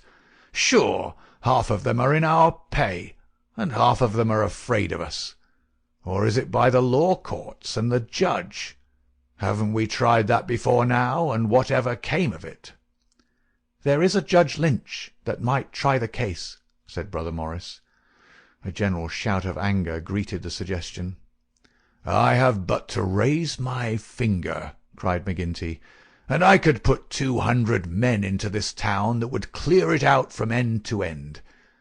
Then suddenly raising his voice and bending his huge black brows into a terrible frown, "See here, Brother Morris, I have my eye on you, and have had for some time. You've no heart yourself, and you try to take the heart out of others. It will be an ill day for you, Brother Morris, when your own name comes on our agenda paper, and I'm thinking that it's just there that I ought to place it." Morris had turned deadly pale, and his knees seemed to give way under him as he fell back into his chair. He raised his glass in his trembling hand, and drank before he could answer. "I apologize, eminent bodymaster, to you and to every brother in this lodge, if I have said more than I should. I am a faithful member, you all know that, and it is my fear lest evil come to the lodge which makes me speak in anxious words. But I have greater trust in your judgment than in my own, eminent bodymaster, and I promise you that I will not offend again." The bodymaster's scowl relaxed as he listened to the humble words. "Very good, Brother Morris. It's myself that would be sorry if it were needful to give you a lesson. But so long as I am in this chair, we shall be a united lodge in word and in deed. And now, boys," he continued, looking round at the company, "I'll say this much, that if Stanger got his full deserts there would be more trouble than we need ask for. These editors hang together, and every journal in the state would be crying out for police and troops. But I guess you can give him a pretty severe warning. Will you fix it, Brother Baldwin?" "Sure," said the young man eagerly. "How many will you take?" "Half a dozen, and 2 to guard the door. You'll come, Gower, and you, Mansell, and you, Scanlon, and the 2 Willoughbys." "I promised the new brother he should go," said the chairman. Ted Baldwin looked at McMurdo with eyes which showed that he had not forgotten nor forgiven. "Well, he can come if he wants," he said in a surly voice. "That's enough. The sooner we get to work the better." The company broke up with shouts and yells and snatches of drunken song. The bar was still crowded with revellers, and many of the brethren remained there. The little band who had been told off for duty passed out into the street, proceeding in twos and threes along the sidewalk so as not to provoke attention. It was a bitterly cold night, with a half-moon shining brilliantly in a frosty, star-spangled sky. The men stopped and gathered in a yard which faced a high building.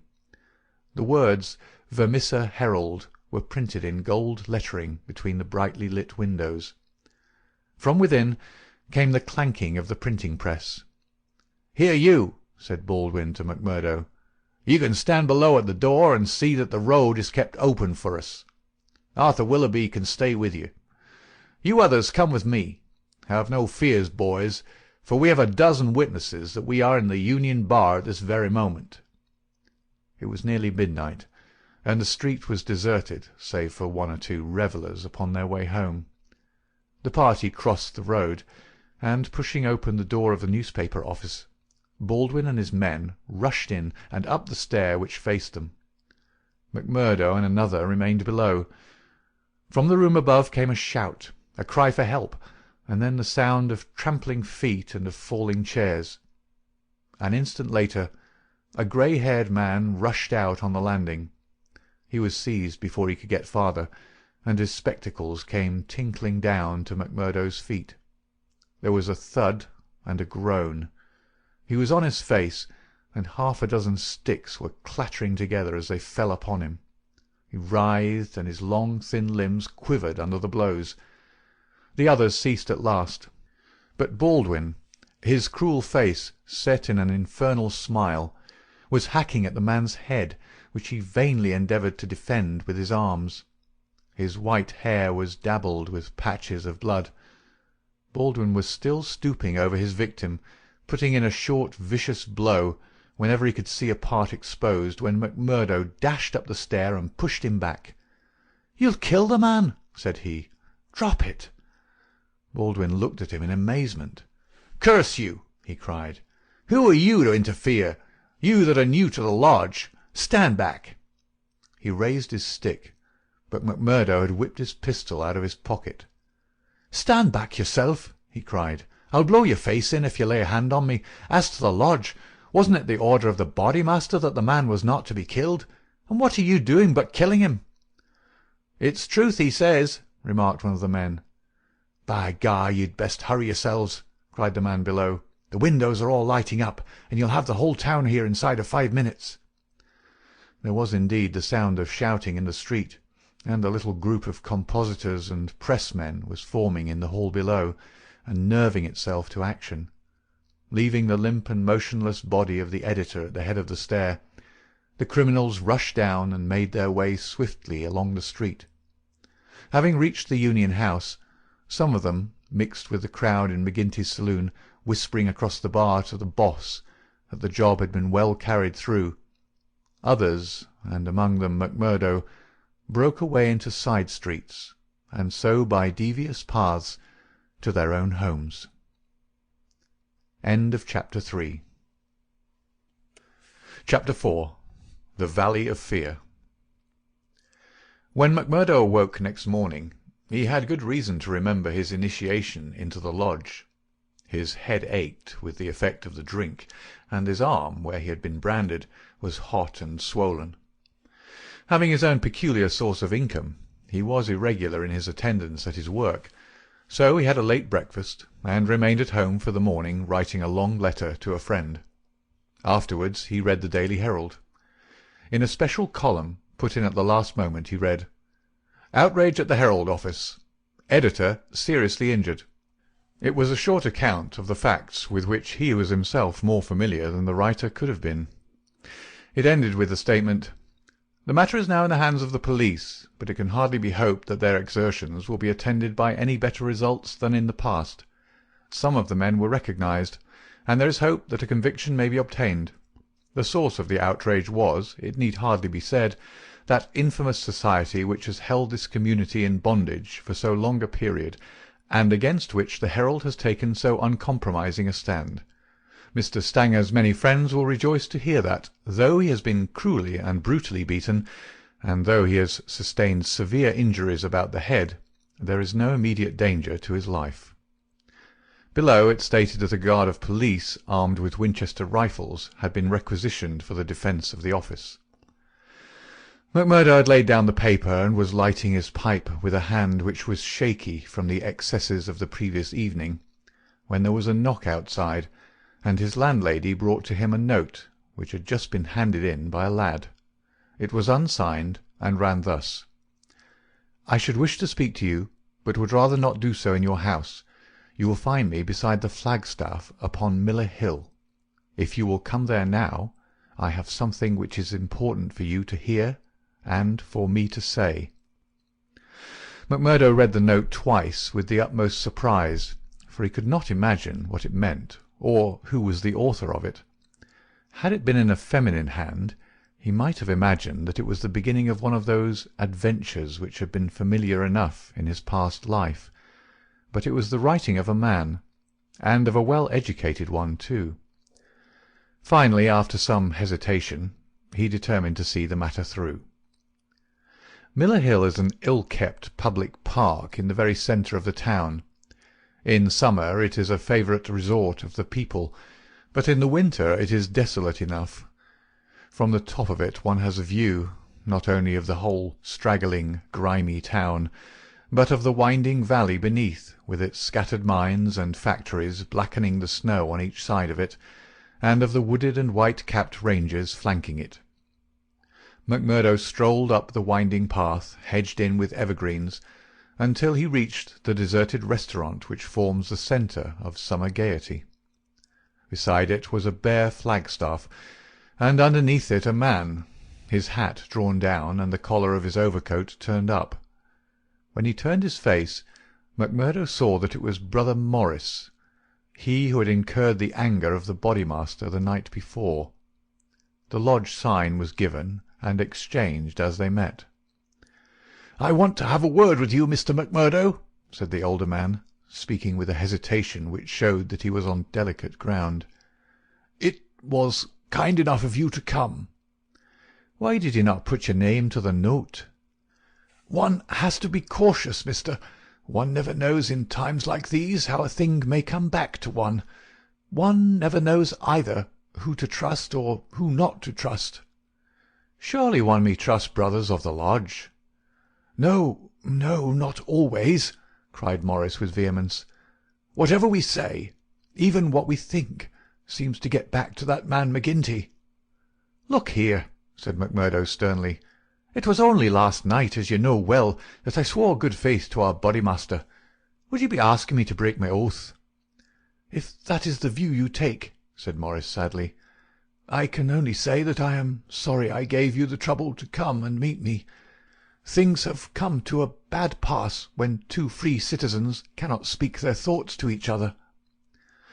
McMurdo, who had been watching his companion very narrowly, relaxed somewhat in his bearing. "Sure I spoke for myself only," said he. "I am a newcomer, as you know, and I am strange to it all. It is not for me to open my mouth, Mr. Morris, and if you think well to say anything to me, I am here to hear it." "And to take it back to Boss McGinty?" said Morris bitterly. "Indeed, then, you do me injustice there," cried McMurdo. "For myself, I am loyal to the lodge, and so I tell you straight, but I would be a poor creature if I were to repeat to any other what you might say to me in confidence. It'll go no further than me, though I warn you that you may get neither help nor sympathy." "I have given up looking for either the one or the other," said Morris. "I may be putting my very life in your hands by what I say, but bad as you are, and it seemed to me last night that you were shaping to be as bad as the worst, still you are new to it, and your conscience cannot yet be as hardened as theirs. That was why I thought to speak with you." "Well, what have you to say?" "If you give me away, may a curse be on you." "Sure, I said I would not." "I would ask you then, when you joined the Freemen's Society in Chicago and swore vows of charity and fidelity, did ever it cross your mind that you might find it would lead you to crime?" "If you call it crime," McMurdo answered. "Call it crime!" cried Morris, his voice vibrating with passion. "You have seen little of it, if you can call it anything else. Was it crime last night, when a man old enough to be your father was beaten till the blood dripped from his white hairs? Was that crime, or what else would you call it?" "There are some would say it was war," said McMurdo. "A war of two classes, with all in, so that each struck as best it could." "Well, did you think of such a thing when you joined the Freemen's Society at Chicago?" "No, I'm bound to say I did not." "Nor did I, when I joined it at Philadelphia. It was just a benefit club, and a meeting place for one's fellows. Then I heard of this place. Curse the hour that the name first fell upon my ears, and I came to better myself. My God, to better myself! My wife and 3 children came with me. I started a dry goods store on Market Square, and I prospered well. The word had gone round that I was a freeman, and I was forced to join the local lodge, same as you did last night. I've the badge of shame on my forearm, and something worse branded on my heart. I found that I was under the orders of a black villain, and caught in a meshwork of crime. What could I do? Every word I said to make things better was taken as treason, same as it was last night. I can't get away, for all I have in the world is in my store. If I leave the society, I know well that it means murder to me, and God knows what to my wife and children. Oh, man, it is awful, awful!" He put his hands to his face, and his body shook with convulsive sobs. McMurdo shrugged his shoulders. "You are too soft for the job," said he. "You're the wrong sort for such work." "I had a conscience and a religion, but they made me a criminal among them. I was chosen for a job. If I backed down, I knew well what would come to me. Maybe I'm a coward. Maybe it's the thought of my poor little woman and the children that makes me one. Anyway, I went. I guess it will haunt me forever." "It was a lonely house, 20 miles from here, over the range yonder. I was told off for the door, same as you were last night. They could not trust me with the job. The others went in. When they came out, their hands were crimson to the wrists. As we turned away, a child was screaming out of the house behind us. It was a boy of 5 who had seen his father murdered. I nearly fainted with the horror of it, and yet I had to keep a bold and smiling face, for well I knew that if I did not, it would be out of my house that they would come next with their bloody hands, and it would be my little Fred that would be screaming for his father. But I was a criminal then, part sharer in a murder, lost forever in this world, and lost also in the next. I am a good Catholic, but the priest would have no word with me when he heard I was a scourer, and I am excommunicated from my faith. That's how it stands with me, and I see you going down the same road, and I ask you what the end is to be.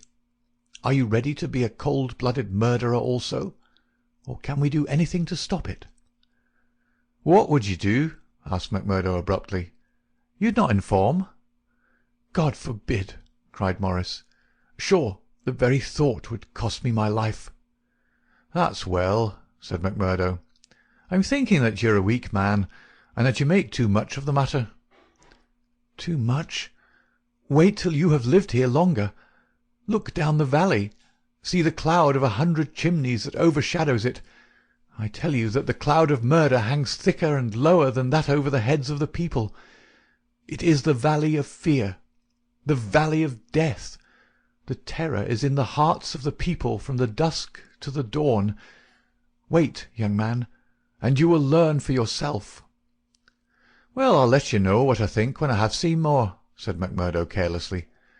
"What is very clear is that you are not the man for the place, and that the sooner you sell out, if you only get a dime a dollar for what the business is worth, the better it'll be for you. What you've said is safe with me, but by gar, if I thought you were an informer—" "No, no!" cried Morris piteously. "Well, let it rest at that. I'll bear what you've said in mind, and maybe some day I'll come back to it. I expect you meant kindly by speaking to me like this. Now I'll be getting home." "One word before you go," said Morris. "We may have been seen together. They may want to know what we have spoken about." "Ah, that's well thought of." "I offer you a clerkship in my store." "And I refuse it. That's our business. Well, so long, Brother Morris, and may you find things go better with you in the future." That same afternoon, as Macmurdo sat smoking, lost in thought beside the stove of his sitting-room, the door swung open and its framework was filled with the huge figure of Boss McGinty.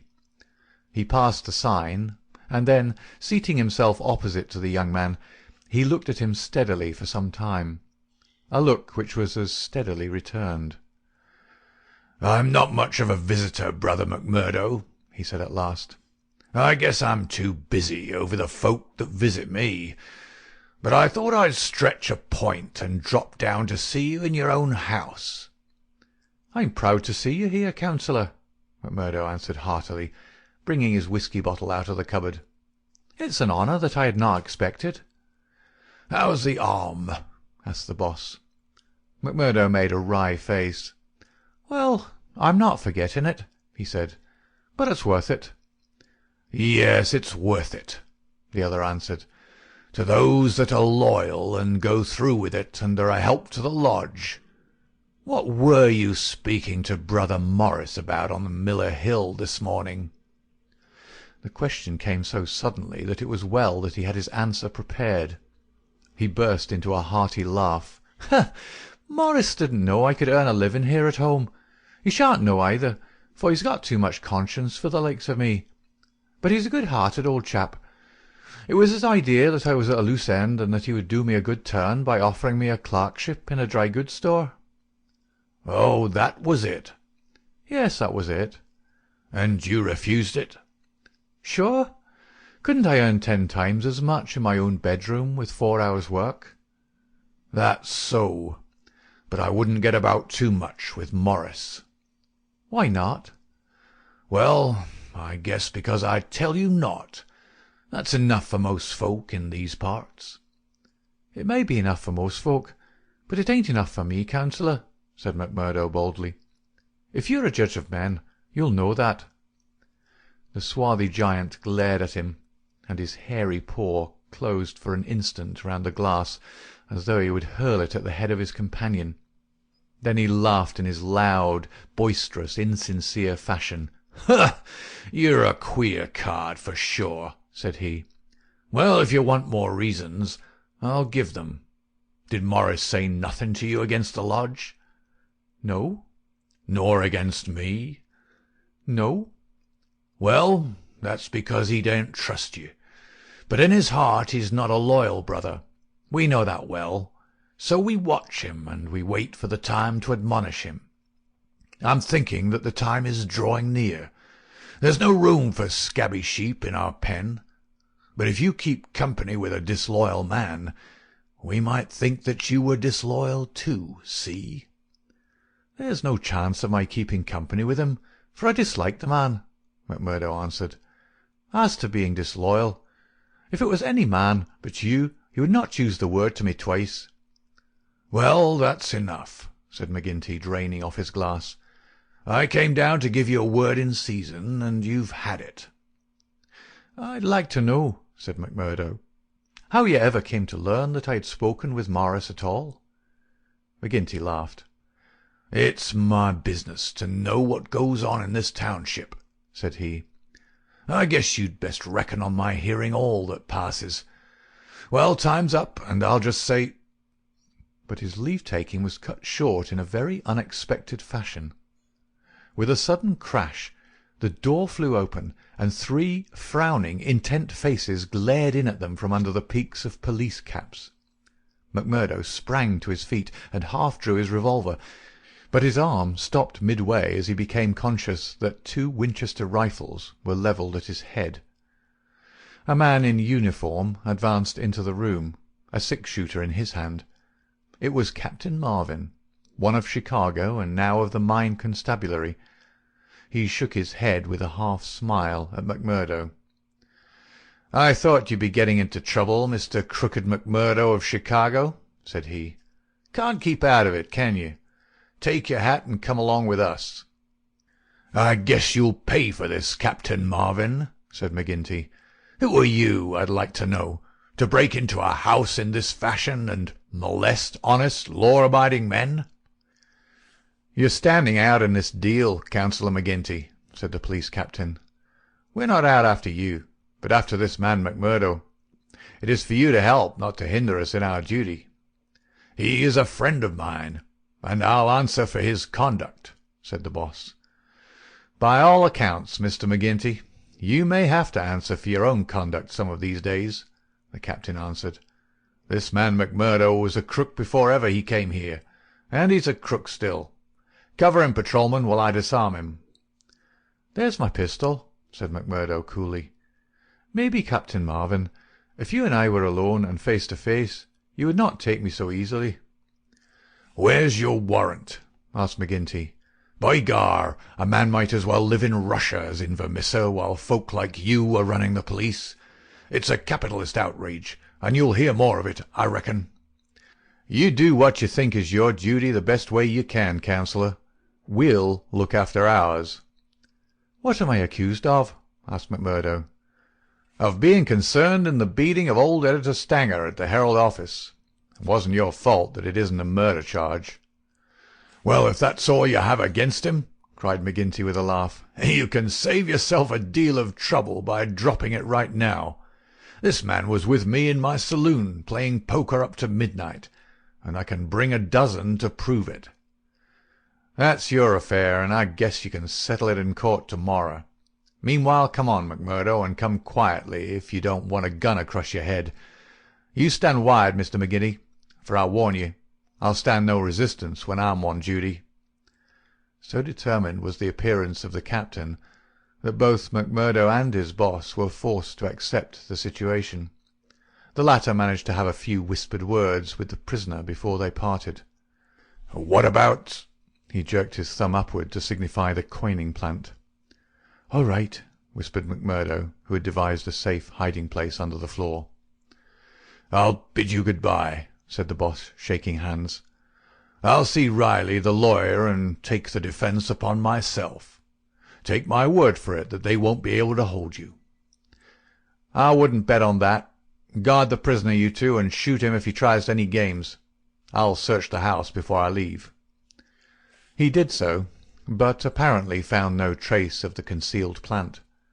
When he descended, he and his men escorted McMurdo to headquarters.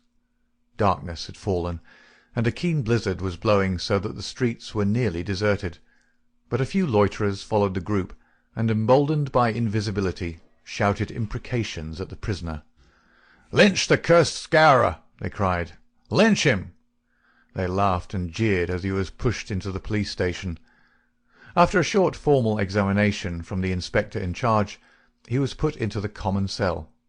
Here he found Baldwin and 3 other criminals of the night before, all arrested that afternoon and waiting their trial next morning. But even within this inner fortress of the law, the long arm of the freemen was able to extend. Late at night there came a jailer with a straw bundle for their bedding, out of which he extracted 2 bottles of whisky, some glasses, and a pack of cards. They spent a hilarious night without an anxious thought as to the ordeal of the morning. Nor had they cause, as the result was to show. The magistrate could not possibly on the evidence have held them for a higher court. On the one hand, the compositors and pressmen were forced to admit that the light was uncertain, that they were themselves much perturbed, and that it was difficult for them to swear to the identity of the assailants, although they believed that the accused were among them. Cross-examined by the clever attorney who had been engaged by McGinty, they were even more nebulous in their evidence. The injured man had already deposed that he was so taken by surprise by the suddenness of the attack that he could state nothing beyond the fact that the first man who struck him wore a moustache. He added that he knew them to be scourers, since no one else in the community could possibly have any enmity to him, and he had long been threatened on account of his outspoken editorials. On the other hand, it was clearly shown by the united and unfaltering evidence of 6 citizens, including that high municipal official, Councillor McGinty, that the men had been at a card party at the Union House until an hour very much later than the commission of the outrage. Needless to say that they were discharged with something very near to an apology from the bench for the inconvenience to which they had been put, together with an implied censure of Captain Marvin and the police for their officious zeal. The verdict was greeted with loud applause by a court in which Macmurdo saw many familiar faces. Brothers of the lodge smiled and waved, but there were others who sat with compressed lips and brooding eyes as the men filed out of the dock. One of them, a little dark-bearded, resolute fellow, put the thoughts of himself and comrades into words as the ex-prisoners passed him. "You damned murderers," he said, "we'll fix you yet." End of Chapter 4. Chapter 5. The Darkest Hour. If anything had been needed to give an impetus to Jack Macmurdo's popularity among his fellows, it would have been his arrest and acquittal. That a man on the very night of joining the lodge should have done something which brought him before the magistrate was a new record in the annals of the society. Already he had earned the reputation of a good boon companion, a cheery reveller, and withal a man of high temper, who would not take an insult even from the all-powerful boss himself. But in addition to this, he impressed his comrades with the idea that among them all there was not one whose brain was so ready to devise a bloodthirsty scheme, or whose hand would be more capable of carrying it out. "He'll be the boy for the clean job," said the oldsters to one another, and waited their time until they could set him to his work. McGinty had instruments enough already, but he recognized that this was a supremely able one. He felt like a man holding a fierce bloodhound in leash. There were curs to do the smaller work, but some day he would slip this creature upon its prey. A few members of the lodge, Ted Baldwin among them, resented the rapid rise of the stranger, and hated him for it, but they kept clear of him, for he was as ready to fight as to laugh. But if he gained favour with his fellows, there was another quarter, one which had become even more vital to him, in which he lost it. Etty Shafter's father would have nothing more to do with him, nor would he allow him to enter the house. Etty herself was too deeply in love to give him up altogether, and yet her own good sense warned her of what would come from a marriage with a man who was regarded as a criminal. One morning, after a sleepless night, she determined to see him, possibly for the last time, and made one strong endeavour to draw him from those evil influences which were sucking him down. She went to his house, as he had often begged her to do, and made her way into the room which he used as his sitting-room. He was seated at a table, with his back turned and a letter in front of him. A sudden spirit of girlish mischief came over her. She was still only 19. He had not heard her when she pushed open the door. Now she tiptoed forward and laid her hand lightly upon his bended shoulders. If she had expected to startle him, she certainly succeeded, but only in turn to be startled herself. With a tiger spring he turned on her, and his right hand was feeling for her throat. At the same instant, with the other hand, he crumpled up the paper that lay before him. For an instant he stood glaring. Then astonishment and joy took the place of the ferocity which had convulsed his features, a ferocity which had sent her shrinking back in horror as from something which had never before intruded into her gentle life. "It's you," said he, mopping his brow. "And to think that you should come to me, heart of my heart, and I should find nothing better to do than want to strangle you. Come then, darling," and he held out his arms. "Let me make it up to you." But she had not recovered from that sudden glimpse of guilty fear which she had read in the man's face. All her woman's instinct told her that it was not the mere fright of a man who is startled. Guilt. That was it. Guilt and fear. "What's come over you, Jack?" she cried. "Why are you so scared of me? Oh, Jack, if your conscience was at ease, you would not have looked at me like that." "Sure, I was thinking of other things, when you came tripping so lightly on those fairy feet of yours." "No, no, it was more than that, Jack." Then a sudden suspicion seized her. "Let me see that letter you were writing." "Ah, Etty, I couldn't do that." Her suspicions became certainties. "It's to another woman," she cried. "I know it. Why else should you hold it from me? Was it to your wife that you were writing? How am I to know that you are not a married man, you a stranger that nobody knows?" "I am not married, Etty. See now, I swear it. You're the only one woman on earth to me. By the cross of Christ, I swear it." He was so white with passionate earnestness that she could not but believe him. "Well then," she cried. "Well then," she cried, "why will you not show me the letter?" "I'll tell you, acushla," said he. "I'm under oath not to show it, and just as I wouldn't break my word to you, so I would keep it to those who hold my promise. It's the business of the lodge, and even to you it's a secret. And if I was scared when a hand fell on me, can't you understand it when it might have been the hand of a detective?" She felt that he was telling the truth. He gathered her into his arms and kissed away her fears and doubts. "Sit by me, then. It's a queer throne for such a queen, but it's the best your poor lover can find. He'll do better for you some of these days, I'm thinking. Now your mind is easy once again, is it not?" "How can it ever be at ease, Jack, when I know that you are a criminal among criminals, when I never know the day that I may hear you're in court for murder? Macmurdo the Scourer, that's what one of the boarders called you yesterday. It went through my heart like a knife." "Sure, hard words break no bones." "But they were true." "Well, dear, it's not so bad as you think. We are but poor men that are trying in our own way to get our rights." Etty threw her arms around her lover's neck. "Give it up, Jack. For my sake, for God's sake, give it up. It was to ask you that I came here today. Oh, Jack, see, I beg it of you on my bended knees, kneeling here before you.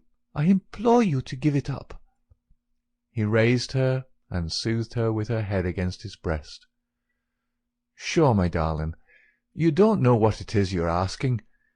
How could I give it up, when it would be to break my oath and to desert my comrades? If you could see how things stand with me, you could never ask it of me. Besides, if I wanted to, how could I do it? You don't suppose that the lodge would let a man go free with all its secrets?" "I've thought of that, Jack. I've planned it all. Father has saved some money.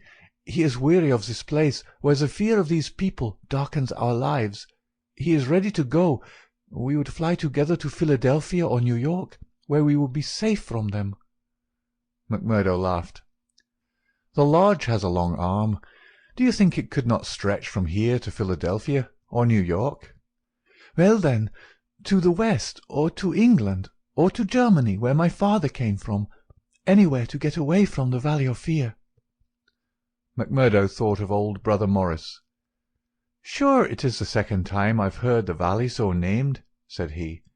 "The shadow does indeed seem to lie heavy on some of you." "It darkens every moment of our lives.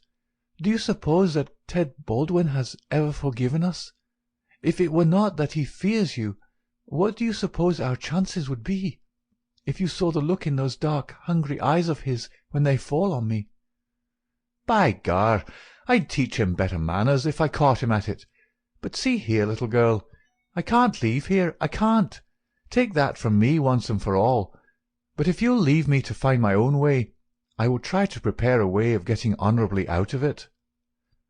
"There is no honour in such a matter." Well, well, it's just how you look at it. But if you'll give me 6 months, I'll work it so that I can leave without being ashamed to look others in the face." The girl laughed with joy. 6 months!" she cried.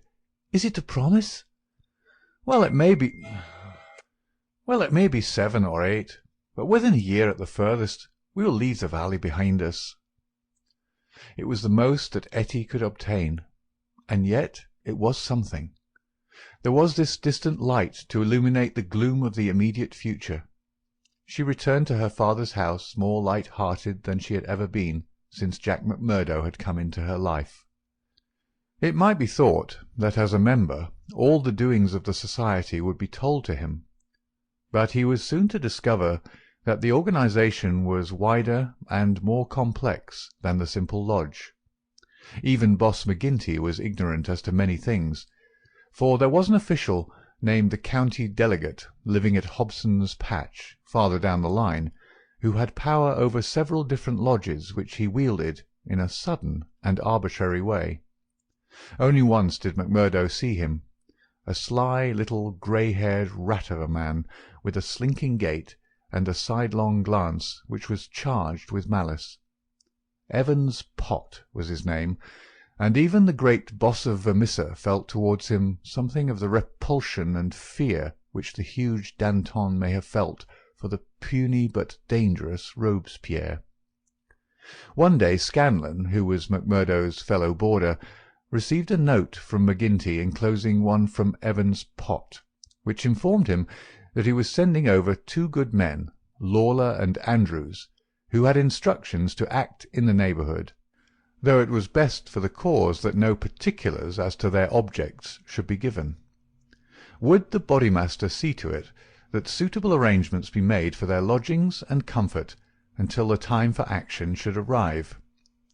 McGinty added that it was impossible for anyone to remain secret at the Union House, and that therefore he would be obliged if McMurdo and Scanlon would put the strangers up for a few days in their boarding-house. The same evening the 2 men arrived, each carrying his gripsack. Lawler was an elderly man, shrewd, silent, and self-contained, clad in an old black frock-coat, which, with his soft felt hat and ragged grizzled beard, gave him a general resemblance to an itinerant preacher. His companion Andrews was little more than a boy, frank-faced and cheerful, with the breezy manner of one who is out for a holiday and means to enjoy every minute of it. Both men were total abstainers, and behaved in all ways as exemplary members of the society, with the one simple exception that they were assassins who had often proved themselves to be most capable instruments for this association of murder. Lawler had already carried out 14 commissions of the kind, and Andrews 3. They were, as McMurdo found, quite ready to converse about their deeds in the past, which they recounted with half-bashful pride of men who had done good and unselfish service for the community. They were reticent, however, as to the immediate job in hand. "They chose us because neither I nor the boy here drink," Lawler explained.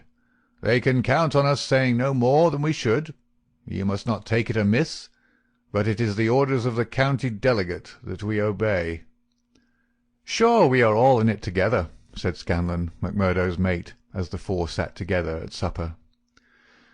"That's true enough, and we'll talk till the cows come home of the killing of Charlie Williams or of Simon Bird, or any other job in the past, but till the work is done we say nothing." "There are 6 about here that I have a word to say to," said McMurdo with an oath. "I suppose it isn't Jack Knox of Ironhill that you're after? I'd go some way to see him get his deserts." "No, it's not him yet." "Or Herman Strauss?" "No, nor him either." "Well, if you won't tell us, we can't make you, but I'd be glad to know." Lawler smiled and shook his head. He was not to be drawn. In spite of the reticence of their guests, Scanlon and McMurdo were quite determined to be present at what they called the fun. When, therefore, at an early hour one morning, McMurdo heard them creeping down the stairs, he awakened Scanlon, and the 2 hurried on their clothes. When they were dressed, they found that the others had stolen out, leaving the door open behind them. It was not yet dawn, and by the light of the lamps they could see the 2 men some distance down the street. They followed them warily, treading noiselessly in the deep snow. The boarding-house was near the edge of the town, and soon they were at the crossroads which is beyond its boundary. Here 3 men were waiting, with whom Lawler and Andrews held a short, eager conversation. Then they all moved on together. It was clearly some notable job which needed numbers. At this point there are several trails which lead to various mines. The strangers took that which led to the Crow Hill, a huge business which was in strong hands, which had been able, thanks to their energetic and fearless New England manager, Josiah H. Dunn, to keep some order and discipline during the long reign of terror.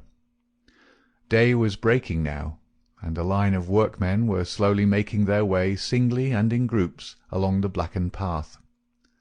McMurdo and Scanlon strolled on with the others, keeping in sight of the men whom they followed. A thick mist lay over them, and from the heart of it there came the sudden scream of a steam whistle.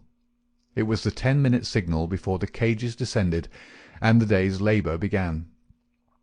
When they reached the open space round the mine shaft, there were 100 miners waiting, stamping their feet and blowing on their fingers, for it was bitterly cold. The strangers stood in a little group under the shadow of the engine-house. Scanlon and McMurdo climbed a heap of slag from which the whole scene lay before them. They saw the mine engineer, a great bearded Scotchman named Menzies, come out of the engine-house and blow his whistle for the cages to be lowered. At the same instant a tall, loose-framed young man with a clean-shaved, earnest face advanced eagerly towards the pit-head. As he came forward, his eyes fell upon the group, silent and motionless under the engine-house. The men had drawn down their hats and turned up their collars to screen their faces.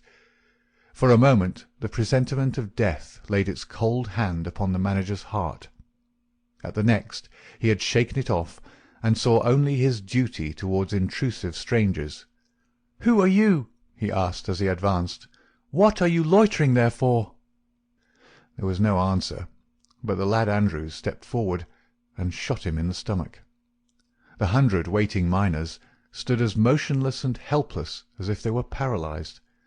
The manager clapped his 2 hands to the wound and doubled himself up. Then he staggered away, but another of the assassins fired, and he went down sideways, kicking and clawing among a heap of clinkers. Menzies, the Scotchman, gave a roar of rage at the sight, and rushed with an iron spanner at the murderers, but was met by 2 balls in the face which dropped him dead at their very feet. There was a surge forward of some of the miners, and an inarticulate cry of pity and of anger, but a couple of the strangers emptied their 6-shooters over the heads of the crowd, and they broke and scattered, some of them rushing wildly back to their homes in Vermissa. When a few of the bravest had rallied, and there was a return to the mine, the murderous gang had vanished in the mists of the morning, without a single witness being able to swear to the identity of these men, who in front of 100 spectators had wrought this double crime. Scanlon and McMurdo made their way back, Scanlon somewhat subdued, for it was the first murder job that he had seen with his own eyes, and it appeared less funny than he had been led to believe. The horrible screams of the dead manager's wife pursued them as they hurried to the town. McMurdo was absorbed and silent, but he showed no sympathy for the weakening of his companion. "Sure it is like a war," he repeated. "What is it but a war between us and them, and we hit back where we best can." There was high revel in the lodge-room at the Union House that night, not only over the killing of the manager and engineer of the Crow Hill mine, which would bring this organization into line with the other blackmailed and terror-stricken companies of the district, but also over a distant triumph which had been wrought by the hands of the lodge itself. It would appear that when the county delegate had sent over 5 good men to strike a blow in Vermissa, he had demanded that in return 3 Vermissa men should be secretly selected and sent across to kill William Hales of Stake Royal, one of the best known and most popular mine owners in the Gilmerton district, a man who was believed not to have an enemy in the world, for he was in all ways a model employer. He had insisted, however, upon efficiency in the work, and had therefore paid off certain drunken and idle employees who were members of the all-powerful society. Coffin notices hung outside his door had not weakened his resolution, and so in a free civilized country he found himself condemned to death. The execution had now been duly carried out. Ted Baldwin, who sprawled now in the seat of honour beside the bodymaster, had been chief of the party. His flushed face and glazed, bloodshot eyes told of the sleeplessness and drink. He and his two comrades had spent the night before among the mountains. They were unkempt and weather-stained. But no heroes, returning from a forlorn hope, could have had a warmer welcome from their comrades. The story was told and retold amid cries of delight and shouts of laughter. They had waited for their man as he drove home at nightfall, taking their station at the top of a steep hill, where his horse must be at a walk. He was so furred to keep out the cold that he could not lay his hand on his pistol. They had pulled him out and shot him again and again. He had screamed for mercy. The screams were repeated for the amusement of the lodge. "Let's hear again how he squealed!" they cried. None of them knew the man, but there is eternal drama in a killing, and they had shown the scourers of Gilmerton that the Vermissa men were to be relied upon. There had been one contretemps, for a man and his wife had driven up while they were still emptying their revolvers into the silent body. It had been suggested that they should shoot them both, but they were harmless folk who were not connected with the mines, so they were sternly bidden to drive on and keep silent, lest a worse thing befall them. And so the blood-mottled figure had been left as a warning to all such hard-hearted employers, and the three noble avengers had hurried off into the mountains, where unbroken nature comes down to the very edge of the furnaces and the slag-heaps. Here they were safe and sound, their work well done, and the plaudits of their companions in their ears. It had been a great day for the scourers. The shadow had fallen even darker over the valley. But as the wise general chooses the moment of victory in which to redouble his efforts, so that his foes may have no time to steady themselves after disaster, so Boss McGinty, looking out upon the scene of his operations with his brooding and malicious eyes, had devised a new attack upon those who opposed him. That very night, as the half-drunken company broke up, he touched McMurdo on the arm, and led him aside into that inner room where they had their first interview. "See here, my lad," said he, "I've got a job that's worthy of you at last. You'll have the doing of it in your own hands." "Proud I am to hear it," McMurdo answered. "You can take 2 men with you, Manders and Riley. They have been warned for service. We'll never be right in this district until Chester Wilcox has been settled, and you'll have the thanks of every lodge in the coalfields if you can down him." "I'll do my best, anyhow. Who is he, and where shall I find him?" McGinty took his eternal, half-chewed, half-smoked cigar from the corner of his mouth, and proceeded to draw a rough diagram on a page torn from his notebook. "He's the chief foreman of the Iron Dyke Company. He's a hard citizen, an old colour sergeant of the war, all scars and gristle. We've had 2 tries at him, but had no luck, and Jim Carnaway lost his life over it. Now it's for you to take it over. That's the house, all alone at the Iron Dyke crossroad, same as you see here on the map, without another within earshot. It's no good by day. He's armed and shoots quick and straight, with no questions asked. But at night, well, here he is with his wife, 3 children and a hired help. You can't pick or choose, it's all or none. If you could get a bag of blasting powder at the front door with a slow match to it." "What's the man done?" "Didn't I tell you he shot Jim Carnaway?" "Why did he shoot him?" "What in thunder has that to do with you? Carnaway was about his house at night, and he shot him. That's enough for me and you. You've got to settle the thing right." "There's these 2 women and the children. Do they go up too?" They have to, else how can we get him? It seems hard on them, for they've done nothing. What sort of fool's talk is this? Do you back out? Easy, counsellor, easy. What have I ever said or done that you should think I would be after standing back from an order of the bodymaster of my own lodge? If it's right or if it's wrong, it's for you to decide. You'll do it, then? Of course I'll do it. When? Well, you had best give me a night or two that I may see the house and make my plans. Then— Very good, said McGinty, shaking him by the hand. I leave it with you. It'll be a great day when you bring us the news. It's just the last stroke that'll bring them all to their knees. McMurdo thought long and deeply over the commission which had been so suddenly placed in his hands. The isolated house in which Chester Wilcox lived was about 5 miles off in an adjacent valley.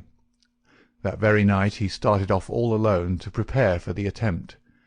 It was daylight before he returned from his reconnaissance.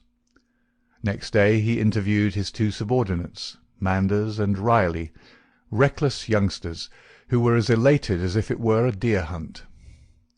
2 nights later they met outside the town, all 3 armed, and one of them carrying a sack stuffed with the powder which was used in the quarries. It was 2 in the morning before they came to the lonely house. The night was a windy one, with broken clouds drifting swiftly across the face of a 3/4 moon. They had been warned to be on their guard against bloodhounds, so they moved forward cautiously with their pistols cocked in their hands. But there was no sound save the howling of the wind, and no movement but the swaying branches above them. McMurdo listened at the door of the lonely house, but all was still within. Then he leaned the powder bag against it, ripped a hole in it with his knife, and attached the fuse. When it was well alight, he and his 2 companions took to their heels and were some distance off, safe and snug in a sheltering ditch, before the shattering roar of the explosion, with the low, deep rumble of the collapsing building, told them that their work was done. No cleaner job had ever been carried out in the blood-stained annals of the Society. But alas, that work so well organized and boldly carried out should all have gone for nothing. Warned by the fate of the various victims, and knowing that he was marked down for destruction, Chester Wilcox had moved himself and his family only the day before to some safer and less known quarters, where a guard of police should watch over them. It was an empty house which had been torn down by the gunpowder, and the grim old colour-sergeant of the war was still teaching discipline to the miners of Iron Dyke. "Leave him to me," said McMurdo. "He's my man, and I'll get him, sure, if I have to wait a year for him." A vote of thanks and confidence was passed in full lodge, and so for the time the matter ended. When a few weeks later it was reported in the papers that Wilcox had been shot at from an ambuscade, it was an open secret that McMurdo was still at work upon his unfinished job. Such were the methods of the Society of Freemen, and such were the deeds of the scourers by which they spread their rule of fear over the great and rich district which was for so long a period haunted by their terrible presence.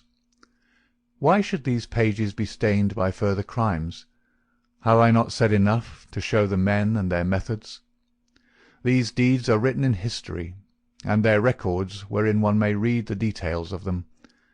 There one may learn of the shooting of policemen Hunt and Evans because they had ventured to arrest 2 members of the Society, a double outrage planned at the Vermissa Lodge and carried out in cold blood upon 2 helpless and disarmed men. There also one may read of the shooting of Mrs. Larby when she was nursing her husband, who had been beaten almost to death by orders of Boss McGinty, the killing of the elder Jenkins, shortly followed by that of his brother, the mutilation of James Murdoch, the blowing up of the Staphouse family, and the murder of the Stendals, all followed hard upon one another in the same terrible winter. Darkly the shadow lay upon the valley of fear. The spring had come with running brooks and blossoming trees. There was hope for all nature bound so long in an iron grip. But nowhere was there any hope for the men and women who lived under the yoke of the terror. Never had the cloud above them been so dark and hopeless as in the early summer of the year 1875. End of Chapter 5. Chapter 6. Danger. It was the height of the Reign of Terror. McMurdo, who had already been appointed inner deacon, with every prospect of some day succeeding McGinty as bodymaster, was now so necessary to the counsels of his comrades that nothing was done without his help and advice. The more popular he became, however, with the freemen, the blacker were the scowls which greeted him as he passed along the streets of Vermissa. In spite of their terror, the citizens were taking heart to band themselves together against their oppressors. Rumours had reached the lodge of secret gatherings in the Herald office, and of distribution of firearms among the law-abiding people.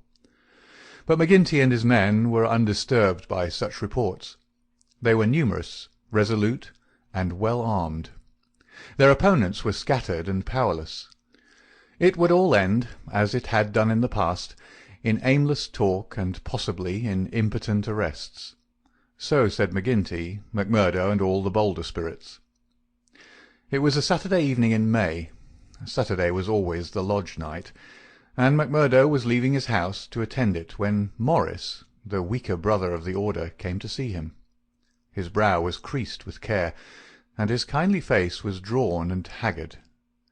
"Can I speak with you freely, Mr. McMurdo?" "Sure." "I can't forget that I spoke my heart to you once, and that you kept it to yourself, even though the boss himself came to ask you about it." "What else could I do, if you trusted me? It wasn't that I agreed with what you said." "I know that well, but you are the one that I can speak to and be safe. I've a secret here." He put his hand to his breast. "And it is just burning the life out of me. I wish it had come to any one of you but me. If I tell it, it will mean murder for sure.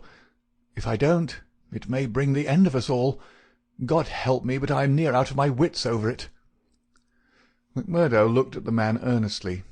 He was trembling in every limb. He poured some whisky into a glass and handed it to him.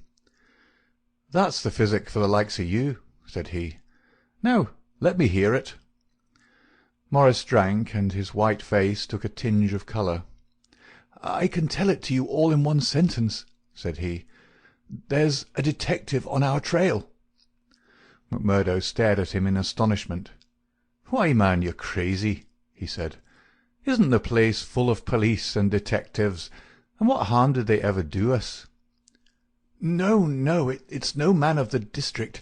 As you say, we know them, and it is little that they can do. But you've heard of Pinkertons?" "I've read some of folk of that name." "Well, you can take it from me you've no show when they are on your trail. It's not a take-it-or-miss-it government concern. It's a dead-earnest business proposition that's out for results and keeps out till by hook or crook it gets them. If a Pinkerton man is deep in this business, we're all destroyed." "We must kill him." "Ah, it's the first thought that came to you, so it will be up at the lodge. Didn't I say to you that it would end in murder?" "Sure, what is murder? Isn't it common enough in these parts?" "It is indeed, but it's not for me to point out the man that is to be murdered. I'd never rest easy again. And yet it's our own necks that may be at stake. In God's name, what shall I do?" He rocked to and fro in his agony of indecision. But his words had moved McMurdo deeply. It was easy to see that he shared the other's opinion as to the danger, and the need for meeting it. He gripped Morris's shoulders and shook him in his earnestness. "See here, man," he cried, and he almost screeched the words in his excitement. "You won't gain anything by sitting keening like an old wife at a wake. Let's have the facts. Who is the fellow? Where is he? How did you hear of him? Why did you come to me?" "I came to you, for you are the one man that would advise me. I told you that I had a store in the East before I came here. I left good friends behind me, and one of them is in the telegraph service. Here's a letter that I had from him yesterday. It's this part from the top of the page. You can read it yourself." This was what Macmurdo read. "How are the scourers getting on in your parts?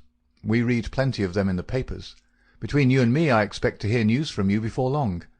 5 big corporations and the 2 railroads have taken the thing up in dead earnest. They mean it, and you can bet they'll get there. They are right deep down into it. Pinkerton has taken hold under their orders, and his best man, Birdie Edwards, is operating. The thing has got to be stopped right now." "Now read the postscript." "Of course, what I give you is what I learned in business, so it goes no further. It's a queer cipher that you handle by the yard every day, and can get no meaning from." Macmurdo sat in silence for some time with the letter in his listless hands. The mist had lifted for a moment, and there was the abyss before him. "Does anyone else know of this?" he asked. "I have told no one else." "But this man, your friend, has he any other person that we would likely write to?" "Well, I dare say he knows 1 or 2 more." "Of the lodge?" "It's likely enough." "I was asking because it is likely that he may have given some description of this fellow Birdie Edwards. Then we could get on his trail." "Well, it's possible, but I shouldn't think he knew him. He's just telling me the news that came to him by way of business. How would he know this Pinkerton man?" Macmurdo gave a violent start. "By gar!" he cried. "I've got him! What a fool I was not to know it! Lord, but we're in luck! We'll fix him before he can do any harm. See here, Morris, will you leave this thing in my hands?" "Sure, if you will only take it off mine." "I'll do that. You can stand right back and let me run it. Even your name need not be mentioned. I'll take it all on myself, as if it were to me that this letter has come. Will that content you?" "It's just what I would ask." "Then leave it at that, and keep your head shut. Now I'll get down to the lodge, and we'll soon make old man Pinkerton sorry for himself." "You wouldn't kill this man?" "The less you know, friend Morris, the easier your conscience, and the better you'll sleep. Ask no questions, and let these things settle themselves. I have hold of it now." Morris shook his head sadly as he left. "I feel that his blood is on my hands," he groaned. "Self-protection is no murder, anyhow," said Macmurdo, smiling grimly. "It's him or us. I guess this man would destroy us all if we left him long in the valley. Why, brother Morris, we'll have to elect you bodymaster yet, for you've surely saved the lodge."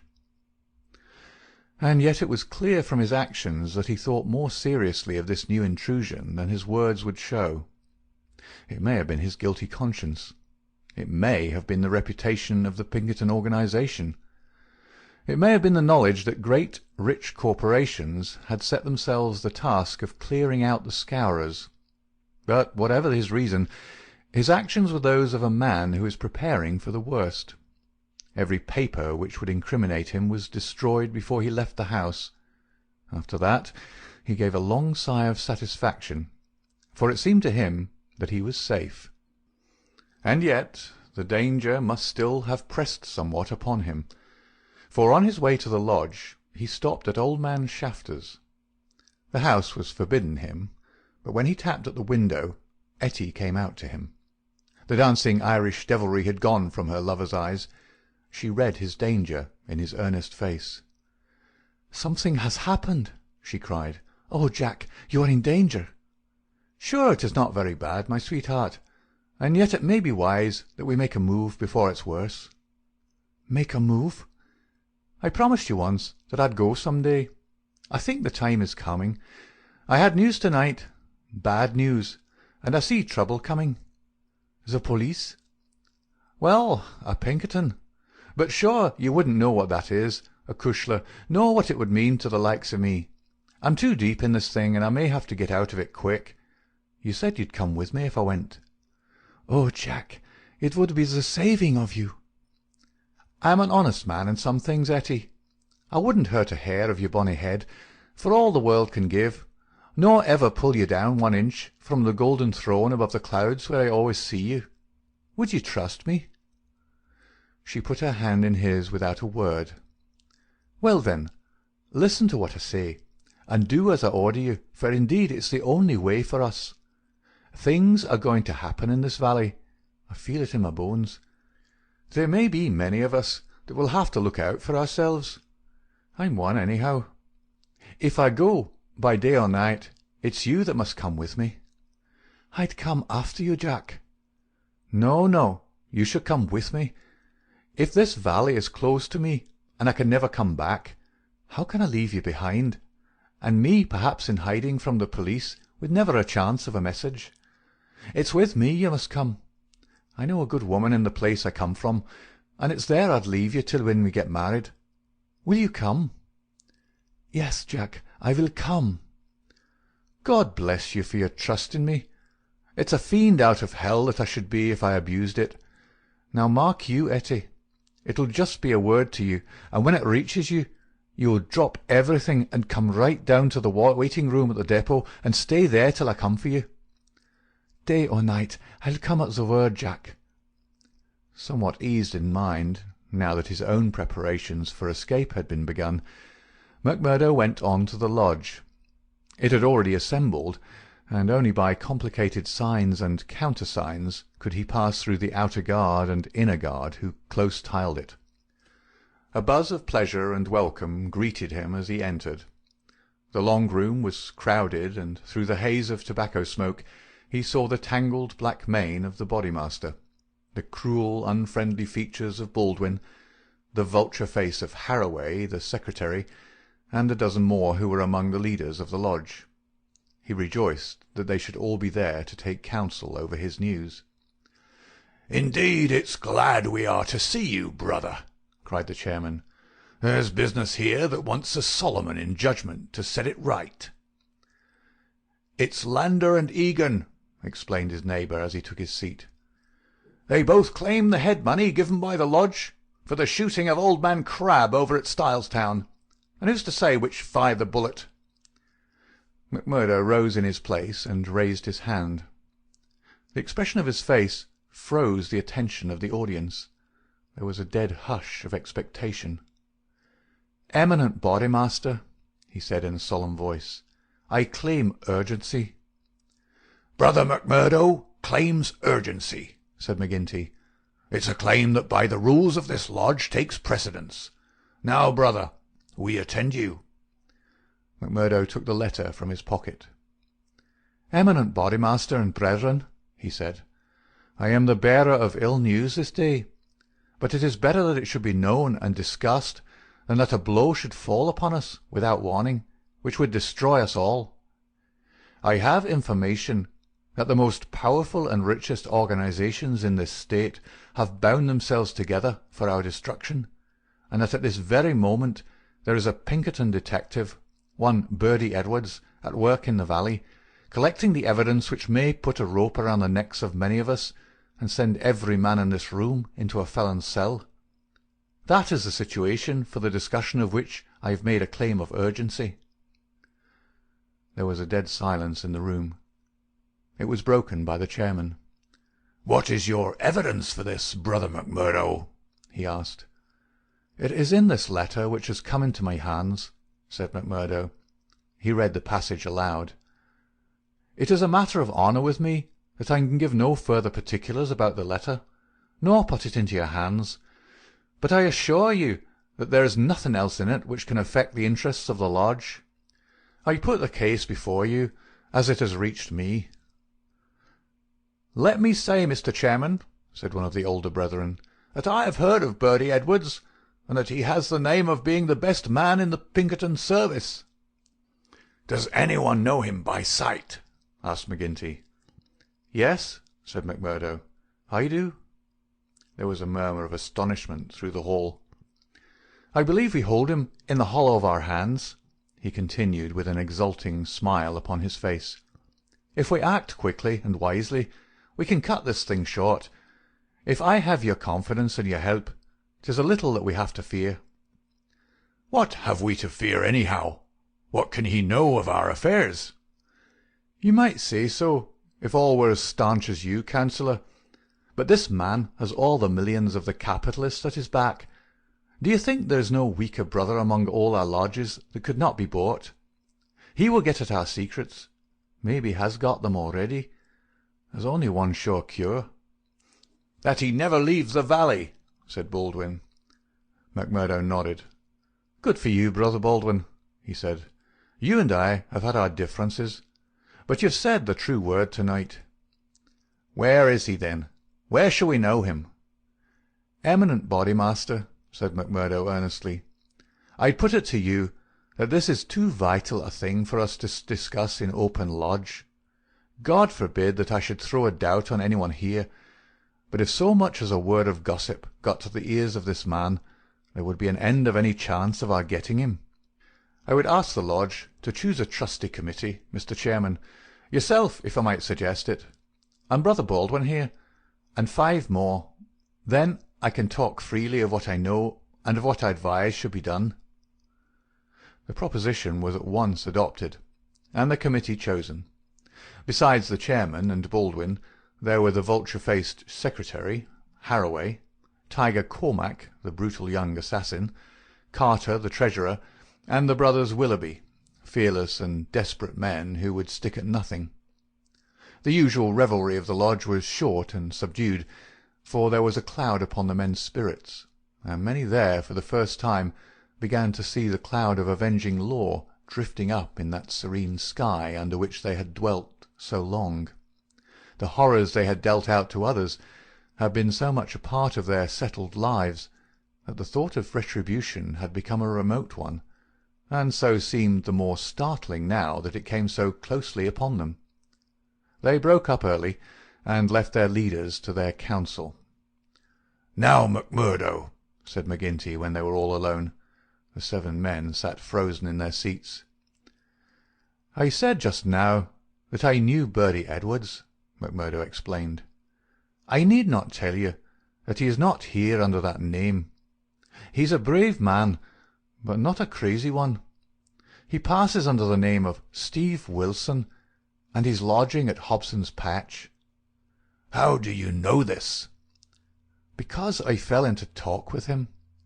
I thought little of it at the time, nor would have given it a second thought but for this letter. But now I'm sure it's the man.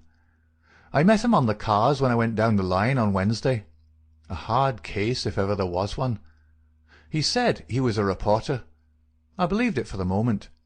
Wanted to know all he could about the scourers and what he called the outrages for a New York paper. Asked me every kind of question so as to get something. You bet I was giving nothing away.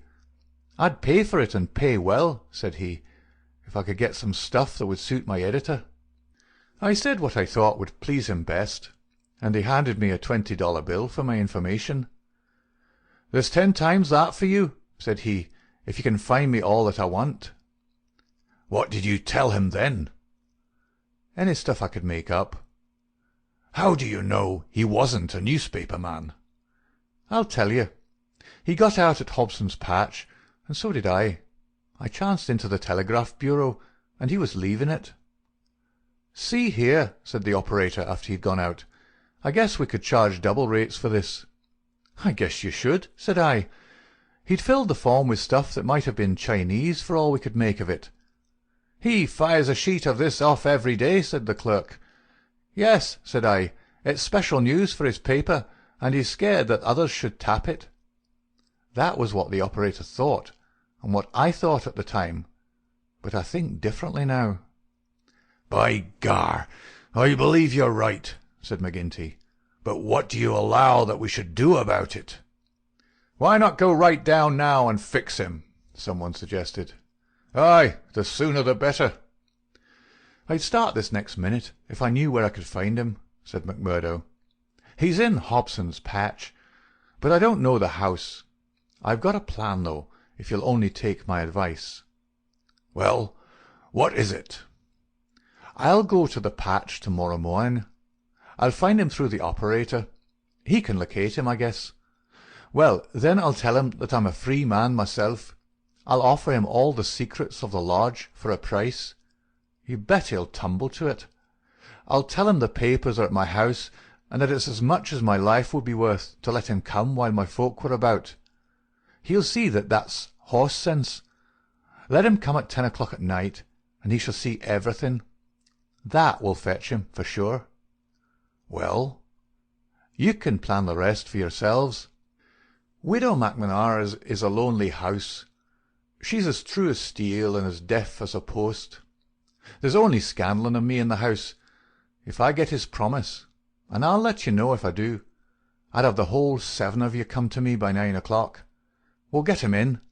If ever he gets out alive, well, he can talk of Birdie Edwards' luck for the rest of his days. There's going to be a vacancy at Pinkerton's, or I'm mistaken. Leave it at that, McMurdo.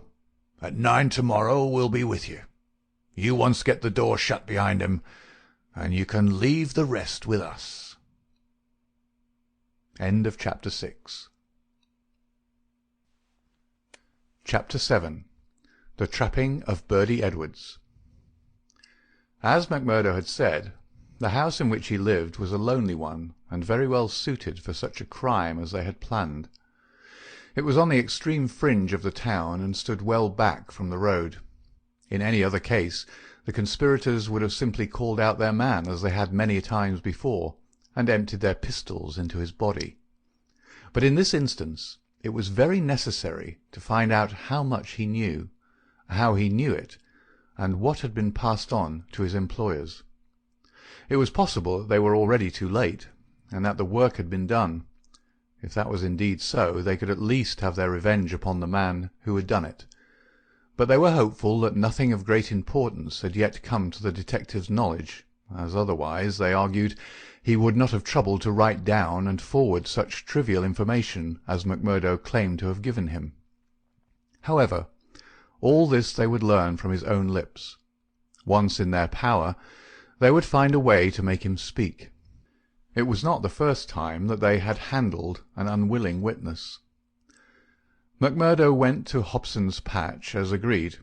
The police seemed to take particular interest in him that morning, and Captain Marvin, he who had claimed the old acquaintance with him at Chicago, actually addressed him as he waited at the station. MacMurdo turned away and refused to speak with him. He was back from his mission in the afternoon, and saw McGinty at the Union House. "He is coming," he said. "Good," said McGinty. The giant was in his shirt-sleeves, with chains and seals gleaming athwart his ample waistcoat, and a diamond twinkling through the fringe of his bristling beard.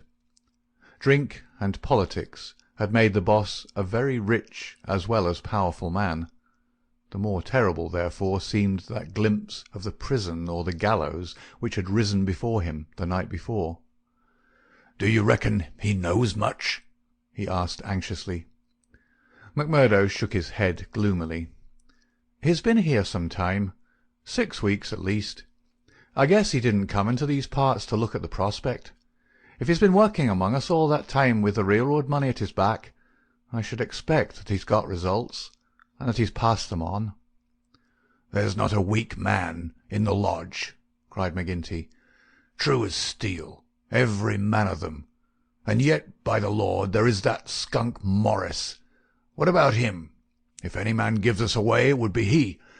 I've a mind to send a couple of the boys round before evening to give him a beating up and see what they can get from him." "Well, there would be no harm in that," MacMurdo answered. "I won't deny that I have a liking for Morris, and would be sorry to see him come to harm. He has spoken to me once or twice over lodge matters, and though he may not see them the same as you or I, he never seemed the sort that squeals. But still, it is not for me to stand between him and you." "I'll fix the old devil," said McGinty with an oath. "I've had my eye on him this year past." "Well, you know best about that," MacMurdo answered. "But whatever you do must be tomorrow. For we must lie low until the Pinkerton affair is settled up. We can't afford to set the police buzzing today of all days." "True for you," said McGinty. "And we'll learn from Birdie Edwards himself where he got his news if we have to cut his heart out first. Did he seem to scent a trap?" McMurdo laughed. "I guess I took him on his weak point," he said. "If he could get on a good trail of the scourers, he's ready to follow it into hell. I took his money." McMurdo grinned as he produced a wad of dollar notes. "And there's much more when he's seen all my papers." "What papers?" "Well, there are no papers, but I filled him up about constitutions and books of rules and forms of membership. He expects to get right down to the end of everything before he leaves." "Faith, he's right there," said McGinty grimly. "Didn't he ask you why you didn't bring him the papers?" "As if I would carry such things, and me a suspected man, and Captain Marvin after speaking to me this very day at the depot." "Aye, I heard of that," said McGinty. "I guess the heavy end of this business is coming on to you. We could put him down an old shaft when we've done with him, but however we work it, we can't get past the man living at Hobston's Patch, and you being there today." McMurdo shrugged his shoulders. "If we handle it right, they can never prove the killing," said he. "No one can see him come to the house after dark, and I'll lay to it that no one will see him go. Now see here, counsellor, I'll show you my plan, and I'll ask you to fit the others into it. You'll all come in good time. Very well. He comes at 10. He's to tap 3 times, and me to open the door for him. Then I'll get behind him and shut it. He's our man then." "That's all easy and plain." "Yes, but the next step wants considering. He's a hard proposition. He's heavily armed. I filled him proper, and yet he's likely to be on his guard. Suppose I show him right into a room with 7 men in it where he expected to find me alone. There's going to be shooting, and somebody's going to be hurt." "That's so." "And the noise is going to bring every damned copper in the township on top of it." "I guess you're right." "This is how I should work it. You'll all be in the big room, same as you saw when you had a chat with me. I'll open the door for him, show him into the parlour beside the door, and leave him there while I get the papers. That will give me the chance of telling you how things are shaping. Then I'll go back to him with some faked papers. As he's reading them, I'll jump for him and get my grip on his pistol arm. You'll hear me call, and in you'll rush. The quicker the better, for he's as strong a man as I, and I may have more than I can manage. But I allow that I can hold him till you come." "It's a good plan," said McGinty. "The lodge will owe you a debt for this. I guess when I move out of the chair I can put a name to the man that's coming after me." "Sure, counsellor.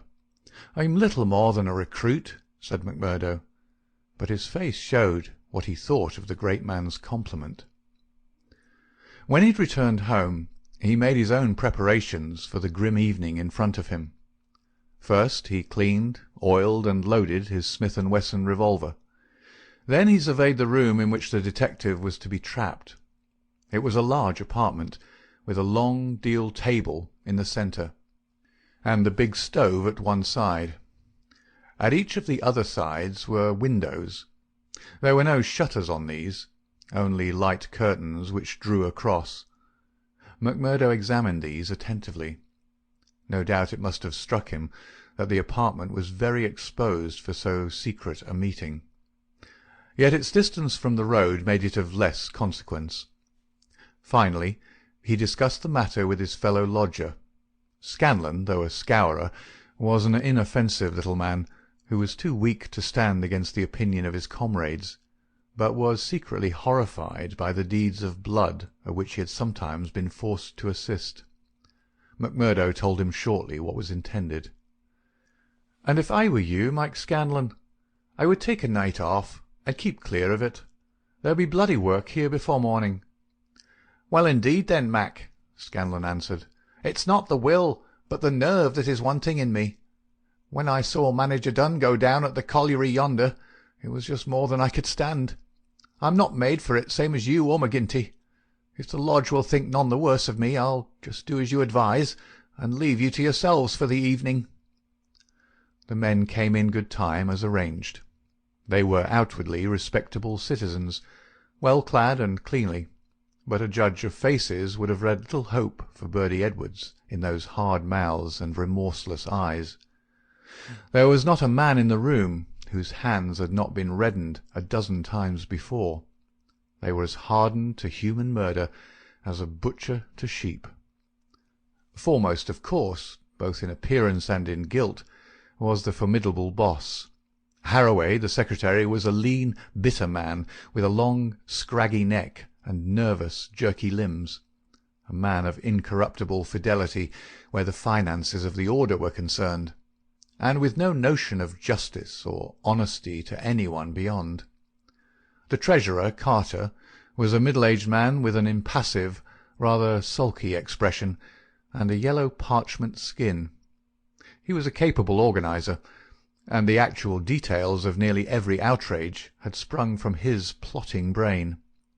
The two Willoughbys were men of action, tall, lithe young fellows with determined faces, while their companion, Tiger Cormac, a heavy, dark youth, was feared even by his own comrades for the ferocity of his disposition. These were the men who assembled that night under the roof of McMurdo for the killing of the Pinkerton detective. Their host had placed whisky upon the table, and they had hastened to prime themselves for the work before them.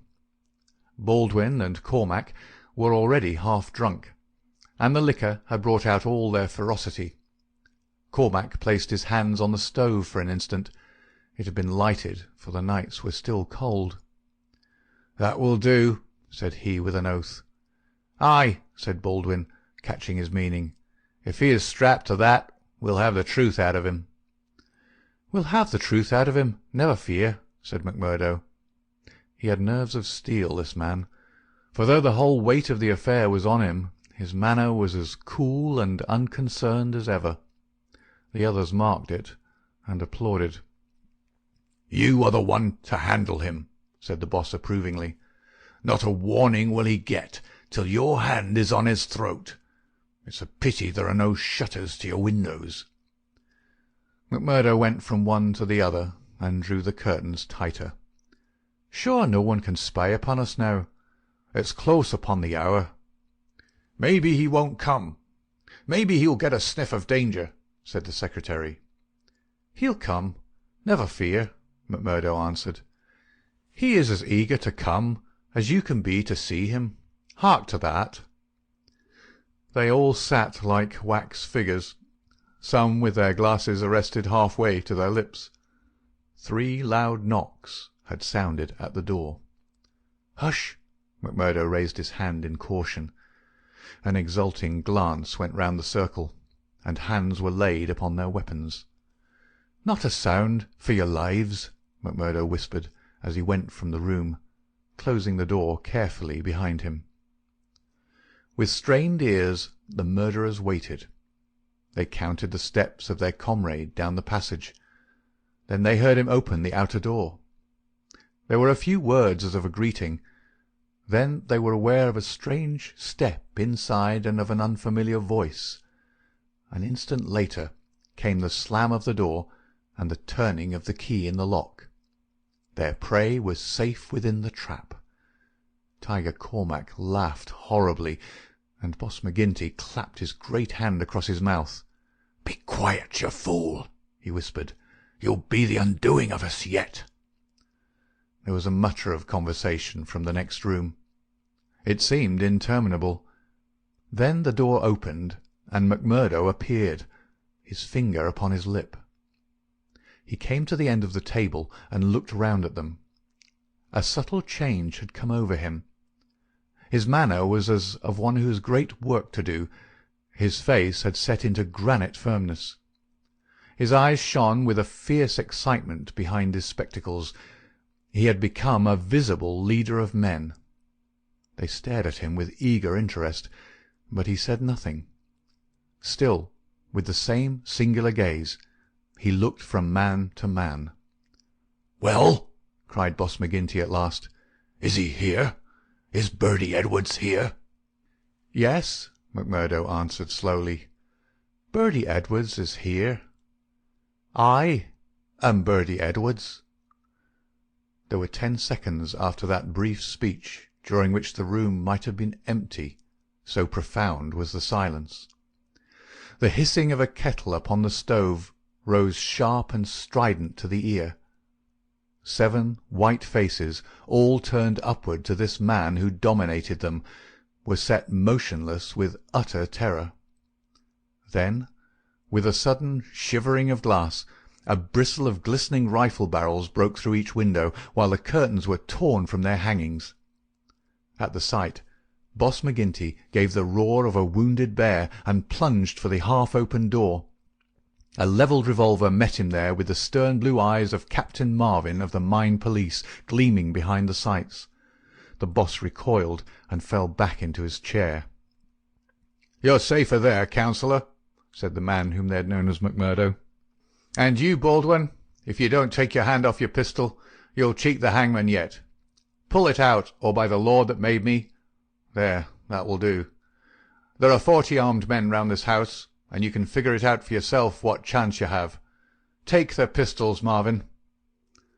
There was no possible resistance under the menace of those rifles. The men were disarmed. Sulky, sheepish, and amazed, they still sat round the table. "I'd like to say a word to you before we separate," said the man who had trapped them. "I guess we may not meet again until you see me on the stand in the courthouse. I'll give you something to think over between now and then. You know me now for what I am. At last I can put my cards on the table. I am Birdie Edwards of Pinkerton's. I was chosen to break up your gang. I had a hard and dangerous game to play. Not a soul, not one soul, not my nearest and dearest, knew that I was playing it. Only Captain Marvin here and my employers knew that. But it's over tonight, thank God, and I am the winner." The 7 pale, rigid faces looked up at him. There was unappeasable hatred in their eyes. He read the relentless threat. "Maybe you think that the game is not over yet. Well, I take my chance of that. Anyhow, some of you will take no further hand, and there are 60 more besides yourselves that will see a jail this night. I'll tell you this, that when I was put upon this job I never believed there was such a society as yours. I thought it was paper talk, and that I would prove it so. They told me it was to do with the freemen, so I went to Chicago and was made one. Then I was surer than ever that it was just paper talk, for I found no harm in the society, but a deal of good. Still, I had to carry out my job, and I came to the coal valleys. When I reached this place I learned that I was wrong, and that it wasn't a dime novel after all. So I stayed to look after it. I never killed a man in Chicago. I never minted $1 in my life. Those I gave you were as good as any others, but I never spent money better. But I knew the way into your good wishes, and so I pretended to you that the law was after me. It all worked just as I thought. So I joined your infernal lodge, and I took my share in your councils. Maybe they will say that I was as bad as you. They can say what they like, so long as I get you. But what is the truth? The night I joined, you beat up old man Stanger. I could not warn him, for there was no time, but I held your hand, Baldwin, when you would have killed him. If ever I have suggested things, so as to keep my place among you, they were things which I knew I could prevent. I could not save Dunn and Menzies, for I did not know enough. But I will see that their murderers are hanged. I gave Chester Wilcox warning, so that when I blew his house in, he and his folk were in hiding. There was many a crime that I could not stop. But if you look back and think how often your man came home the other road, or was down in town when you went for him, or stayed indoors when you thought he would come out, you'll see my work." "You blasted traitor!" hissed McGinty through his closed teeth. "Aye, John McGinty, you may call me that if it eases your smart. You and your like have been the enemy of God and man in these parts. It took a man to get between you and the poor devils of men and women that you held under your grip. There was just one way of doing it, and I did it. You call me a traitor, but I guess there's many 1,000 will call me a deliverer that went down into hell to save them. I've had 3 months of it. I wouldn't have 3 such months again if they let me loose in the treasury of Washington for it. I had to stay till I had it all, every man and every secret, right here in this hand. I'd have waited a little longer if it hadn't come to my knowledge that my secret was coming out. A letter had come into the town that would have set you wise to it all. Then I had to act, and act quickly. I've nothing more to say to you, except that when my time comes I'll die the easier when I think of the work I've done in this valley. Now, Marvin, I'll keep you no more. Take them in and get it over." There is little more to tell. Scanlon had been given a sealed note to be left at the address of Miss Etty Shafter, a mission which she had accepted with a wink and a knowing smile. In the early hours of the morning, a beautiful woman and a much muffled man boarded a special train which had been sent by the railroad company, and made a swift, unbroken journey out of the land of danger. It was the last time that ever either Etty or her lover set foot in the Valley of Fear.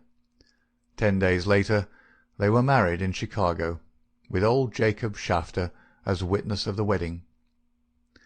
The trial of the scourers was held far from the place where their adherents might have terrified the guardians of the law. In vain they struggled. In vain the money of the lodge, money squeezed by blackmail out of the whole countryside, was spent like water in the attempt to save them. That cold, clear, unimpassioned statement, from one who knew every detail of their lives, their organization, and their crimes, was unshaken by all the wiles of their defenders. At last, after so many years that they were broken and scattered, the cloud was lifted forever from the valley. McGinty met his fate upon the scaffold, cringing and whining when the last hour came. 8 of his chief followers shared his fate. 50-odd had various degrees of imprisonment.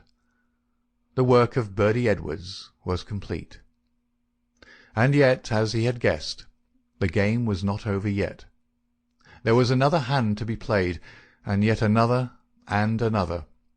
Ted Baldwin, for one, had escaped the scaffold. So had the Willoughbys. So had several others of the fiercest spirits of the gang. For 10 years they were out of the world, and then came a day when they were free once more. A day which Edwards, who knew his men, was very sure would be an end of his life of peace. They had sworn an oath on all that they thought holy, to have his blood as a vengeance for their comrades, and well they strove to keep their vow. From Chicago he was chased, after 2 attempts so near success that it was sure that the third would get him. From Chicago he went under a changed name to California, and it was there that the light went for a time out of his life when Etty Edwards died. Once again he was nearly killed, and once again, under the name of Douglas, he worked in a lonely canyon, where with an English partner named Barker he amassed a fortune. At last there came a warning to him that the bloodhounds were on his track once more, and he cleared, only just in time, for England. And thence came the John Douglas, who for a second time married a worthy mate, and lived for 5 years as a Sussex county gentleman, a life which ended with the strange happenings of which we have heard. End of Chapter 7. Epilogue. The police trial had passed, in which the case of John Douglas was referred to a higher court. So had the quarter sessions, at which he was acquitted as having acted in self-defence. "Get him out of England at any cost," wrote Holmes to the wife. "There are forces here which may be more dangerous than those he has escaped. There is no safety for your husband in England." 2 months had gone by, and the case had to some extent passed from our minds. Then one morning there came an enigmatic note slipped into our letter-box. "Dear me, Mr. Holmes, dear me," said this singular epistle. There was neither superscription nor signature. I laughed at the quaint message, But Holmes showed unwonted seriousness. "Devilry, Watson," he remarked, and sat long with a clouded brow. Late last night Mrs. Hudson, our landlady, brought up a message that a gentleman wished to see Mr. Holmes, and that the matter was of the utmost importance. Close at the heels of his messenger came Cecil Barker, our friend of the moated manor-house. His face was drawn and haggard. "I've had bad news, terrible news, Mr. Holmes," said he. "I feared as much," said Holmes. "You have not had a cable, have you?" "I have had a note from someone who has." "It's poor Douglas. They tell me his name is Edwards, but he will always be Jack Douglas of Bonito Canyon to me. I told you that they started together for South Africa in the Palmyra 3 weeks ago." "Exactly." "The ship reached Cape Town last night. I received this cable from Mrs. Douglas this morning." "Jack has been lost overboard in gale off St. Helena. No one knows how accident occurred. Ivy Douglas." "Ha! It came like that, did it?" said Holmes thoughtfully. "Well, I've no doubt it was well stage-managed." "You mean that you think there was no accident?" "None in the world." "He was murdered?" "Surely." "So I think also. These infernal scourers, this cursed vindictive nest of criminals." "No, no, my good sir," said Holmes. "There is a master hand here. It is no case of sawed-off shotguns and clumsy six-shooters. You can tell an old master by the sweep of his brush. I can tell a Moriarty when I see one. This crime is from London, not from America." "But for what motive?" "Because it is done by a man who cannot afford to fail. One whose whole unique position depends upon the fact that all he does must succeed. A great brain and a huge organization have been turned to the extinction of one man. It is crushing the nut with the trip-hammer, an absurd extravagance of energy, but the nut is very effectually crushed all the same." "How came this man to have anything to do with it?" "I can only say that the first word that ever came to us of the business was from one of his lieutenants. These Americans were well advised. Having an English job to do, they took into partnership as any foreign criminal could do, this great consultant in crime. From that moment their man was doomed. At first he would content himself by using his machinery in order to find their victim. Then he would indicate how the matter might be treated. Finally, when he read in the reports of the failure of this agent, he would step in himself with a master touch. You heard me warn this man at Burlston Manor House that the coming danger was greater than the past. Was I right?" Barker beat his head with his clenched fist in his impotent anger. "Do not tell me that we have to sit down under this. Do you say that no one can ever get level with this king devil?" "No, I don't say that," said Holmes, and his eyes seemed to be looking far into the future. "I don't say that he can't be beat. But you must give me time. You must give me time." We all sat in silence for some minutes, while those fateful eyes still strained to pierce the veil. End of the epilogue, and end of The Last Valley by Sir Arthur Conan Doyle. Read by David Clarke. Thank you for listening.